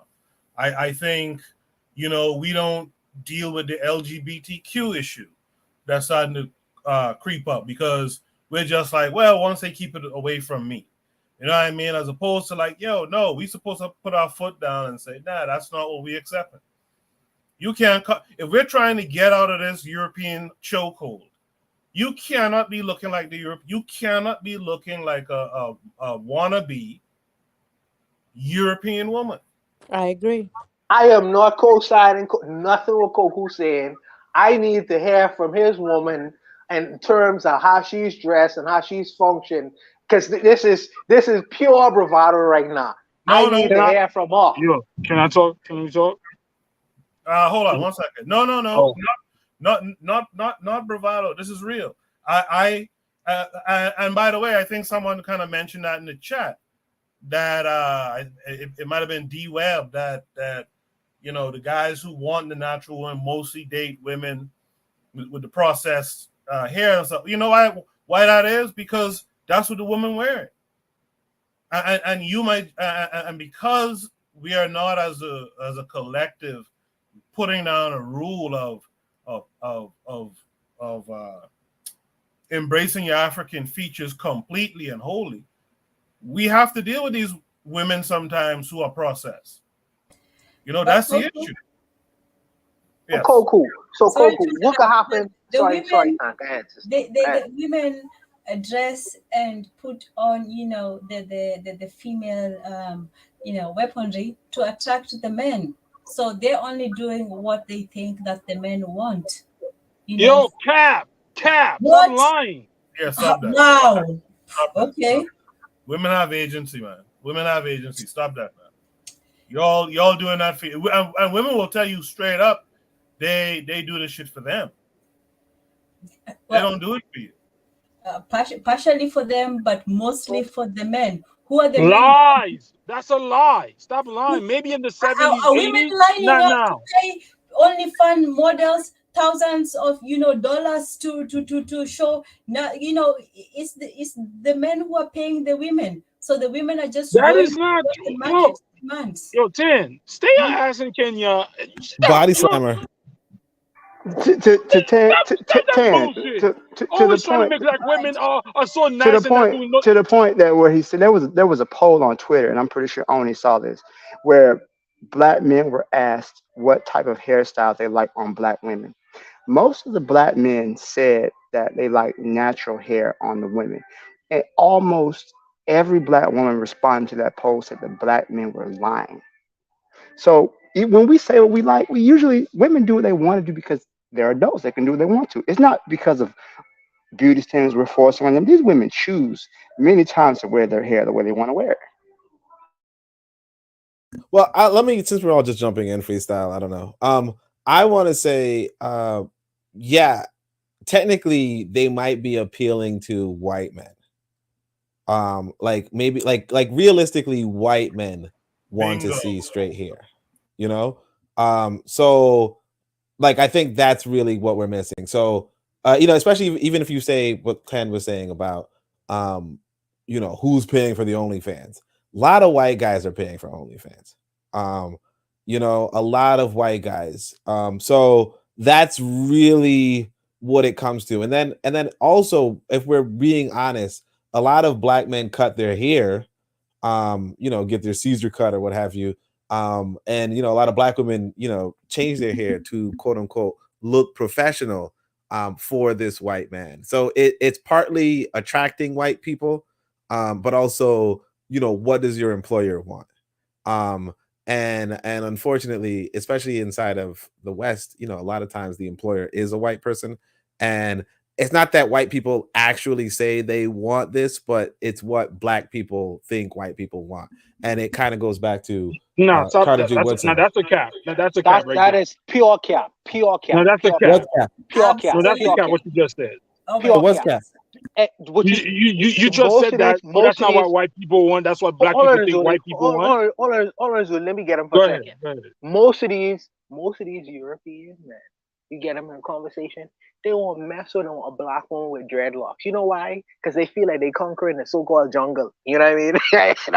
that's not wicked to say. That's I'm talking about professionally. Enough of them want that. Like you go on a resume. How do they want you on a resume? I mean, not resume. What's it called? Interview. What do they want on a? What do you call that interview? But What do they want in that interview? They want you to come in with a suit. Like white people don't tell you come in with a suit and a new haircut, but black people show up with a suit and a new haircut, you know, or black people show up in a suit and or a dress and, you know, straightened hair. White people are not putting that on the job. Stop. That's bullshit. Because prior 1970s, 80s, 90s, niggas with locks and shorties with locks were not getting jobs. So they were forced to do. We talking about white people today. I'm saying, once somebody program you, they don't have to be there for you. That's what I just said, my guy. That's not cap. That's what I just said. No, that's not. Oh my! You just. I just said white people are not saying that right now, but black people are doing what they think white people want. They are still saying it. They don't have they to come are out still and saying say it. There was just yourself. There was just a woman who literally won $800,000 because she sued her employer. This was recently. She sued her employer because they fired her because she had locks. So it's still happening now. I'm saying that if you're going for an interview, white people don't explicitly say, "Oh, make sure you have your hair cut." That's what I'm saying. Now they don't have to because you won't get a call back. Exactly. That's exactly what I said. I said you think that that's what they want. It's not a matter of thinking. It's not thinking. They literally do it. Like I said, people are literally not getting calls back because they show up. Yeah, so you think that's what they want? No. Ask me how I know. No, bro, you think that's what they want? No, I'm not saying that's not what they don't want. I'm not saying that. You're saying that's what they want, correct? And you think that that's what they want, correct? Yes. All right, so that's not cap. That's what it is. What? I'm confused what you're saying. But are you saying my thoughts correspond with reality though. So you think that's what they want? Isn't that what they want? That's what you think. Like, hey, whatever, man. Look, I don't know. I'm saying they do not tell you. You're playing fucking semantics right now, man. No, I'm saying they do not tell you, but that's what you think. That's exactly what I said. They do not tell you. Okay. Can I talk? Are you keep going? Are you go? What are you doing? Hey. No, I'm just saying. Are you finished so I could talk? I'm just. Yeah, man. No, so I have something to say. Boana said some shit comparing clothes and fucking cars to hair. Boana, stop. That makes no sense. That's one of the worst analysis I ever heard on this show. Oh, women can wear. I don't tell what women to wear, bro. How does hair compare to something that your physical features? Number two, a woman is a representation of you. If you're a woman, if you like your woman to wear her hair natural and she doesn't, dump her. Again, these women, like I said, are state property. They get all that thing to wear the perm from the state. The state is whoever the status quo said that's what's beautiful is. They're not doing it anymore for men. Because you know why? Black men were perming their hair too. You know what black men did? When black men left that shit in the 70s with the pimps, black men don't perm their hair no more. When the 70s, I'm black and I'm proud came, the black women were doing it. All of a sudden, I don't know what happened. Somebody introduced the Jerry curls. Black women went back. Some black men said with the Jerry curl. After that, the black man has never gone back to the Jerry curl and the perm, unless you're an actor or unless you're on that pimp and whole shit. So for people to say that for 10 to say that black women are doing it for men, that is not true. And we're not saying that there's not some black men that that don't like the straight hair, but when have ever black women ever listened to black men? If you like yourself naturally, can a black man come tell you and put a perm in your hair? Where's your agency to be like, you know what? That's my features. I'm going to represent my features. So I agree with that young lady. And I disagree with what somebody said, oh, hair is for the women. So what if I have my daughter with you? My daughter is going to look at you. You have your hair perm. You're wearing wig. You're wearing eyelashes. You don't think she's going to want to do the same thing? The woman is a representation of the man. And what Koku said, sometimes a lot of them, what men supposed to, if you want to wear that perm, you're not going to be with me. But men don't say that because at the end of the day, Men analyze things differently. That's nothing. Let me let that go by the wayside. That's not something I should fight about. But in reality, it is something to fight about. So I disagree with Boana talking about, oh, I don't tell my women. How do you compare clothes and cars to hair? I have one question for Izuli. Do you tell your snow bunnies to go natural? That's the question I have for you. Do you tell your snow bunnies? They are already natural. What are you talking about, Bonahaguziki? They're already natural. Yo, Boana, be quiet. How more natural do you want them to get? Damn. Oh my God. You want them to Well, go y'all into is wilding hibernation tonight, man. 6 months Wilding. of the year? Well, the snow bunny's already natural. I don't have to tell her to go natural. Exactly. She ain't no natural blonde. Shut up. Look, it's more natural for a mismatch. white woman to dye her hair whatever color that she wants, because variation of color is a white trait. So she can dye her hair, red, yellow, purple, whatever. You just look at her like, yeah, I can see that. But And caping for white folk again. Okay. huh? You just say whatever, Oni. Anyway, but you see a black woman with like blonde hair, you just already know, like, come on. We used to think that there used to be something like happened with TLC, with that TLC girl with that had blonde hair. Like, what happened to her? Because you can't imagine like someone just dyeing their hair. We're like, what happened to her? How is she? Anyway, but yeah, dyeing your hair is a start and natural for white people. It's not so much for black women, but for black women, you can do all kinds of different styles, braids, long hair, short hair, all kinds of different, twists, locks, all of that stuff. So yeah, but at the same time, if you men will just accept anything, then guess what? People will just do anything, especially to stand out. And you stand out more, when you have long flowing hair that you can, tip your head to the side and make an impression, than just with your regular, African hair. But anyway, yeah, that's it. All right. Who did I not hear from in that? I didn't speak, but we were kind of freestyling. Yeah, but I'll let you go. Oni. Oh, okay. So what I want to do is I want to, retell that other joke about, whether like guys like Pepsi or Coca-Cola. It's an old joke from back in the day. And it's I think it was the joke was more along the lines of whether men like big breasts or small breasts. And it said it was kind of like Coca-Cola versus Pepsi. You might have a preference, but you're just gonna grab whatever's on top of the cooler. You know what I mean? So earlier today we saw that Haitian sister. Now she was kind of a butterface. I'm not gonna hold you. The camera went closer to her face, and I was like, maybe not, right? In the process here or whatever. But she had a body, right? So like as a gentleman, absolutely, I would have overlooked that hair thing. Now I probably would have brought it up. Now, and I could say, generally speaking, I do not, especially as a,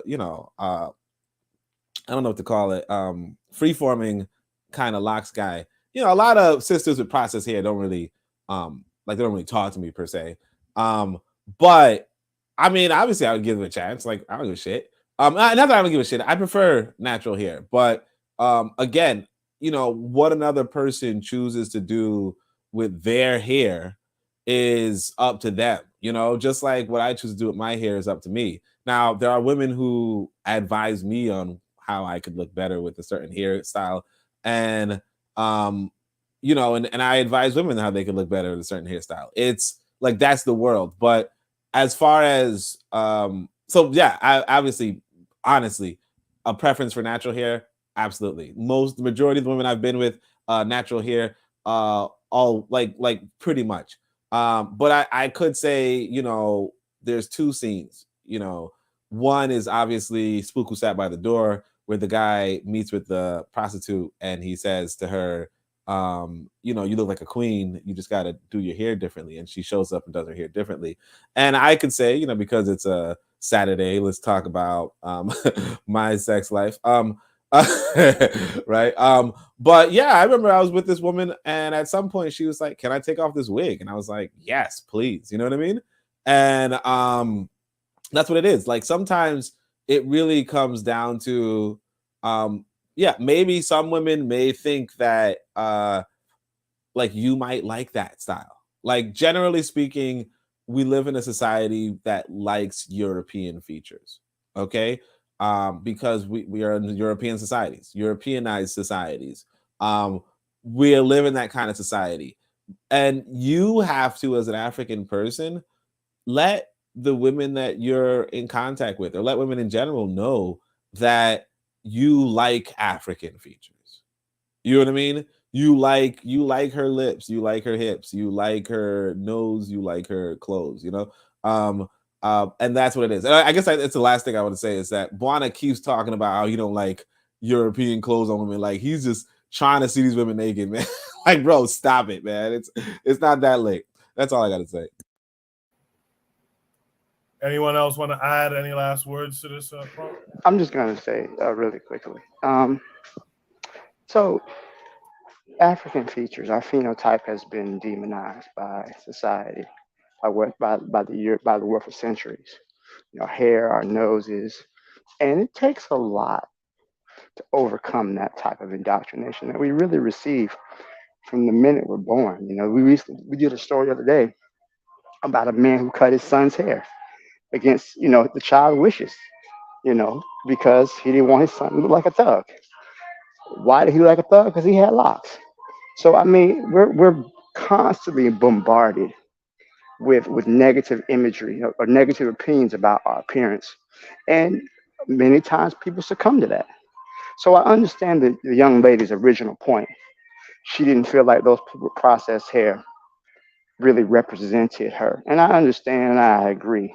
But I understand also that that it's a process. We're gonna have to continually educate our people to embrace and love themselves for who they are and their own natural appearance, because you're constantly being told, oh, something wrong with your hair, you're nappy, or you're too black, you know, something, your nose too big, your lips too big. So, you know, it, I understand why people fall for that. So we're going to have to continually work to teach our people to love themselves. I appreciate that, Kyle. I think I actually did not get Tanzan at all. Tanzan, you want to add anything here? I can just say that it's a relief for women that, well, men do care, but not that big of a deal. I think it's a relief to see that. Okay, that is not me. I hope. Yeah, but while the standards of beauty are important, I think that, yeah, it's important to focus on other things. But at the same time, you know, if we say that it doesn't matter, then men do not have much to complain about. You know, the whole weave question is really moot, because, you know, it doesn't matter. Men will go with any woman who does anything. But me as a woman, I don't think that I can, you know, I'm in a position to judge what other women do. But when I see women who have the weaves, I just think that, well, okay, there's a protective argument, you're protecting your hair and so on, and that's great and all that. But at the same time, what are you protecting it from? You know, you can make your hair into something beautiful. If you want long hair, you can grow your hair. We've seen, you know, Black women with beautiful long hair and wonderful, you know, styles. So I think that it's maybe just, and then if you have to say, oh, well, it's for my job, maybe I understand that there was an episode on Girlfriends where Tony was this beautiful, just dark chocolate. She was beautiful, and she has this beautiful, like, big lips. I don't know if you guys watch Girlfriends, but yeah. Keep it in your pants, Tan. Huh? Keep it in your pants. Whatever, Oni. You pervert. What fifth red degenerate? Yes, but she was beautiful, and you never saw her with her hair, So, anyway, it doesn't take away from the beauty, and some of those women really look good with those weaves. I will say that, like, if you're going to do a weave, do the proper, way, and make it look good. Don't just be there, with a side waves, ratty kind of hairdo and so on. If you're going to represent your wig wearing, sisters, at least do it properly. Same thing with the natural sisters, but I will acknowledge that unfortunately these natural sisters, they do end up with a lot of that whole swirling stuff, because when they want to be different, they usually attract the attention of of white men. You're like, oh, you're so beautiful, you're so pretty. They like that, pure. Well, if who knows what they like, but and yeah, some women are they are looking for that white attention, and when they go natural, those are the kinds of people that get attracted to them. Anyway, yeah, Yonovi, she was very pretty. Yeah, you know what? Look, Oni and the men. No, she wasn't. Stop. Oni, That's because you like snow bunnies, so you stay out of this. I told him. Look, Tony was just a beautiful, beautiful woman. She was just the most beautiful of them all, Anyway, but and those lips, come on, like, okay, yes, I know, Gus. Who we talking about? Tony Braxton? No, of course not. I think she's Jeez. damn. Okay. No, she's talking about Tony from Girlfriend. Tony was nice. Tony was nice looking, but she was a coon though. You actually watch Girlfriends, man? You follow the plot? Man, hold on, man. Listen, my girl watched Girlfriends, man. We do a lot of things for love, my guy. I sacrifice for love, So my old lady watched Girlfriends, so I watched it too. So yeah, Tony was good looking, but she was a sellout because she was so concerned about not having a child as dark as her. But she purposely went after a white dude, man. You can't deal with that type of mentality. She needed a psychiatrist. I know. Unfortunately, too, is this women who also have this mentality. It's not just about the look; it's also about mentality. So, if you go to a natural woman or a woman with a wig, it doesn't matter what she has on her head. It's what matters what's in her. On her head, it matters what's in her head. So, yeah, they come in all different. I did watch Girlfriends because hey, when I was with my girl, she watched Star Trek with me. So we gotta watch it. It's a level of exchange, Give and take. Exactly. Nah, I don't know, man. What? Nah, I think I had a woman who watched Iyanla Van Zandt. I just went in the next room. You know what I'm saying? I watched that shit with her. I have a bit of a different perspective on this when I hear these kinds of arguments, because at a certain point, I used to cut women hair. I used to cut women hair before. Old women, middle-aged women, and in some regards, young women. There are women who suffer from hair issues like alopecia and shit like that. So they want sometimes they go natural and things like that. So I understand the different nuances that happens with women. And no, I don't want them to wear European wig, but they feel comfortable with that. You have to meet people where they are. I don't want them wearing them kind of shit, and I don't want them to walk around feeling insecure because they suffer from alopecia. So it's like I say, I don't make it this is the reason why I don't make it a big issue, because I understand that hair grows back, number one, and for me, I look, because I had that experience, I have to qualify some of the things I say, because I look at women. Yeah, I look at women beyond the hair. And I understand that with some brothers, hair stop stripping. How many black women have alopecia? I don't even know why my brother Urzuli is even in this conversation. My brother Urzuli is date snow bunnies. I am asking, do he ask his snow bunnies to be natural? And the conversation go on quiet. So I don't even know why even this discussion. Anyways, what I'm saying is that there's nuances to the conversation, and that have to be factored in. when I having these kinds of conversations. This is the reason why I take the positions I take. But I'll leave it. I'll leave it alone. But Buana, I'll say the last thing here. Buana, and Trigger Happy just said it a second ago.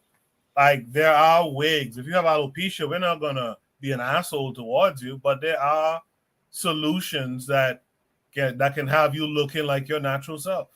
Why is the choice basically a Eurasian weave? You have to ask the women this. This is a question for the women. It's a question for me. I don't wear no European wig. You have to ask. You know, you have to ask. I don't know if Tan is wearing it, but I know a lot of African sisters on the continent does it. You gotta ask these sisters. Wait, what are we supposed to be asked? Or you have to. Okay, maybe I say the word wrong. It's asked. I'm sorry. You have to speak a proper language when you're I'm talking trying about. to relate. So, you A lot understand of me if I say it correctly. So I have to, yeah, you're absolutely right, and I'm drinking right now. Okay. It's a lot I of understand that conditioning. I understand that a lot of African women on the continent do wear European wigs as well as westernized black women as well. So you would have to ask these questions to them as well. These questions need to be forwarded to the black sisters on the panel. Yes, it's conditioning. That's one of the main reasons why that happens. Because as I stated in the chat, there are plenty of wigs, beautiful wigs, weaves, whatever, that they can put in their hair. I don't wear wigs. I don't wear weaves. I used to wear weaves, but I don't. I've been natural for quite some time. I have my own natural hair, and I always have my hair in braids. I have my hair in braids. Thank you very much. Or I wear my hair natural. So as far as like the natural wigs for black women, some black women, it's starting to change now. I see in New York, there's a lot of black women that's wearing like a natural wig. You can't really tell that it's a wig, and they have weaves now coming out that have like natural. My friend just had one on just the other day. It looked really good. I was like, girl, that's nice. But I don't like wigs. I feel like a helmet on my head. So I'd rather put braids in my hair or just use my natural hair.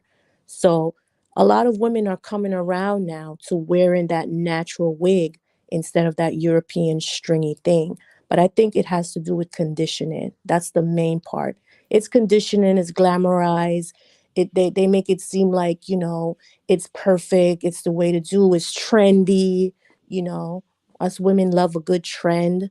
So I think that's a lot of the reasons why black women wear that European crap on their head. I don't know. What say you, Tan? I just want to throw in something real quick. There's a connection between hair relaxers and uterine cancer. So that's the big thing. Don't put chemicals in your hair. I mean, put whatever you want on your hair, but don't put chemicals. That will destroy your health. That's just the word. All right. There's no more last words here. Let's go to Shoot the Breeze topic number 7 tonight. Thank you for that discussion. Should be topic number 7 tonight. Has Judeo-Christian values ruined African people's idea of sex, relationships, and marriage? Meaning, did we inherit a prudish and puritanical view on relationships from Christianity? This came with 2 links, actually. I think this is the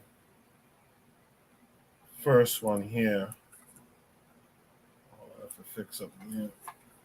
Actually, damn it. Give me a second. I have the wrong. I have the wrong link. Let me get the proper link. That was for part 2. So this one has to be for part 1. Sorry, I gotta figure something out real quick.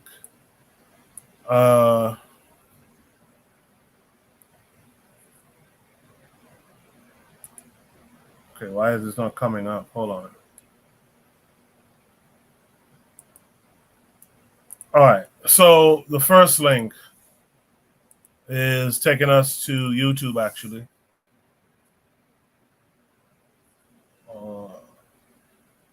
I guess That's like Twitter, man. Yeah, I know. It's something's not right. Let me see. Let me try that again. It says it has a YouTube link, but hold on. Let me try something again. It has a YouTube link, but it's taking us to Twitter for some reason. Let me copy the original thing again, because the original thing does have a YouTube link, and it also has the Twitter link as well. Y'all bear with me one quick second. Okay. So here's the first link that seems to take us to Twitter. So my bad. Maybe I put in the right thing, although it doesn't make sense. So this tweet is from Calvin. It says, everyone bringing up his wife. Okay, I guess I should go back. So Lucy and Vagabond says, hey man, at Chance the Rapper was live. And I guess this is a video of Chance. Give me that, girl, give me. Hey, girl, you look so fine. Girl, done the chat, bend your back and wine. Yeah, come for that. Give me that one time. Yeah, give me that, girl, give me. Hey, girl, you look so fine. Girl, done.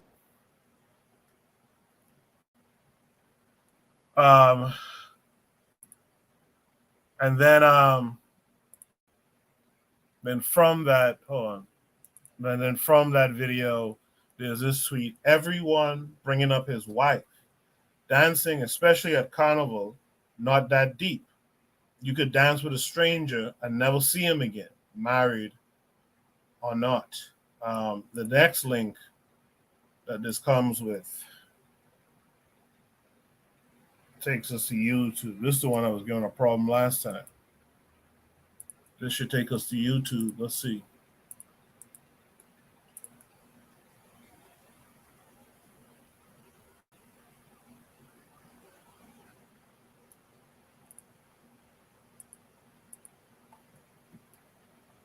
Wait, is there no sound on this? Oh, sorry.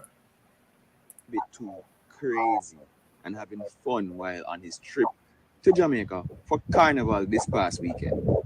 Mind you, the backlash he's facing is probably not coming from the Caribbean community. It's every carnival where non-Caribbean celebrities are involved will always have the same debate, and I knew what the comments would look like. So I made this video for my YouTube and I asked one simple question. If you come out here and you have your money, you wind up for other people, is that cheating? You give fun? Oh, no. Hold on there. It's not fun. It's not fun. It's just having fun. Okay. And granted, not everybody in Jamaica had the same answer. My man, can't wait for the next girl. Can't wait for the next girl. And me, now wait for the next man when my man is there. When he is there. When he is there. See it there. So hold on there. So what you say, miss? What you say? You're for waiting for people, man. For waiting for people, man.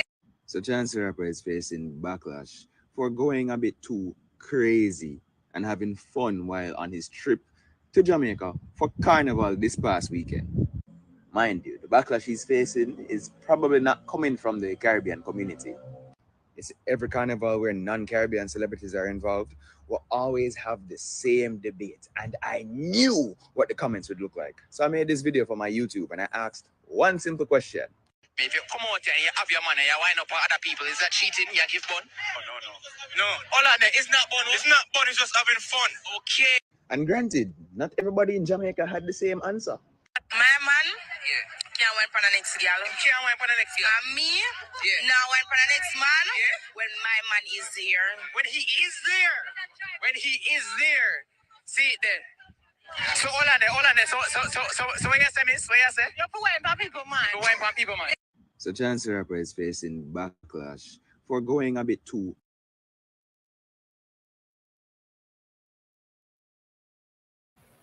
All right, we get it.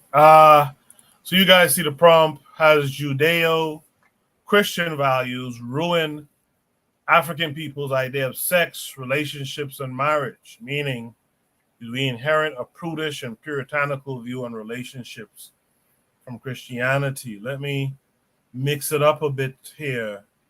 Let me start with Oni on this one. Surrounded. Okay. All right. Yeah.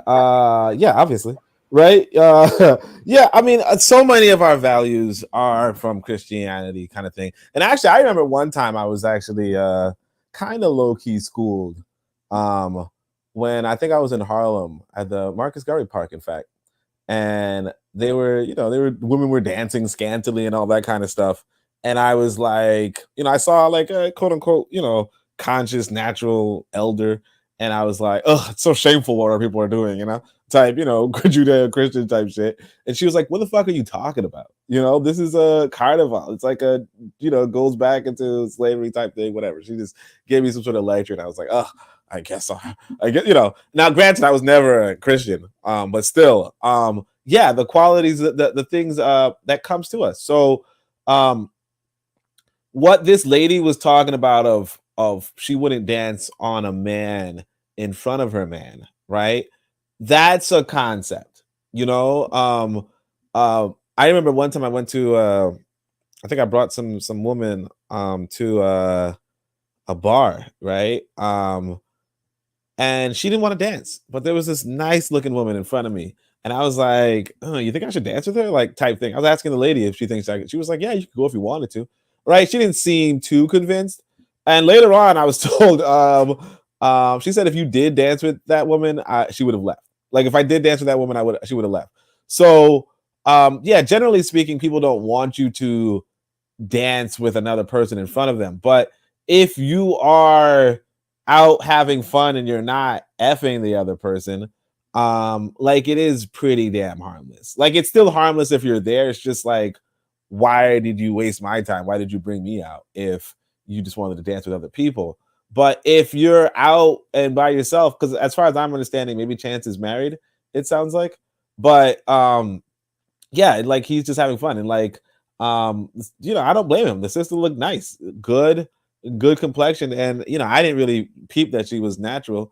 But yeah, she was natural too. So it's like I don't blame Chance. Now as far as I understand, he might be married and people might be saying, well, that's a bad thing. But that's just on people recording it, really, because you're not doing anything by like dancing is just a human it's like a human function, and I don't see anything wrong with it. Appreciate that, Oni. Y'all B, what say you? Oni is something else. Oni be chatting. I like that though. It's cool. Well, listen, no, I agree with my girl. My man can't dance for no other woman. No. Especially if he married. He wouldn't like it if I do it. So why would he have the chance? No, you don't do that. And not everything our ancestors did back before slavery or during or after slavery. No, it's decent human respect. Especially if you have a wife, especially if you know you're a celebrity, people are gonna be recording you, my guy. No, that wasn't cool at all. All right, spoken like a typical Caribbean woman. I know she ain't saying she was gonna dance with anybody. Like, what happened? Let me hear from Real Black Gentleman.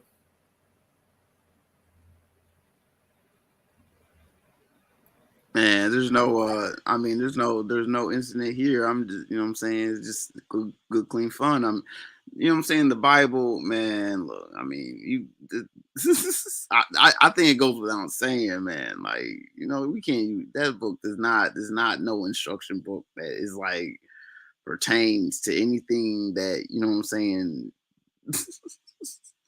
it's ruined it. I mean, it makes people do the most or not do enough. You know what I'm saying? It throws sex off. It's not really, it's not any kind of manual. It's better to have the Kama Sutra than to try to use the Bible, you know what I'm saying, to teach about sex. I mean, I'm just saying, it's like, I mean, the whole idea of this, you know what I'm saying, people making a fuss over, you know what I'm saying, about, you know what I'm saying, it's this is what it is, yo. You go there, you go to the party. It's like everyone's doing it. When, you know what I'm saying, when you're in the you know what I'm saying, the nation, you know what I'm saying, follow the customs, you know what I'm saying? You don't want to be like, oh, I don't want to dance in carnival, like sitting on the sidelines and shit. Like, you better go out there and, you know, rub on something, you know what I'm saying, have a good time and whatnot. You know what I'm saying? Cling on to something. Man, let me pass this mic. Appreciate it, real black gentleman. Carl stepped away for a minute. Erzuliism, what say you to this? Coming from the Haitian Caribbean, that's not part of my culture or whatever to be winding up and down like that. So me, I don't see anything with what Chintz did. It was just and fun, whatever. If I have my girl, I don't want my girl to be winding up on people like that. But me, it's always open for me. If I want to, I can. Hypocrite. I don't care. I don't care what you say. If it's hypocrite, if I'm out there, if I want to, I believe I'm open. Mine is open, but my woman, no. But if I'm not there, whatever she does, I wouldn't want her to do it. But the thing is, what does whining do? Is it really fun? When you're whining on a dude, doesn't he get an erection? Is this really just a fun thing? Most of the times, yes, they do. So I don't understand why they're going. It's just fun. Like, unless the woman is not gyrating directly on the other men's, but okay, maybe, or if they just dancing. So I'm just trying to understand these, like, Trinidadian people, Guyanese people, people from Barbados. I don't know about the Bahamas, but that kind of a thing. If you're dating a Trinidadian woman, most of the time, if she goes to Carnival, she's doing all of that shit, and it's her culture. So I mean, what Chance the Rapper did, I don't think it's flagrant enough to be like, ooh, you're married. Da, da, da. That was a quick dub, and plus he's a superstar. Like, stop it. So to me, does it? I don't know. Is it because of Christianity or whatever? I just think, like, yo, if you're married, if you're my woman, like, I don't want you to be winding up on no dude like that. So that's just me. So I don't know, man. And also to add, may I say, that whole carnival thing, people are like, oh, that's our culture and that's coming from Africa. No, it's a whole orgy. It's a whole orgy full of ota ardanis. You know, half naked or naked women, you know, just very scandalous. That's why they call it bacchanal. Bacchanal is a freaking if you look at the definition of bacchanal, naked women, oh no. What? The naked women, oh no. It's not about having naked women, because women in Africa were walking on with their titties out. It's about the all right, 5-star general. You know what you was doing. All right. Well, let me say this. Let's go, Caribbeans. Oh, sorry. Dan, did you go? Because I could let you go before. Okay. Go ahead, sister. No, I just wanted to ask what Guyad was. Guyad. What? Is that a euphemism for sex? What are you talking about? I didn't hear what you said. Tigger Happy had the comment, you know, Ezuli, would you let another man Guyad with your woman? Is that a dance or a sex act? Oh, no. Guyad is like it's like whining, but it's whining with sexual intention. Hell no, Trigger Happy Tuesday. I mean, Trigger Happy. Why would I let a man Guyad with my girl? Are you crazy? I would have a heart attack. I'll leave her right there on the dance floor. Okay, that's Guyad. All right. Yeah, so for me, like, when I used to go to these like kind of things, right? Or even in a strip club, you know, when I used to be a 5-star degenerate, you know, I would go to these things like with sweatpants on with no underpants. So when you start whining, you can really. But yo, this guy is a pervert. Yo. My man said he lived in the year 2023. 2000, 22, 23. My man living in the future. I love it. Man. I love it. This is when I was a 5-star degenerate, right? But when I like try to get the understanding of the meaning of these things, and Caribbean women prudish. That's why you want to be. You want to prove yourself. No. I said no. And she know fully well if she have a Caribbean man, he's be winding up with these kinds of things too.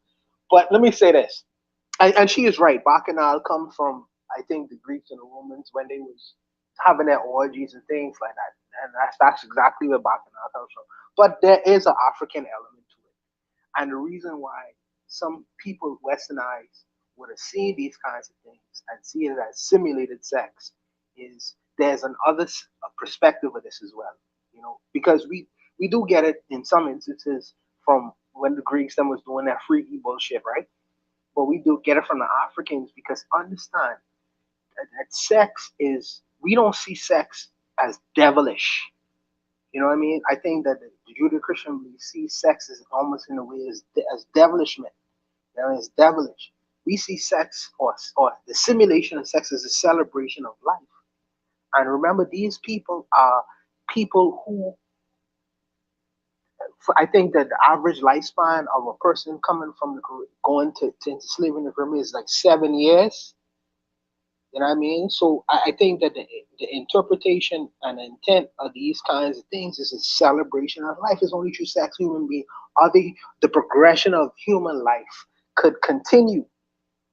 You know what I mean? So we celebrate these kinds of things because if not, we would not be here. This is an act. We celebrate because we would not be here without this act. And with people in our situation, in our condition, because we've been denied, because the things would have happened to us during slavery, we may not be here.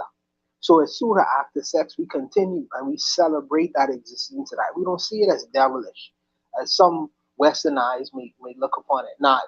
Now, one could say it has regressed almost into whatever you want to call it to. But I don't see these particular things as dirty or devilish. I see this as a celebration of life. I don't take the position as Gaslam was saying, Victorian principles and ideas. I see it just as a celebration of life. Sex is a celebration of life. Without sex, none of us would be here. You know what I mean? And I think that this is something that the Europeans can never completely contend with, because you have a bunch of what do you call it? You have a bunch of white men in Europe who were celibate or sleeping with little boys, and older black men who couldn't have sex with women or didn't know how to anymore because it was past their prime. Creating these laws and ideas and philosophies and pushing it on African people because they couldn't do it. But I don't consider these things to be evil. I don't consider these things to be bad and impure. Yes, you have people who take certain liberties, like myself in the past, but I think that the intent and meaning behind when African people do it was really in form and fashion of the celebration of life. That's what sex is. But I'll leave it there. All right. Let's get to Carl. Carl, what say you? I agree with Brian. I do think the original point, as far as his sex, his Christianity and Judeo-Christian values kind of undermine how we look at it. That's absolutely true. And I agree with what Brian was saying as far as how we conceptualize, our relationships and just everything is viewed through a Eurocentric lens. And, especially here in America, this country was settled by, people who were considered to be, too extreme for the Church of England. Like they were Puritans. They were too far. So they came to America, whatever. But these are people who were, even more extreme than the Victorian values that are already pushed. So yeah, I agree with the original point. It definitely has changed how we look and how we view, relationships and sexuality. But as far as what Chance did, I really could care less. I mean, that's between him and his wife. If she don't got a problem with it, then it is what it is. I don't think anything was done inappropriately. I mean, I feel like I'm living my life wrong because I should have been there. So I'm gonna leave it at that. Plus, I just want to say this. if like what Chance could do if she acts up, just punch her in the face. I think I got everyone on that one, right? All right. I don't think I did, but maybe okay. Oh, well, go ahead, Tom. Go ahead. Oh, well, I think that this is a very Caribbean thing. Caribbeans are very extroverted, sexually extroverted, and they really do have some crazy dances. We also have some, but Caribbeans go all the way out, and they're out there in the street in their skimpy outfits and all that. So I guess it's just part of the culture, and I don't know whether this is a Judeo-Christian thing or a resistance against the Judeo-Christian thing. I don't know, but I don't know whether this is a prudish thing, because walking around naked is not necessarily immodest. It's only when you look at it, it's not as if people were just out there, doing things in public. It's just that people didn't look at the human body as a sexual thing. But it seems to me that what the Caribbeans are doing is very sexual, and maybe it's just my prejudice against it. But okay. Yeah, but Tom, what is wrong with the celebration of the female form and the female body? What is wrong with exposing and appreciating and celebrating the male body? I don't celebrate the male body. What's wrong with it? I'm sorry. Yes, What's you do. wrong with Yes, it is you do. Yes, it's you do, you pervert. yeah. Not only that, Sweatpants ass. it's exploitation. It's uber sexual. Exploitation. Come on, Yona B. It's You know Come on, better than that. Yona. Come on, Yona. Come on, Yona. Yes, it is. Come on, Yona. It's being used as exploitation. That's what it is. It's being used as I Hold can on, women don't remember. like dick. Women don't like dick. How's being exploited? Women No, like dick too. no, Yes, I'm but not. they prefer to be married and have children. I'm I'm not talking about that. I'm talking about Right there. being that. Of I'm course talking not. Of about. course not. I'm talking about being that young girl back home in the Caribbean, seeing a different form of carnival. Now it's being exploited. Now it's being very uber sexual, and it's not our culture really. It's Ota Ada, and it's just a whole bunch of orgy going on. If you really go, have you all ever been to a carnival? Okay, yeah. You will see people literally having sex in those carnivals, The standing women. up, getting it in. Wait, hold on a second, Zuli. Mhm. Standing up, getting it in nowadays with children looking, standing there like, okay, what are they doing? It's disgusting what they have really amped it up to be. It's uber over sexual, and it's just not our culture anymore. It's really not. If you've ever gone to a real Caribbean, what the Chance the Rapper was doing, that's nothing. You will see women literally bend over, catch the panty to the side. And the men is like in there, like for real. Okay? It's some Ota Adaness going on. That's why I So say Freaknik is okay too? I'm not talking about Freaknik. No, I'm Freaknik not is talking. No, the men on here who are saying that it's a sort of Freaknik. What's the difference between Freaknik is okay too? Freaknik was Well, over sexualized too. No, but let me Freaknik is okay just too. wrong with that. let me just engage this for a second. I wanted to point out that some of the videos out of Africa are like women just shaking their asses like crazy, including Kenya. Just a FYI. So, and like one of the things is obviously Mapuka and all that kind of stuff. And as far as people having sex in public, that's not like that used to be a thing. Honestly.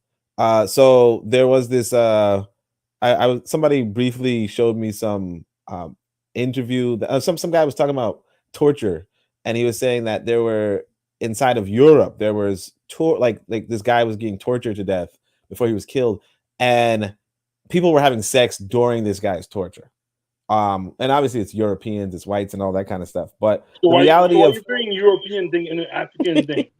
no, what I'm saying though is that like us, talking about, hey, people are having sex at an outdoor event. That's not really like the only people who think that that's something awkward is us because we were, pretty much, No, but like Oni, Puritans. Oni, The only stop, people who think that's normal are Jamaicans and maybe surrounding Caribbeans. Oni, stop. You and I know as Jamaicans, Carnival used to be what? A family fun thing. Okay? Then they started making it into an adult thing because of what was going on. Even right now, when we have like the Labor Day parade here in Brooklyn on Eastern Parkway, they will have the children's carnival separate from the adult carnival because them the gal that out there and them the man that no, they be acting a 8 monkey fool like they have no damn sense. Okay. I hear what you want to say, and I think that there's some credibility to what she's saying because a lot of it has been commercialized. So I hear that. I hear that. Of course. But I say this: what is the alternative, my dear? Because I know you say you see you don't want the young children see people having sex in public, but I would rather see a woman and a man relating to each other in a loving way rather than seeing a dead body in the streets of Kingston. Bro, stop that bullshit. It is a good. It is a It is that. comparative analysis. Yo, It this is is a why the fuck. This is why y'all. comparative This is why y'all Why you niggas is fussing? always gonna be at the bottom of everything. But why You're gotta lying be to. a nigga though? Why gotta be a nigga though? That's what you're doing. Oh, all right. Did you just say you rather see people interact in a loving way? Are you talking about when you meet a girl on Like, you see, with he's your so no upset. underwear on, so you could feel that was a loving way? No, I had sweatpants on. But what I'm saying is, That's what I'm saying. You said purposely on there. Yeah, of you course. went with no underwear with sweatpants, Yeah, so you yeah. could feel. Yeah. So that was a loving way. No, I was being a 5-star degenerate. No, you was loving. You was loving. No, I was being a 5-star degenerate. But what I'm saying is, absolutely, if you say that it's been commercialized and over sexualized, I agree with you on the beat when the sister just suggests that because they are trying to market and trying to find a particular audience, and I agree with her. I think it's gotten a little bit away from what it originally was, but I still hold to my particular position. The reality, what I see sometimes when black women are dancing, the Europeans or the Eurocentric view would consider that to be vulgar. I see that as a celebration of life. I don't see that as a denigration of life. The European who are with Victorian values and puritanical ideas consider that to be an evil thing. I say that this is the way we continue to live our lives in the Caribbean, considering what we have come through. This is the act itself. What the fuck? Young niggas is fucking come on, Julie, man. You're smart. You don't have to cuss me out, bro. Let's talk. Let's talk. You women naked with your no underwear on going to the parkway. Shut up.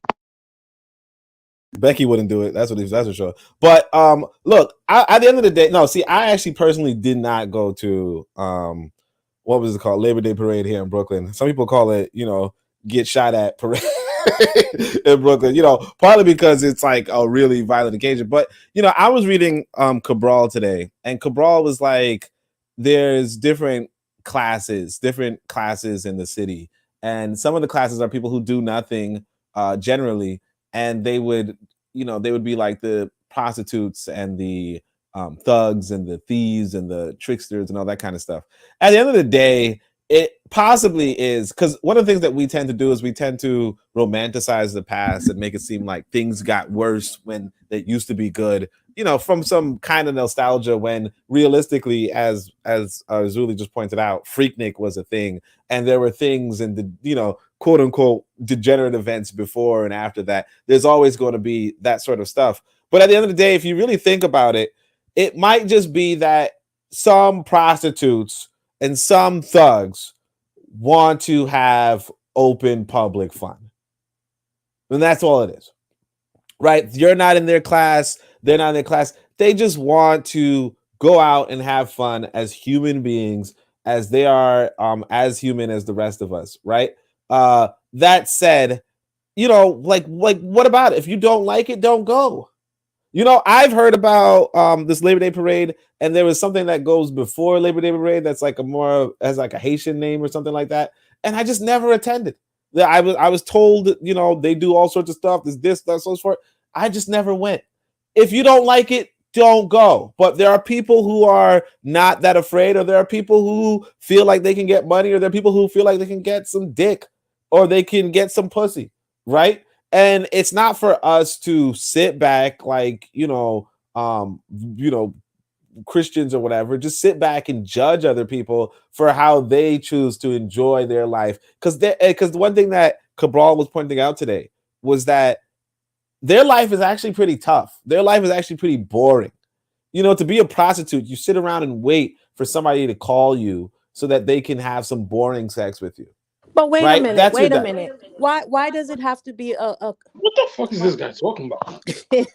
why does it have to be a Christian who's judging something? If it's just against your morals or your your good faith or your character, it's not a Christian thing or whatever. It's a moral thing. It doesn't have to be a Christian or a Muslim or whatever. But I understand your point, what you're trying to make, though, Oni. I get it. It's cool. I get it. I get what he's trying to say, but wait, why is Tan laughing at that? I don't understand.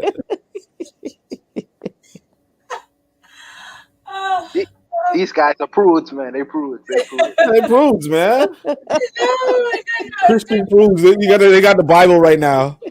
Yoda probably Open Yoda's to bedtime right now. Ecclesiastes right now. They got to open to Ecclesiastes. No. It's just that. Okay, it's like this.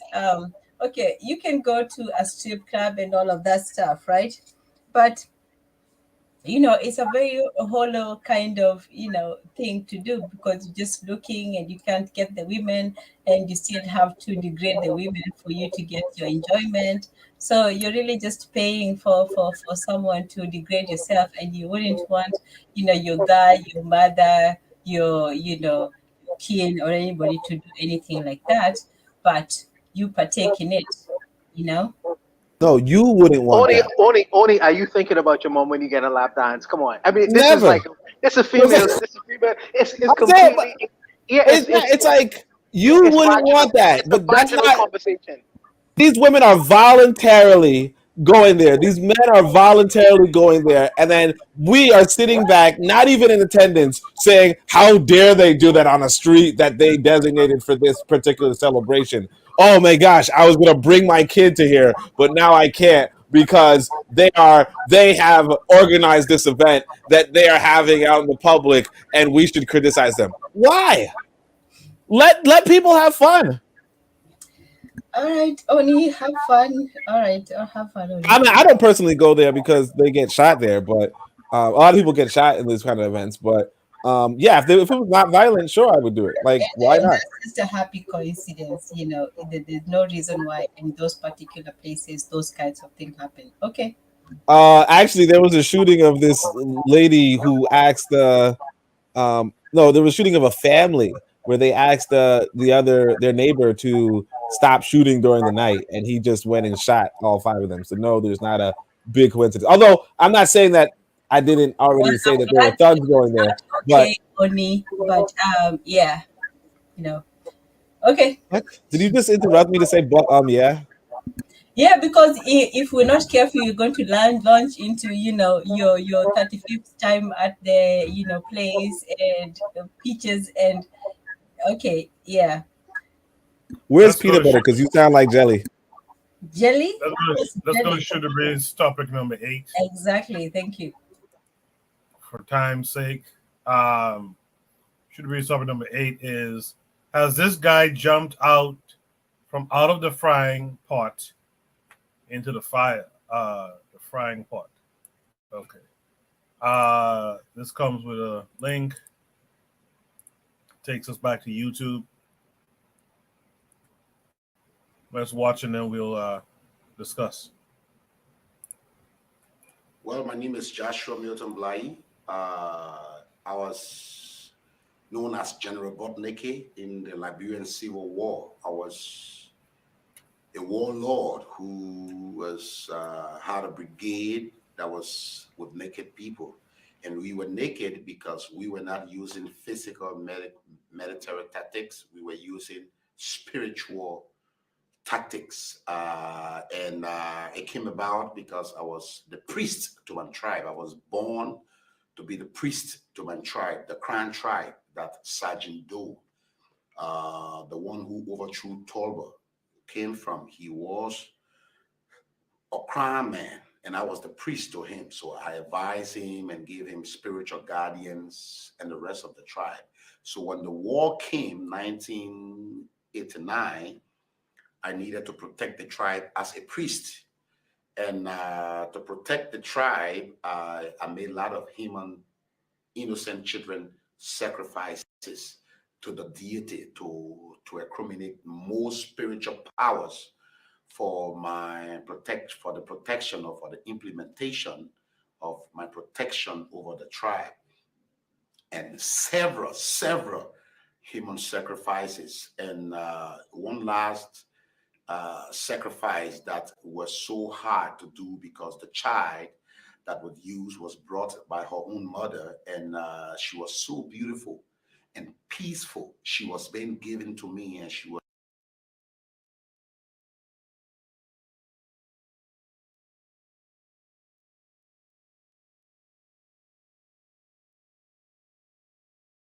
like smiling, and I thought that child should not die.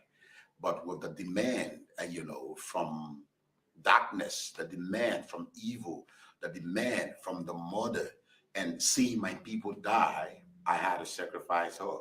And right after that sacrifice, the blood stain of that child was in my hand when the Lord Jesus Christ appeared to me. He appeared to me not in the dream physically, and he called me his son with the blood of this innocent child in my hands. And he asked me to repent, which was the beginning of my life turning around. And I repented by the grace of God. And because that, with this innocent child blood stain in my hands, and the Lord Jesus Christ called me his son, I know he do not wish that anyone perish. I know he wish that everyone come to saving knowledge. And because of that, I have tirelessly gone after people, criminals. I'm talking about heinous criminals in Liberia, around Africa, encouraging them about Jesus. And most of them gave their life to Christ and have a new life today. But I really want to do more. I want to go to witchcraft practices. I want to go to human sacrifices. I want to go to voodoo practices. I want to tell them that no matter what it is, Jesus still cared about them and he loved them. And with this passion, the Lord have brought me in contact with the GOD, Global Outreach Day. And I think it's a powerful thing. It's a powerful tool and an opportunity to reach my goal in reaching my tribe, my nation.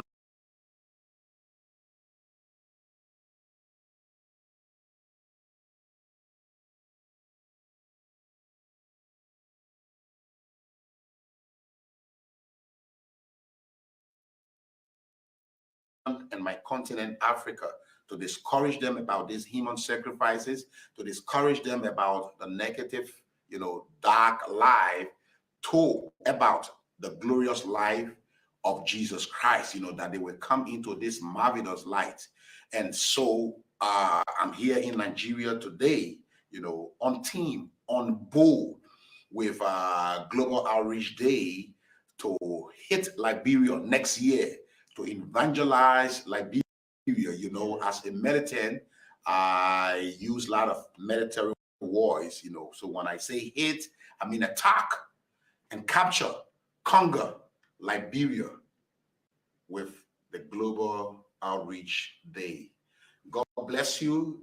You're not going to regret if you can join us in any way, maybe by your advice, by your prayers, by your counsel, and even your money, that we can reach Liberia. Imagine if I have not given my life to Christ, I would have still been making him a sacrifice on a monthly basis. So maybe, just maybe, your contribution, your prayers in every way, your encouragement in every way could stop thousands of innocent people being killed, because I alone was not the one practicing those evil lives. There are a lot of Liberians still into it, not only from my tribe, from other tribes, not only from my nation, Ivory Coast, Ghana, Togo, Benin, Sierra Leone, Nigeria, or Cameroon, Chad, Equatorial Guinea, Guinea Republic, Gambia, Gabon, Somalia, all over. These human practices are still going on. So if we are able to reach them with this marvelous gospel of peace and another way, like me, I never knew, my whole tribe never knew that there's another way that they could be protected. And today I'm enjoying the protection of Jesus. And I believe if we can reach it to them, to accept Jesus, they're not only going to go to heaven, they're also going to be protected on earth, because that is their basic fear. They live in a place that everybody have this fetish belief and harming each other and what have you. So they run to these fetish practices who lead them in different sacrifices. So believe me, if Global Outreach Day reach Liberia, or not even if, but when Global Outreach Day reach Liberia, and we are able to mobilize the whole nation for Jesus, it's just like we are stopping thousands of innocent children being killed. God bless you. I want to see you on board. Amen.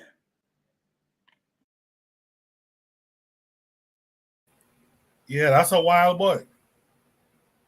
That's a wild boy. And the fact that us men on the continent letting this wild boy sit up here and talk this nonsense is crazy to me. I think it was D-Web it was probably D-Web in the chat who said it before. Like, someone needs to just delete this dude right now. That's what, Coco, that's what I was thinking. Why is this guy still alive?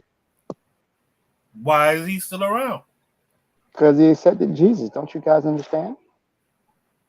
And this is the problem I have with us. We let so much shit slide, it ain't funny. All for these little nonsensical things, because Jesus and all this old stupid shit. We let so much slide. We let our women do a bunch of nonsense. We let our young men do another set of nonsense. And for example, like these young men doing nonsense could actually have children and a whole lineage. We let too much slide, man. This dude ain't supposed to be here talking still. This is supposed to be his last will and testament type. And the last thing we should have seen before it cut is this guy getting his head popped right off. Like, we let too much shit just slide. We let too much shit slide. Damn. Let me hear from Tanzan first on this one. Tanzan, what say you? Well, it's sort of like, from the church to the NOI sort of thing. Everyone doesn't want to get to the root of the problem. They want to tackle things at the end result, and they really don't want to face the real, Leviathan. So, he sees that there's a problem. Even if there's a problem in African culture, you're supposed to look at it in an African way and say, what can we do? Not say, okay, well, instead I'm going to get someone else to solve the problem for me. So this lack of faith in ourselves, it's really, devastating in terms of, I don't know if that's me, in terms of just getting things getting forward.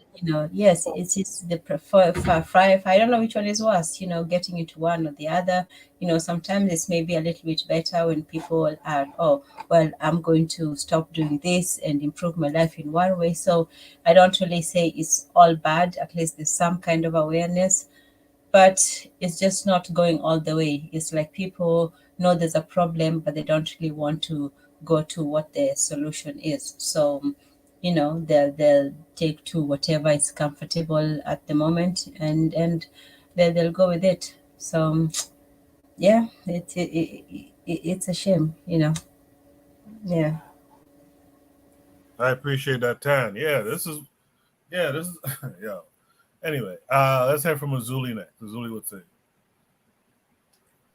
Well, I don't understand why Tenzin is not talking about how this man used African so-called spirituality to sacrifice millions of millions. Why are you focusing on running to Jesus?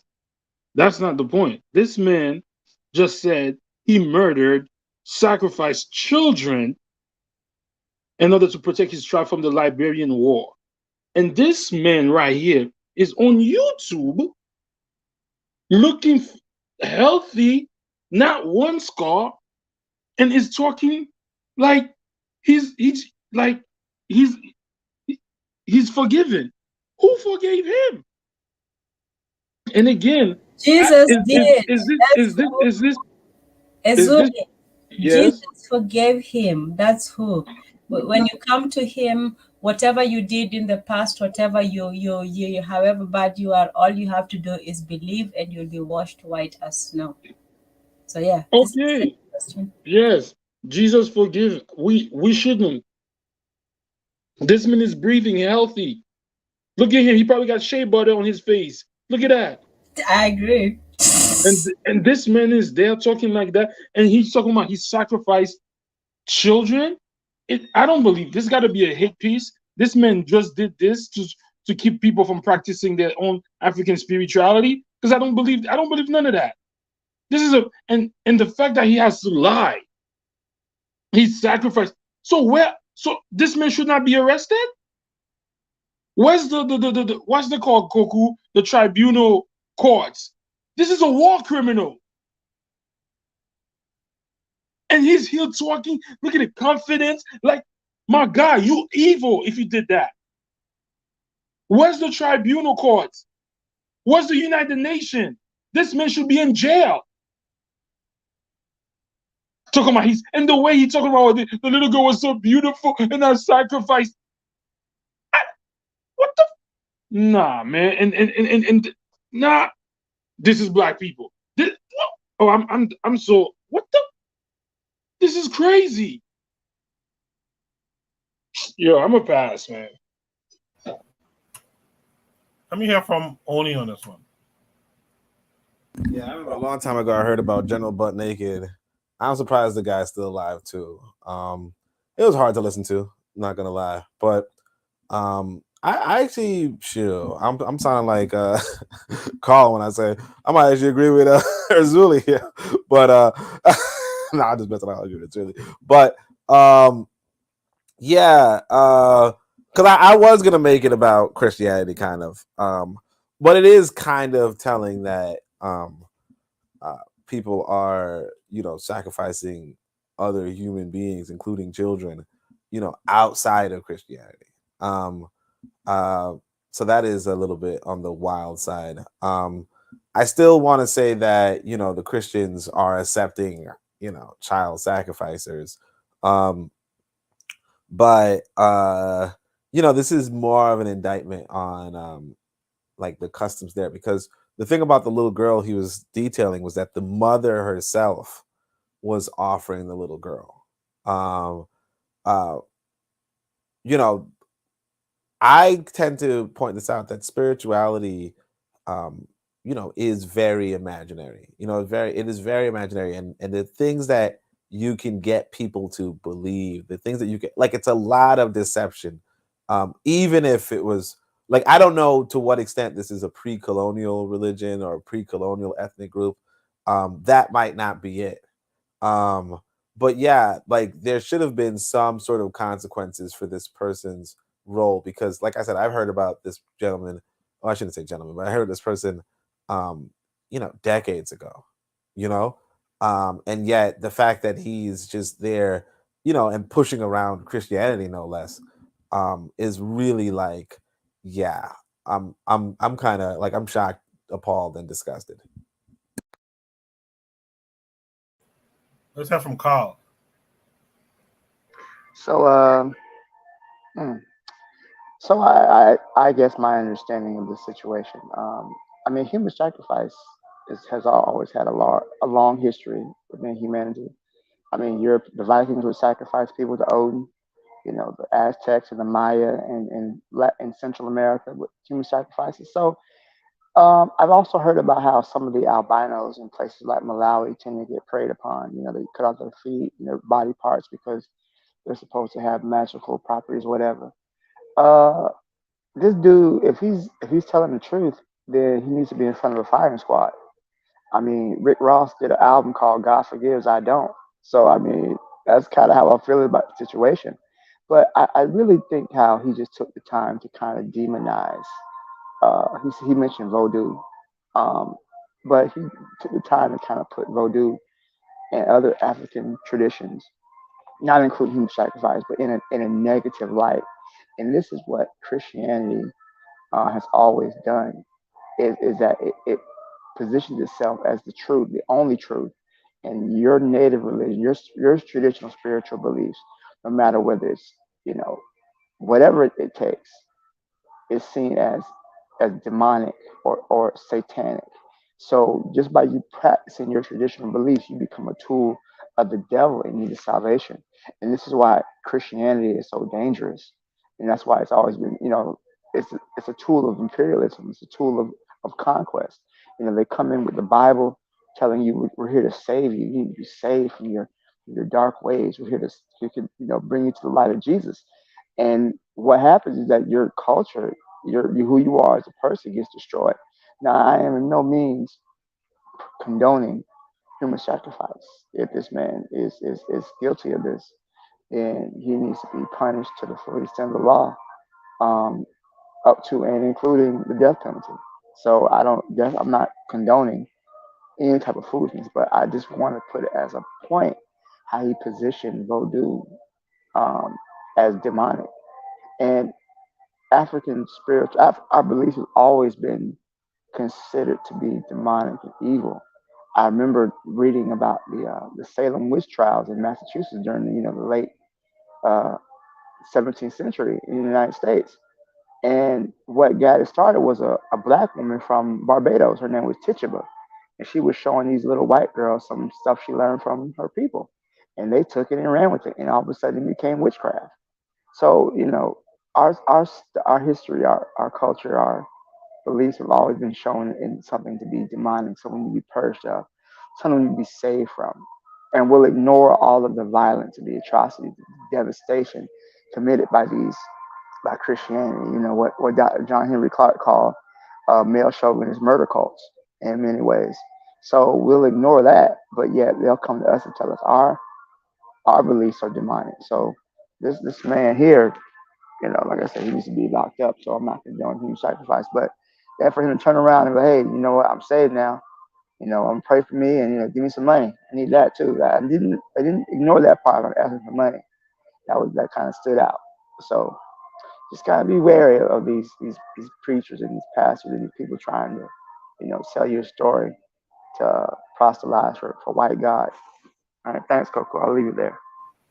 I appreciate it. Did I hear from a real black gentleman on this? No, I'm gonna be brief because he's filing. He should be sent to hell immediately. I'm gonna say this. He said that he wasn't a soldier, right? You know what I'm saying? Like, look, you can't really kill one person, right? But if you're a soldier, it's different. But if you're not gonna claim being a soldier, what you out there just slaughtering people for? Obviously, you know what I'm saying, you being deceptive, you're not holding on to something. He's smarter than Les on, you know what I'm saying? He's trying to like play he knows culture, you know what I'm saying? He probably, knows some shit. So he's like, well, I can just like cop out and say like, you know what I'm saying, Christ forgives me, and I'm just going, you know what I'm saying, just, you know, play on that and just be like, you know, I'm saved. You know what I'm saying? The voodoo just has been wiped clean. You know what I'm saying? Like, look, it was messed up because like when you play the video, it like, you know what I'm saying, it froze for a minute, you know what I'm saying? And then you had the little circle scroll. So like there was a bit of a suspense. And then like he said what he said, like, look, man, this is different. Like if you a soldier, it's different. But I mean, all this, like, I was spiritual and nah, like cut that. You know what I'm saying? You know what I'm saying? Just, you know what I'm saying? Bring out the guillotine. You know what I'm saying? I'm a pass. Appreciate it, real black gentleman. Yeah, in the chat,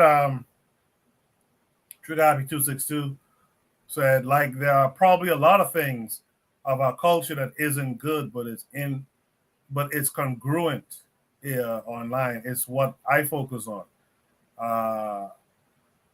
Afro Native World says Sankofa, only fetch and bring back the best of our culture. I agree with that. Seems like Trigger Happy does as well. And lastly, Trigger Happy says, and again, Liberia generally was in mass human crisis, for example, war.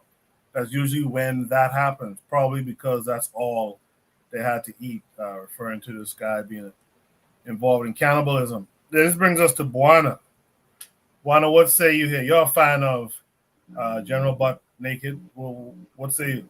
I don't know if I'm a fan of General Butt Naked, but I intentionally brought this particular issue up because I wanted to see what the audience had to say in terms of this, because we had conversations in terms of African spirituality. Well, first, let me say this.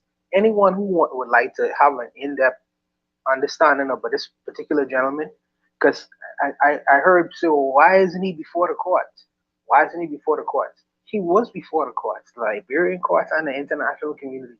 You know, people who would just look up his name, General Butt Naked. There's a good Vice documentary on this particular gentleman, and also there are other things up under his mind. If you would like to know the history of him and in terms of why he wasn't prosecuted, it goes into, you go on YouTube, there's a lot of detail on this particular man.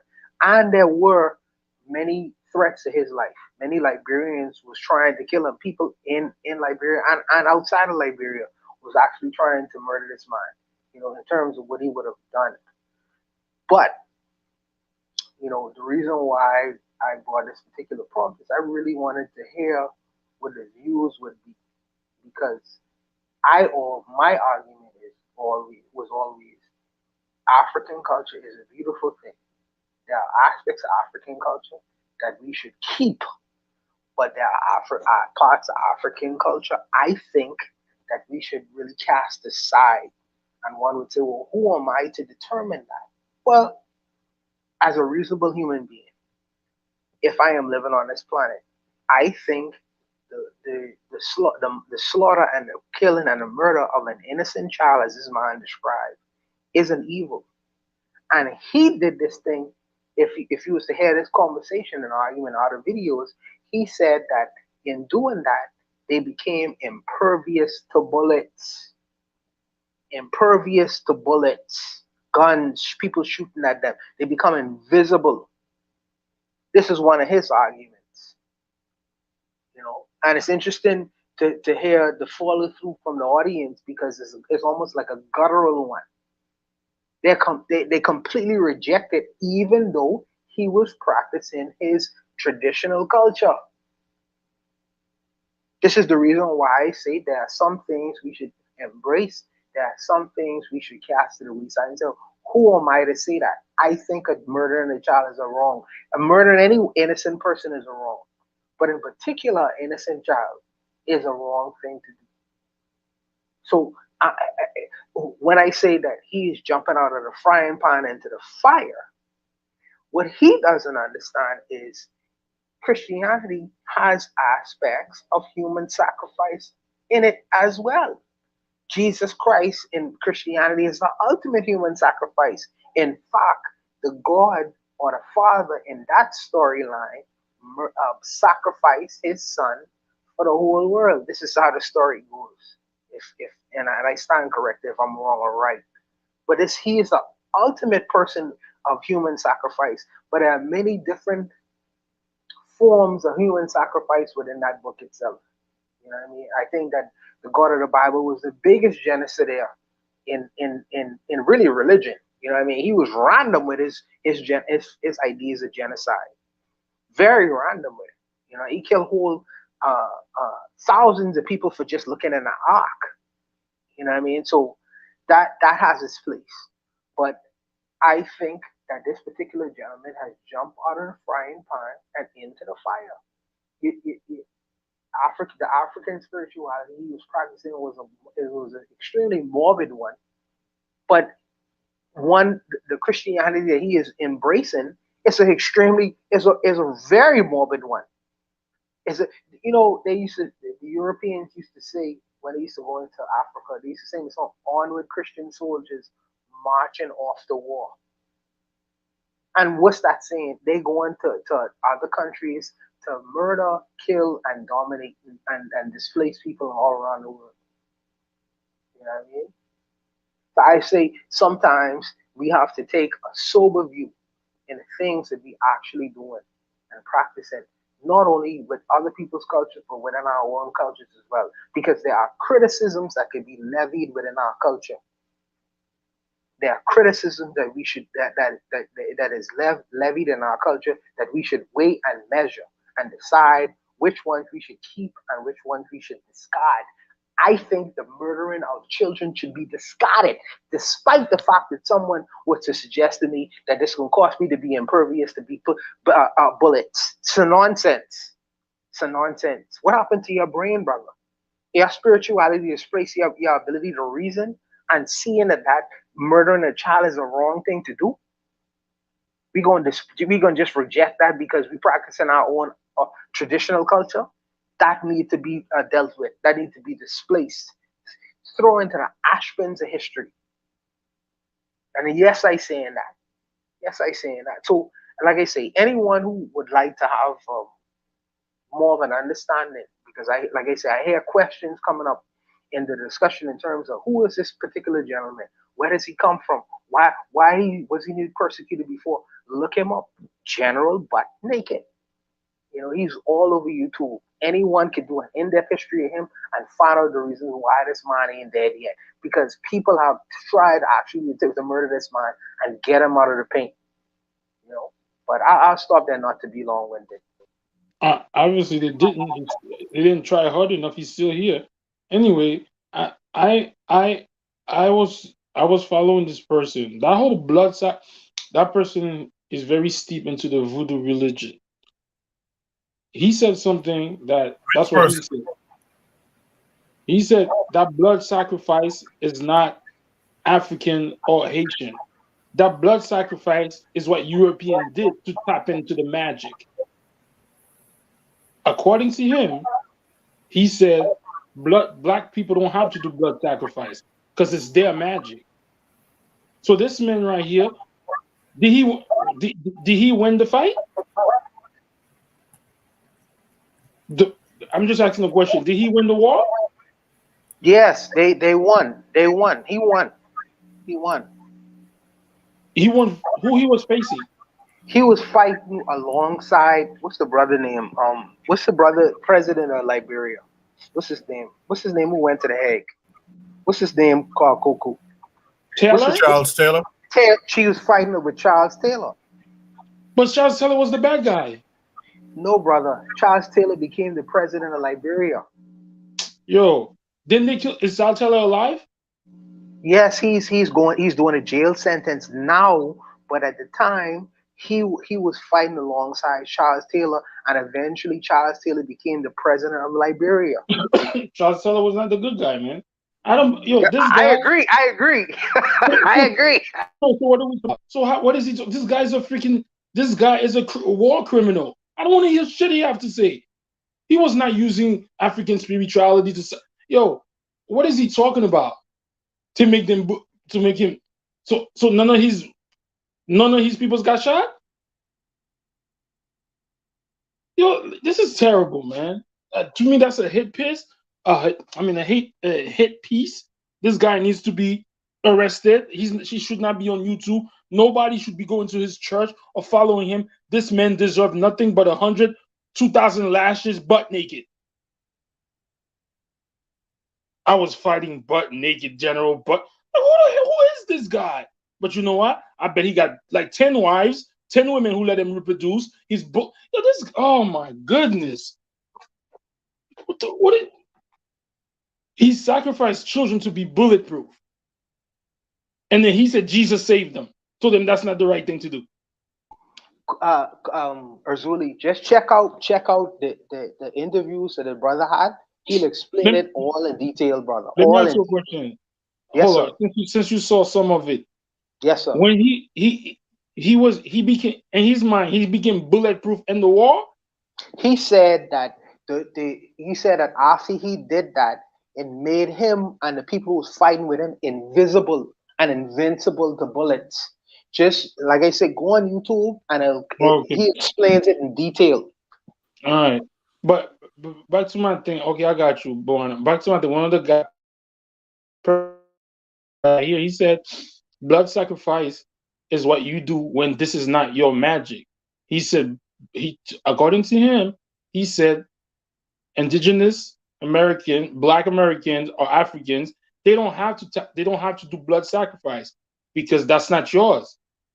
Only people who have to do that blood sacrifice, do all that, is people who's trying to tap into stuff that's not theirs. That's what that guy said. So I don't know how true it is. Who's but that guy?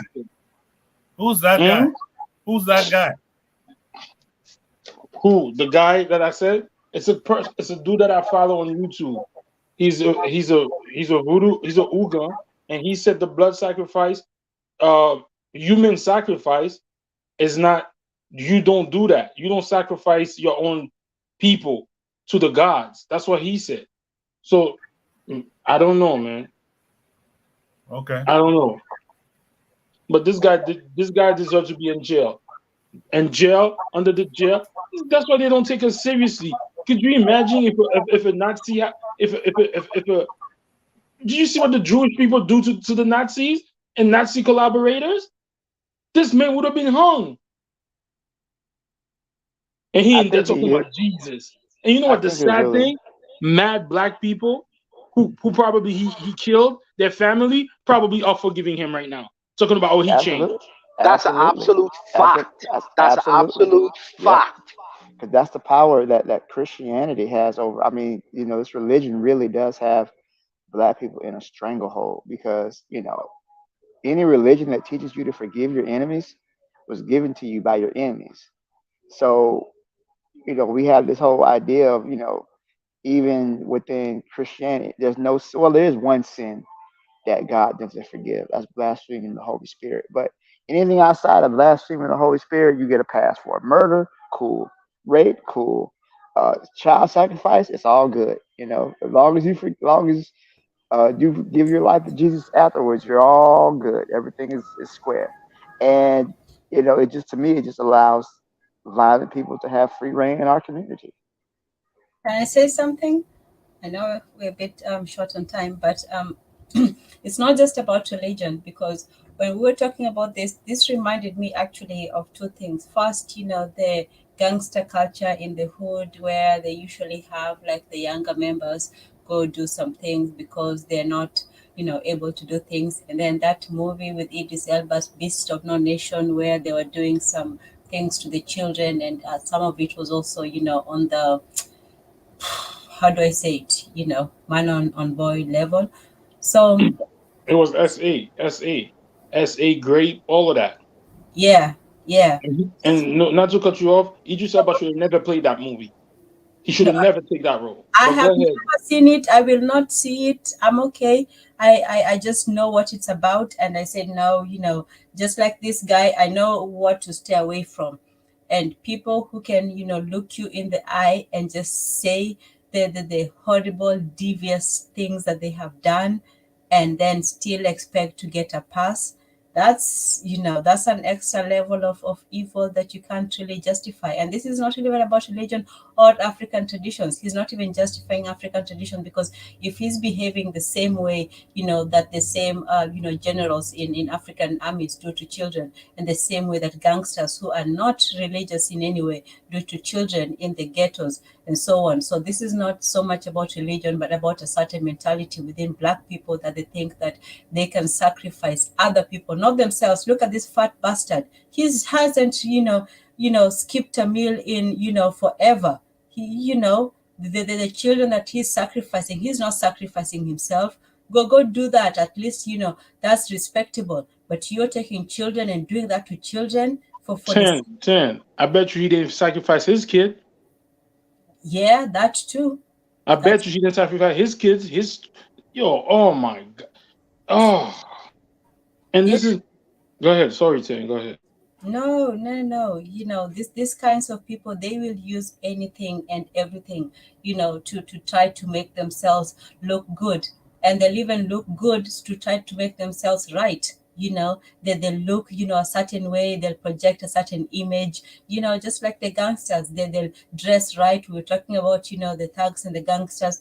They're looked at because they drive the flashy cars, they have the chains and the golds and all that. They look good. So whatever they do justifies what they do, because as ugly as it is, they can still say, well, I did and then did this whole thing of turning over the other leaf. The same thing with these gangsters turned preachers. The one I think of mostly is Mace, because he was like singing all this nonsense, and then, all of a sudden he's now a preacher. Yeah, it's the same grift. We're so similar in the way we do things that it's not even funny. It's so unoriginal in the things that we do. You have all this, gangster all of a sudden, oh yeah, I'm for the women and all this stuff, and then the next thing you talk about, yeah, they can turn over a new leaf as soon as you have somebody who's called dollar pimp preacher, dollar guy, that dollar guy preacher. Anyway, you have somebody just have a dollar in his name. Creflo Dollar. Yeah, he just has dollar in his name. And people will still give him money. Like, yeah, of course they'll give him money. He dresses the part. He does all these things. He makes a good case of it. There's another guy, Eddie Long, who was actually abusing children, boys. And some people were still, rooting for him. So this is something that's just beyond, just religion. It goes beyond religion. It's gangster. It's a sickness.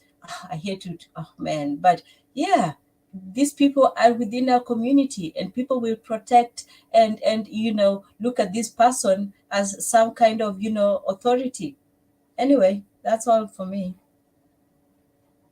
All right, that's the last topic for tonight. I want to thank everyone who was involved, everyone who was in the chat, dropping their comments, everyone who joined the Discord prior and posted their topics. You guys made these great topics. We had a great conversation. Thank all the panelists.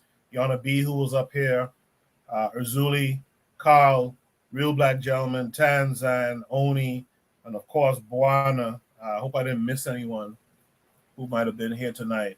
Shout out to Forecast and Bakari and all the KWAZ radio family. We will be back next week. I might be back during the week doing that interview from that program I went to today, which was very impressive. So look out for that. That'll be a live stream. In the meantime, let's get shout outs from folks, man. Oni, what you want to shout out this week? Yeah, I don't usually do shout outs, but I'll tell you guys what I'm doing tomorrow. I'm gonna be reading some Nkrumah. No, we're gonna be watching some Nkrumah. So I'm technically gonna bite one segment. You know how one segment of Truth and Breeze can be pretty long because of me. I'm gonna prove it. Nah, that's about it though. Appreciate it, bro. All right, thanks for coming through, man. Tanzan, you want to shout anything out this week? Yes, well, we forgot the logistics between this discussion between Yonabi and hopefully Izuli. So yeah, and then Shoot the Breeze always Saturdays. I'll post it up later. And everyone on the KWAZ network. Yes. All right. And thank you for an excellent program. It was a good discussion. Thanks for joining us tonight. I appreciate it. Real Black Gentleman, you want to shout anything out this week? Nah, I don't have anything to say. I'm gonna pass. All right, thank you. Carl, you want to shout anything out this week? Yeah. First of all, thanks for having me on here again, Koku. Me and Brother Bakari, we're gonna be having a conversation about socialism soon. So look forward to that. And we're talking about getting another debate started. So with 10, I got my notes ready. I went to school for this shit, so I'm ready for it. Thanks for having me again. Love you guys. All right, thank you. Azuliism, you have anything you want to shout out this week? Carl saying he loves us. That was pretty gay. But look, man, there's nothing wrong with men expressing this affection for other men, man. Embrace it. I'm just joking. I'm just joking. I was just joking. Nah, man. Anyway, thanks for the good convo, good topic. So I'll see you next week, man. Yes, sir. Thanks for coming through and hanging with us. Last but not least, Buana. You have anything you want to shout out this week? No. I had a great time. I feel like we had a lot of spirited debates. Arzuli, I hope you do your homework on this particular gentleman, because I don't know if this is the first time you ever heard about him before. So I hope you do your homework on him. General Butt Naked. Check him out. I'm gonna go watch it because I never. Yeah, I heard of it, but I didn't know it was this guy. Yeah. It'll go into a lot of details of his story and things of that nature. So you could probably come back and maybe mention to us things you found out about him. Yeah, I will. Just do your homework. Yes, do your homework on the brother. So I'll just leave it there. Thank you, everyone, for coming out and giving your contributions, man. I appreciate all of your brothers and sisters. Yes, sir. Well, that's the show tonight. Thanks again to everyone who was here. Thanks to all those who will be listening in the playback. Make sure to hit the thumbs up. I don't say that enough when I do this show. Hit the thumbs up, share the content, and have discussions in your own neck of the woods about some of the things that we've discussed on here. All right, that's it for me. I should be back next week, and I might be back during the week, so you guys look out for me. Until then, you guys be good. Peace.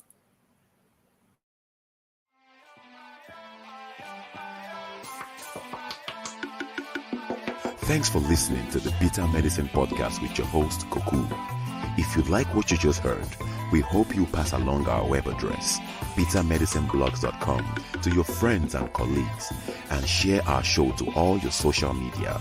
Be sure to check out our archive section on our website for previous podcasts. This has been a KWAZ radio production. Join us next time for another session of the Bitter Medicine Podcast.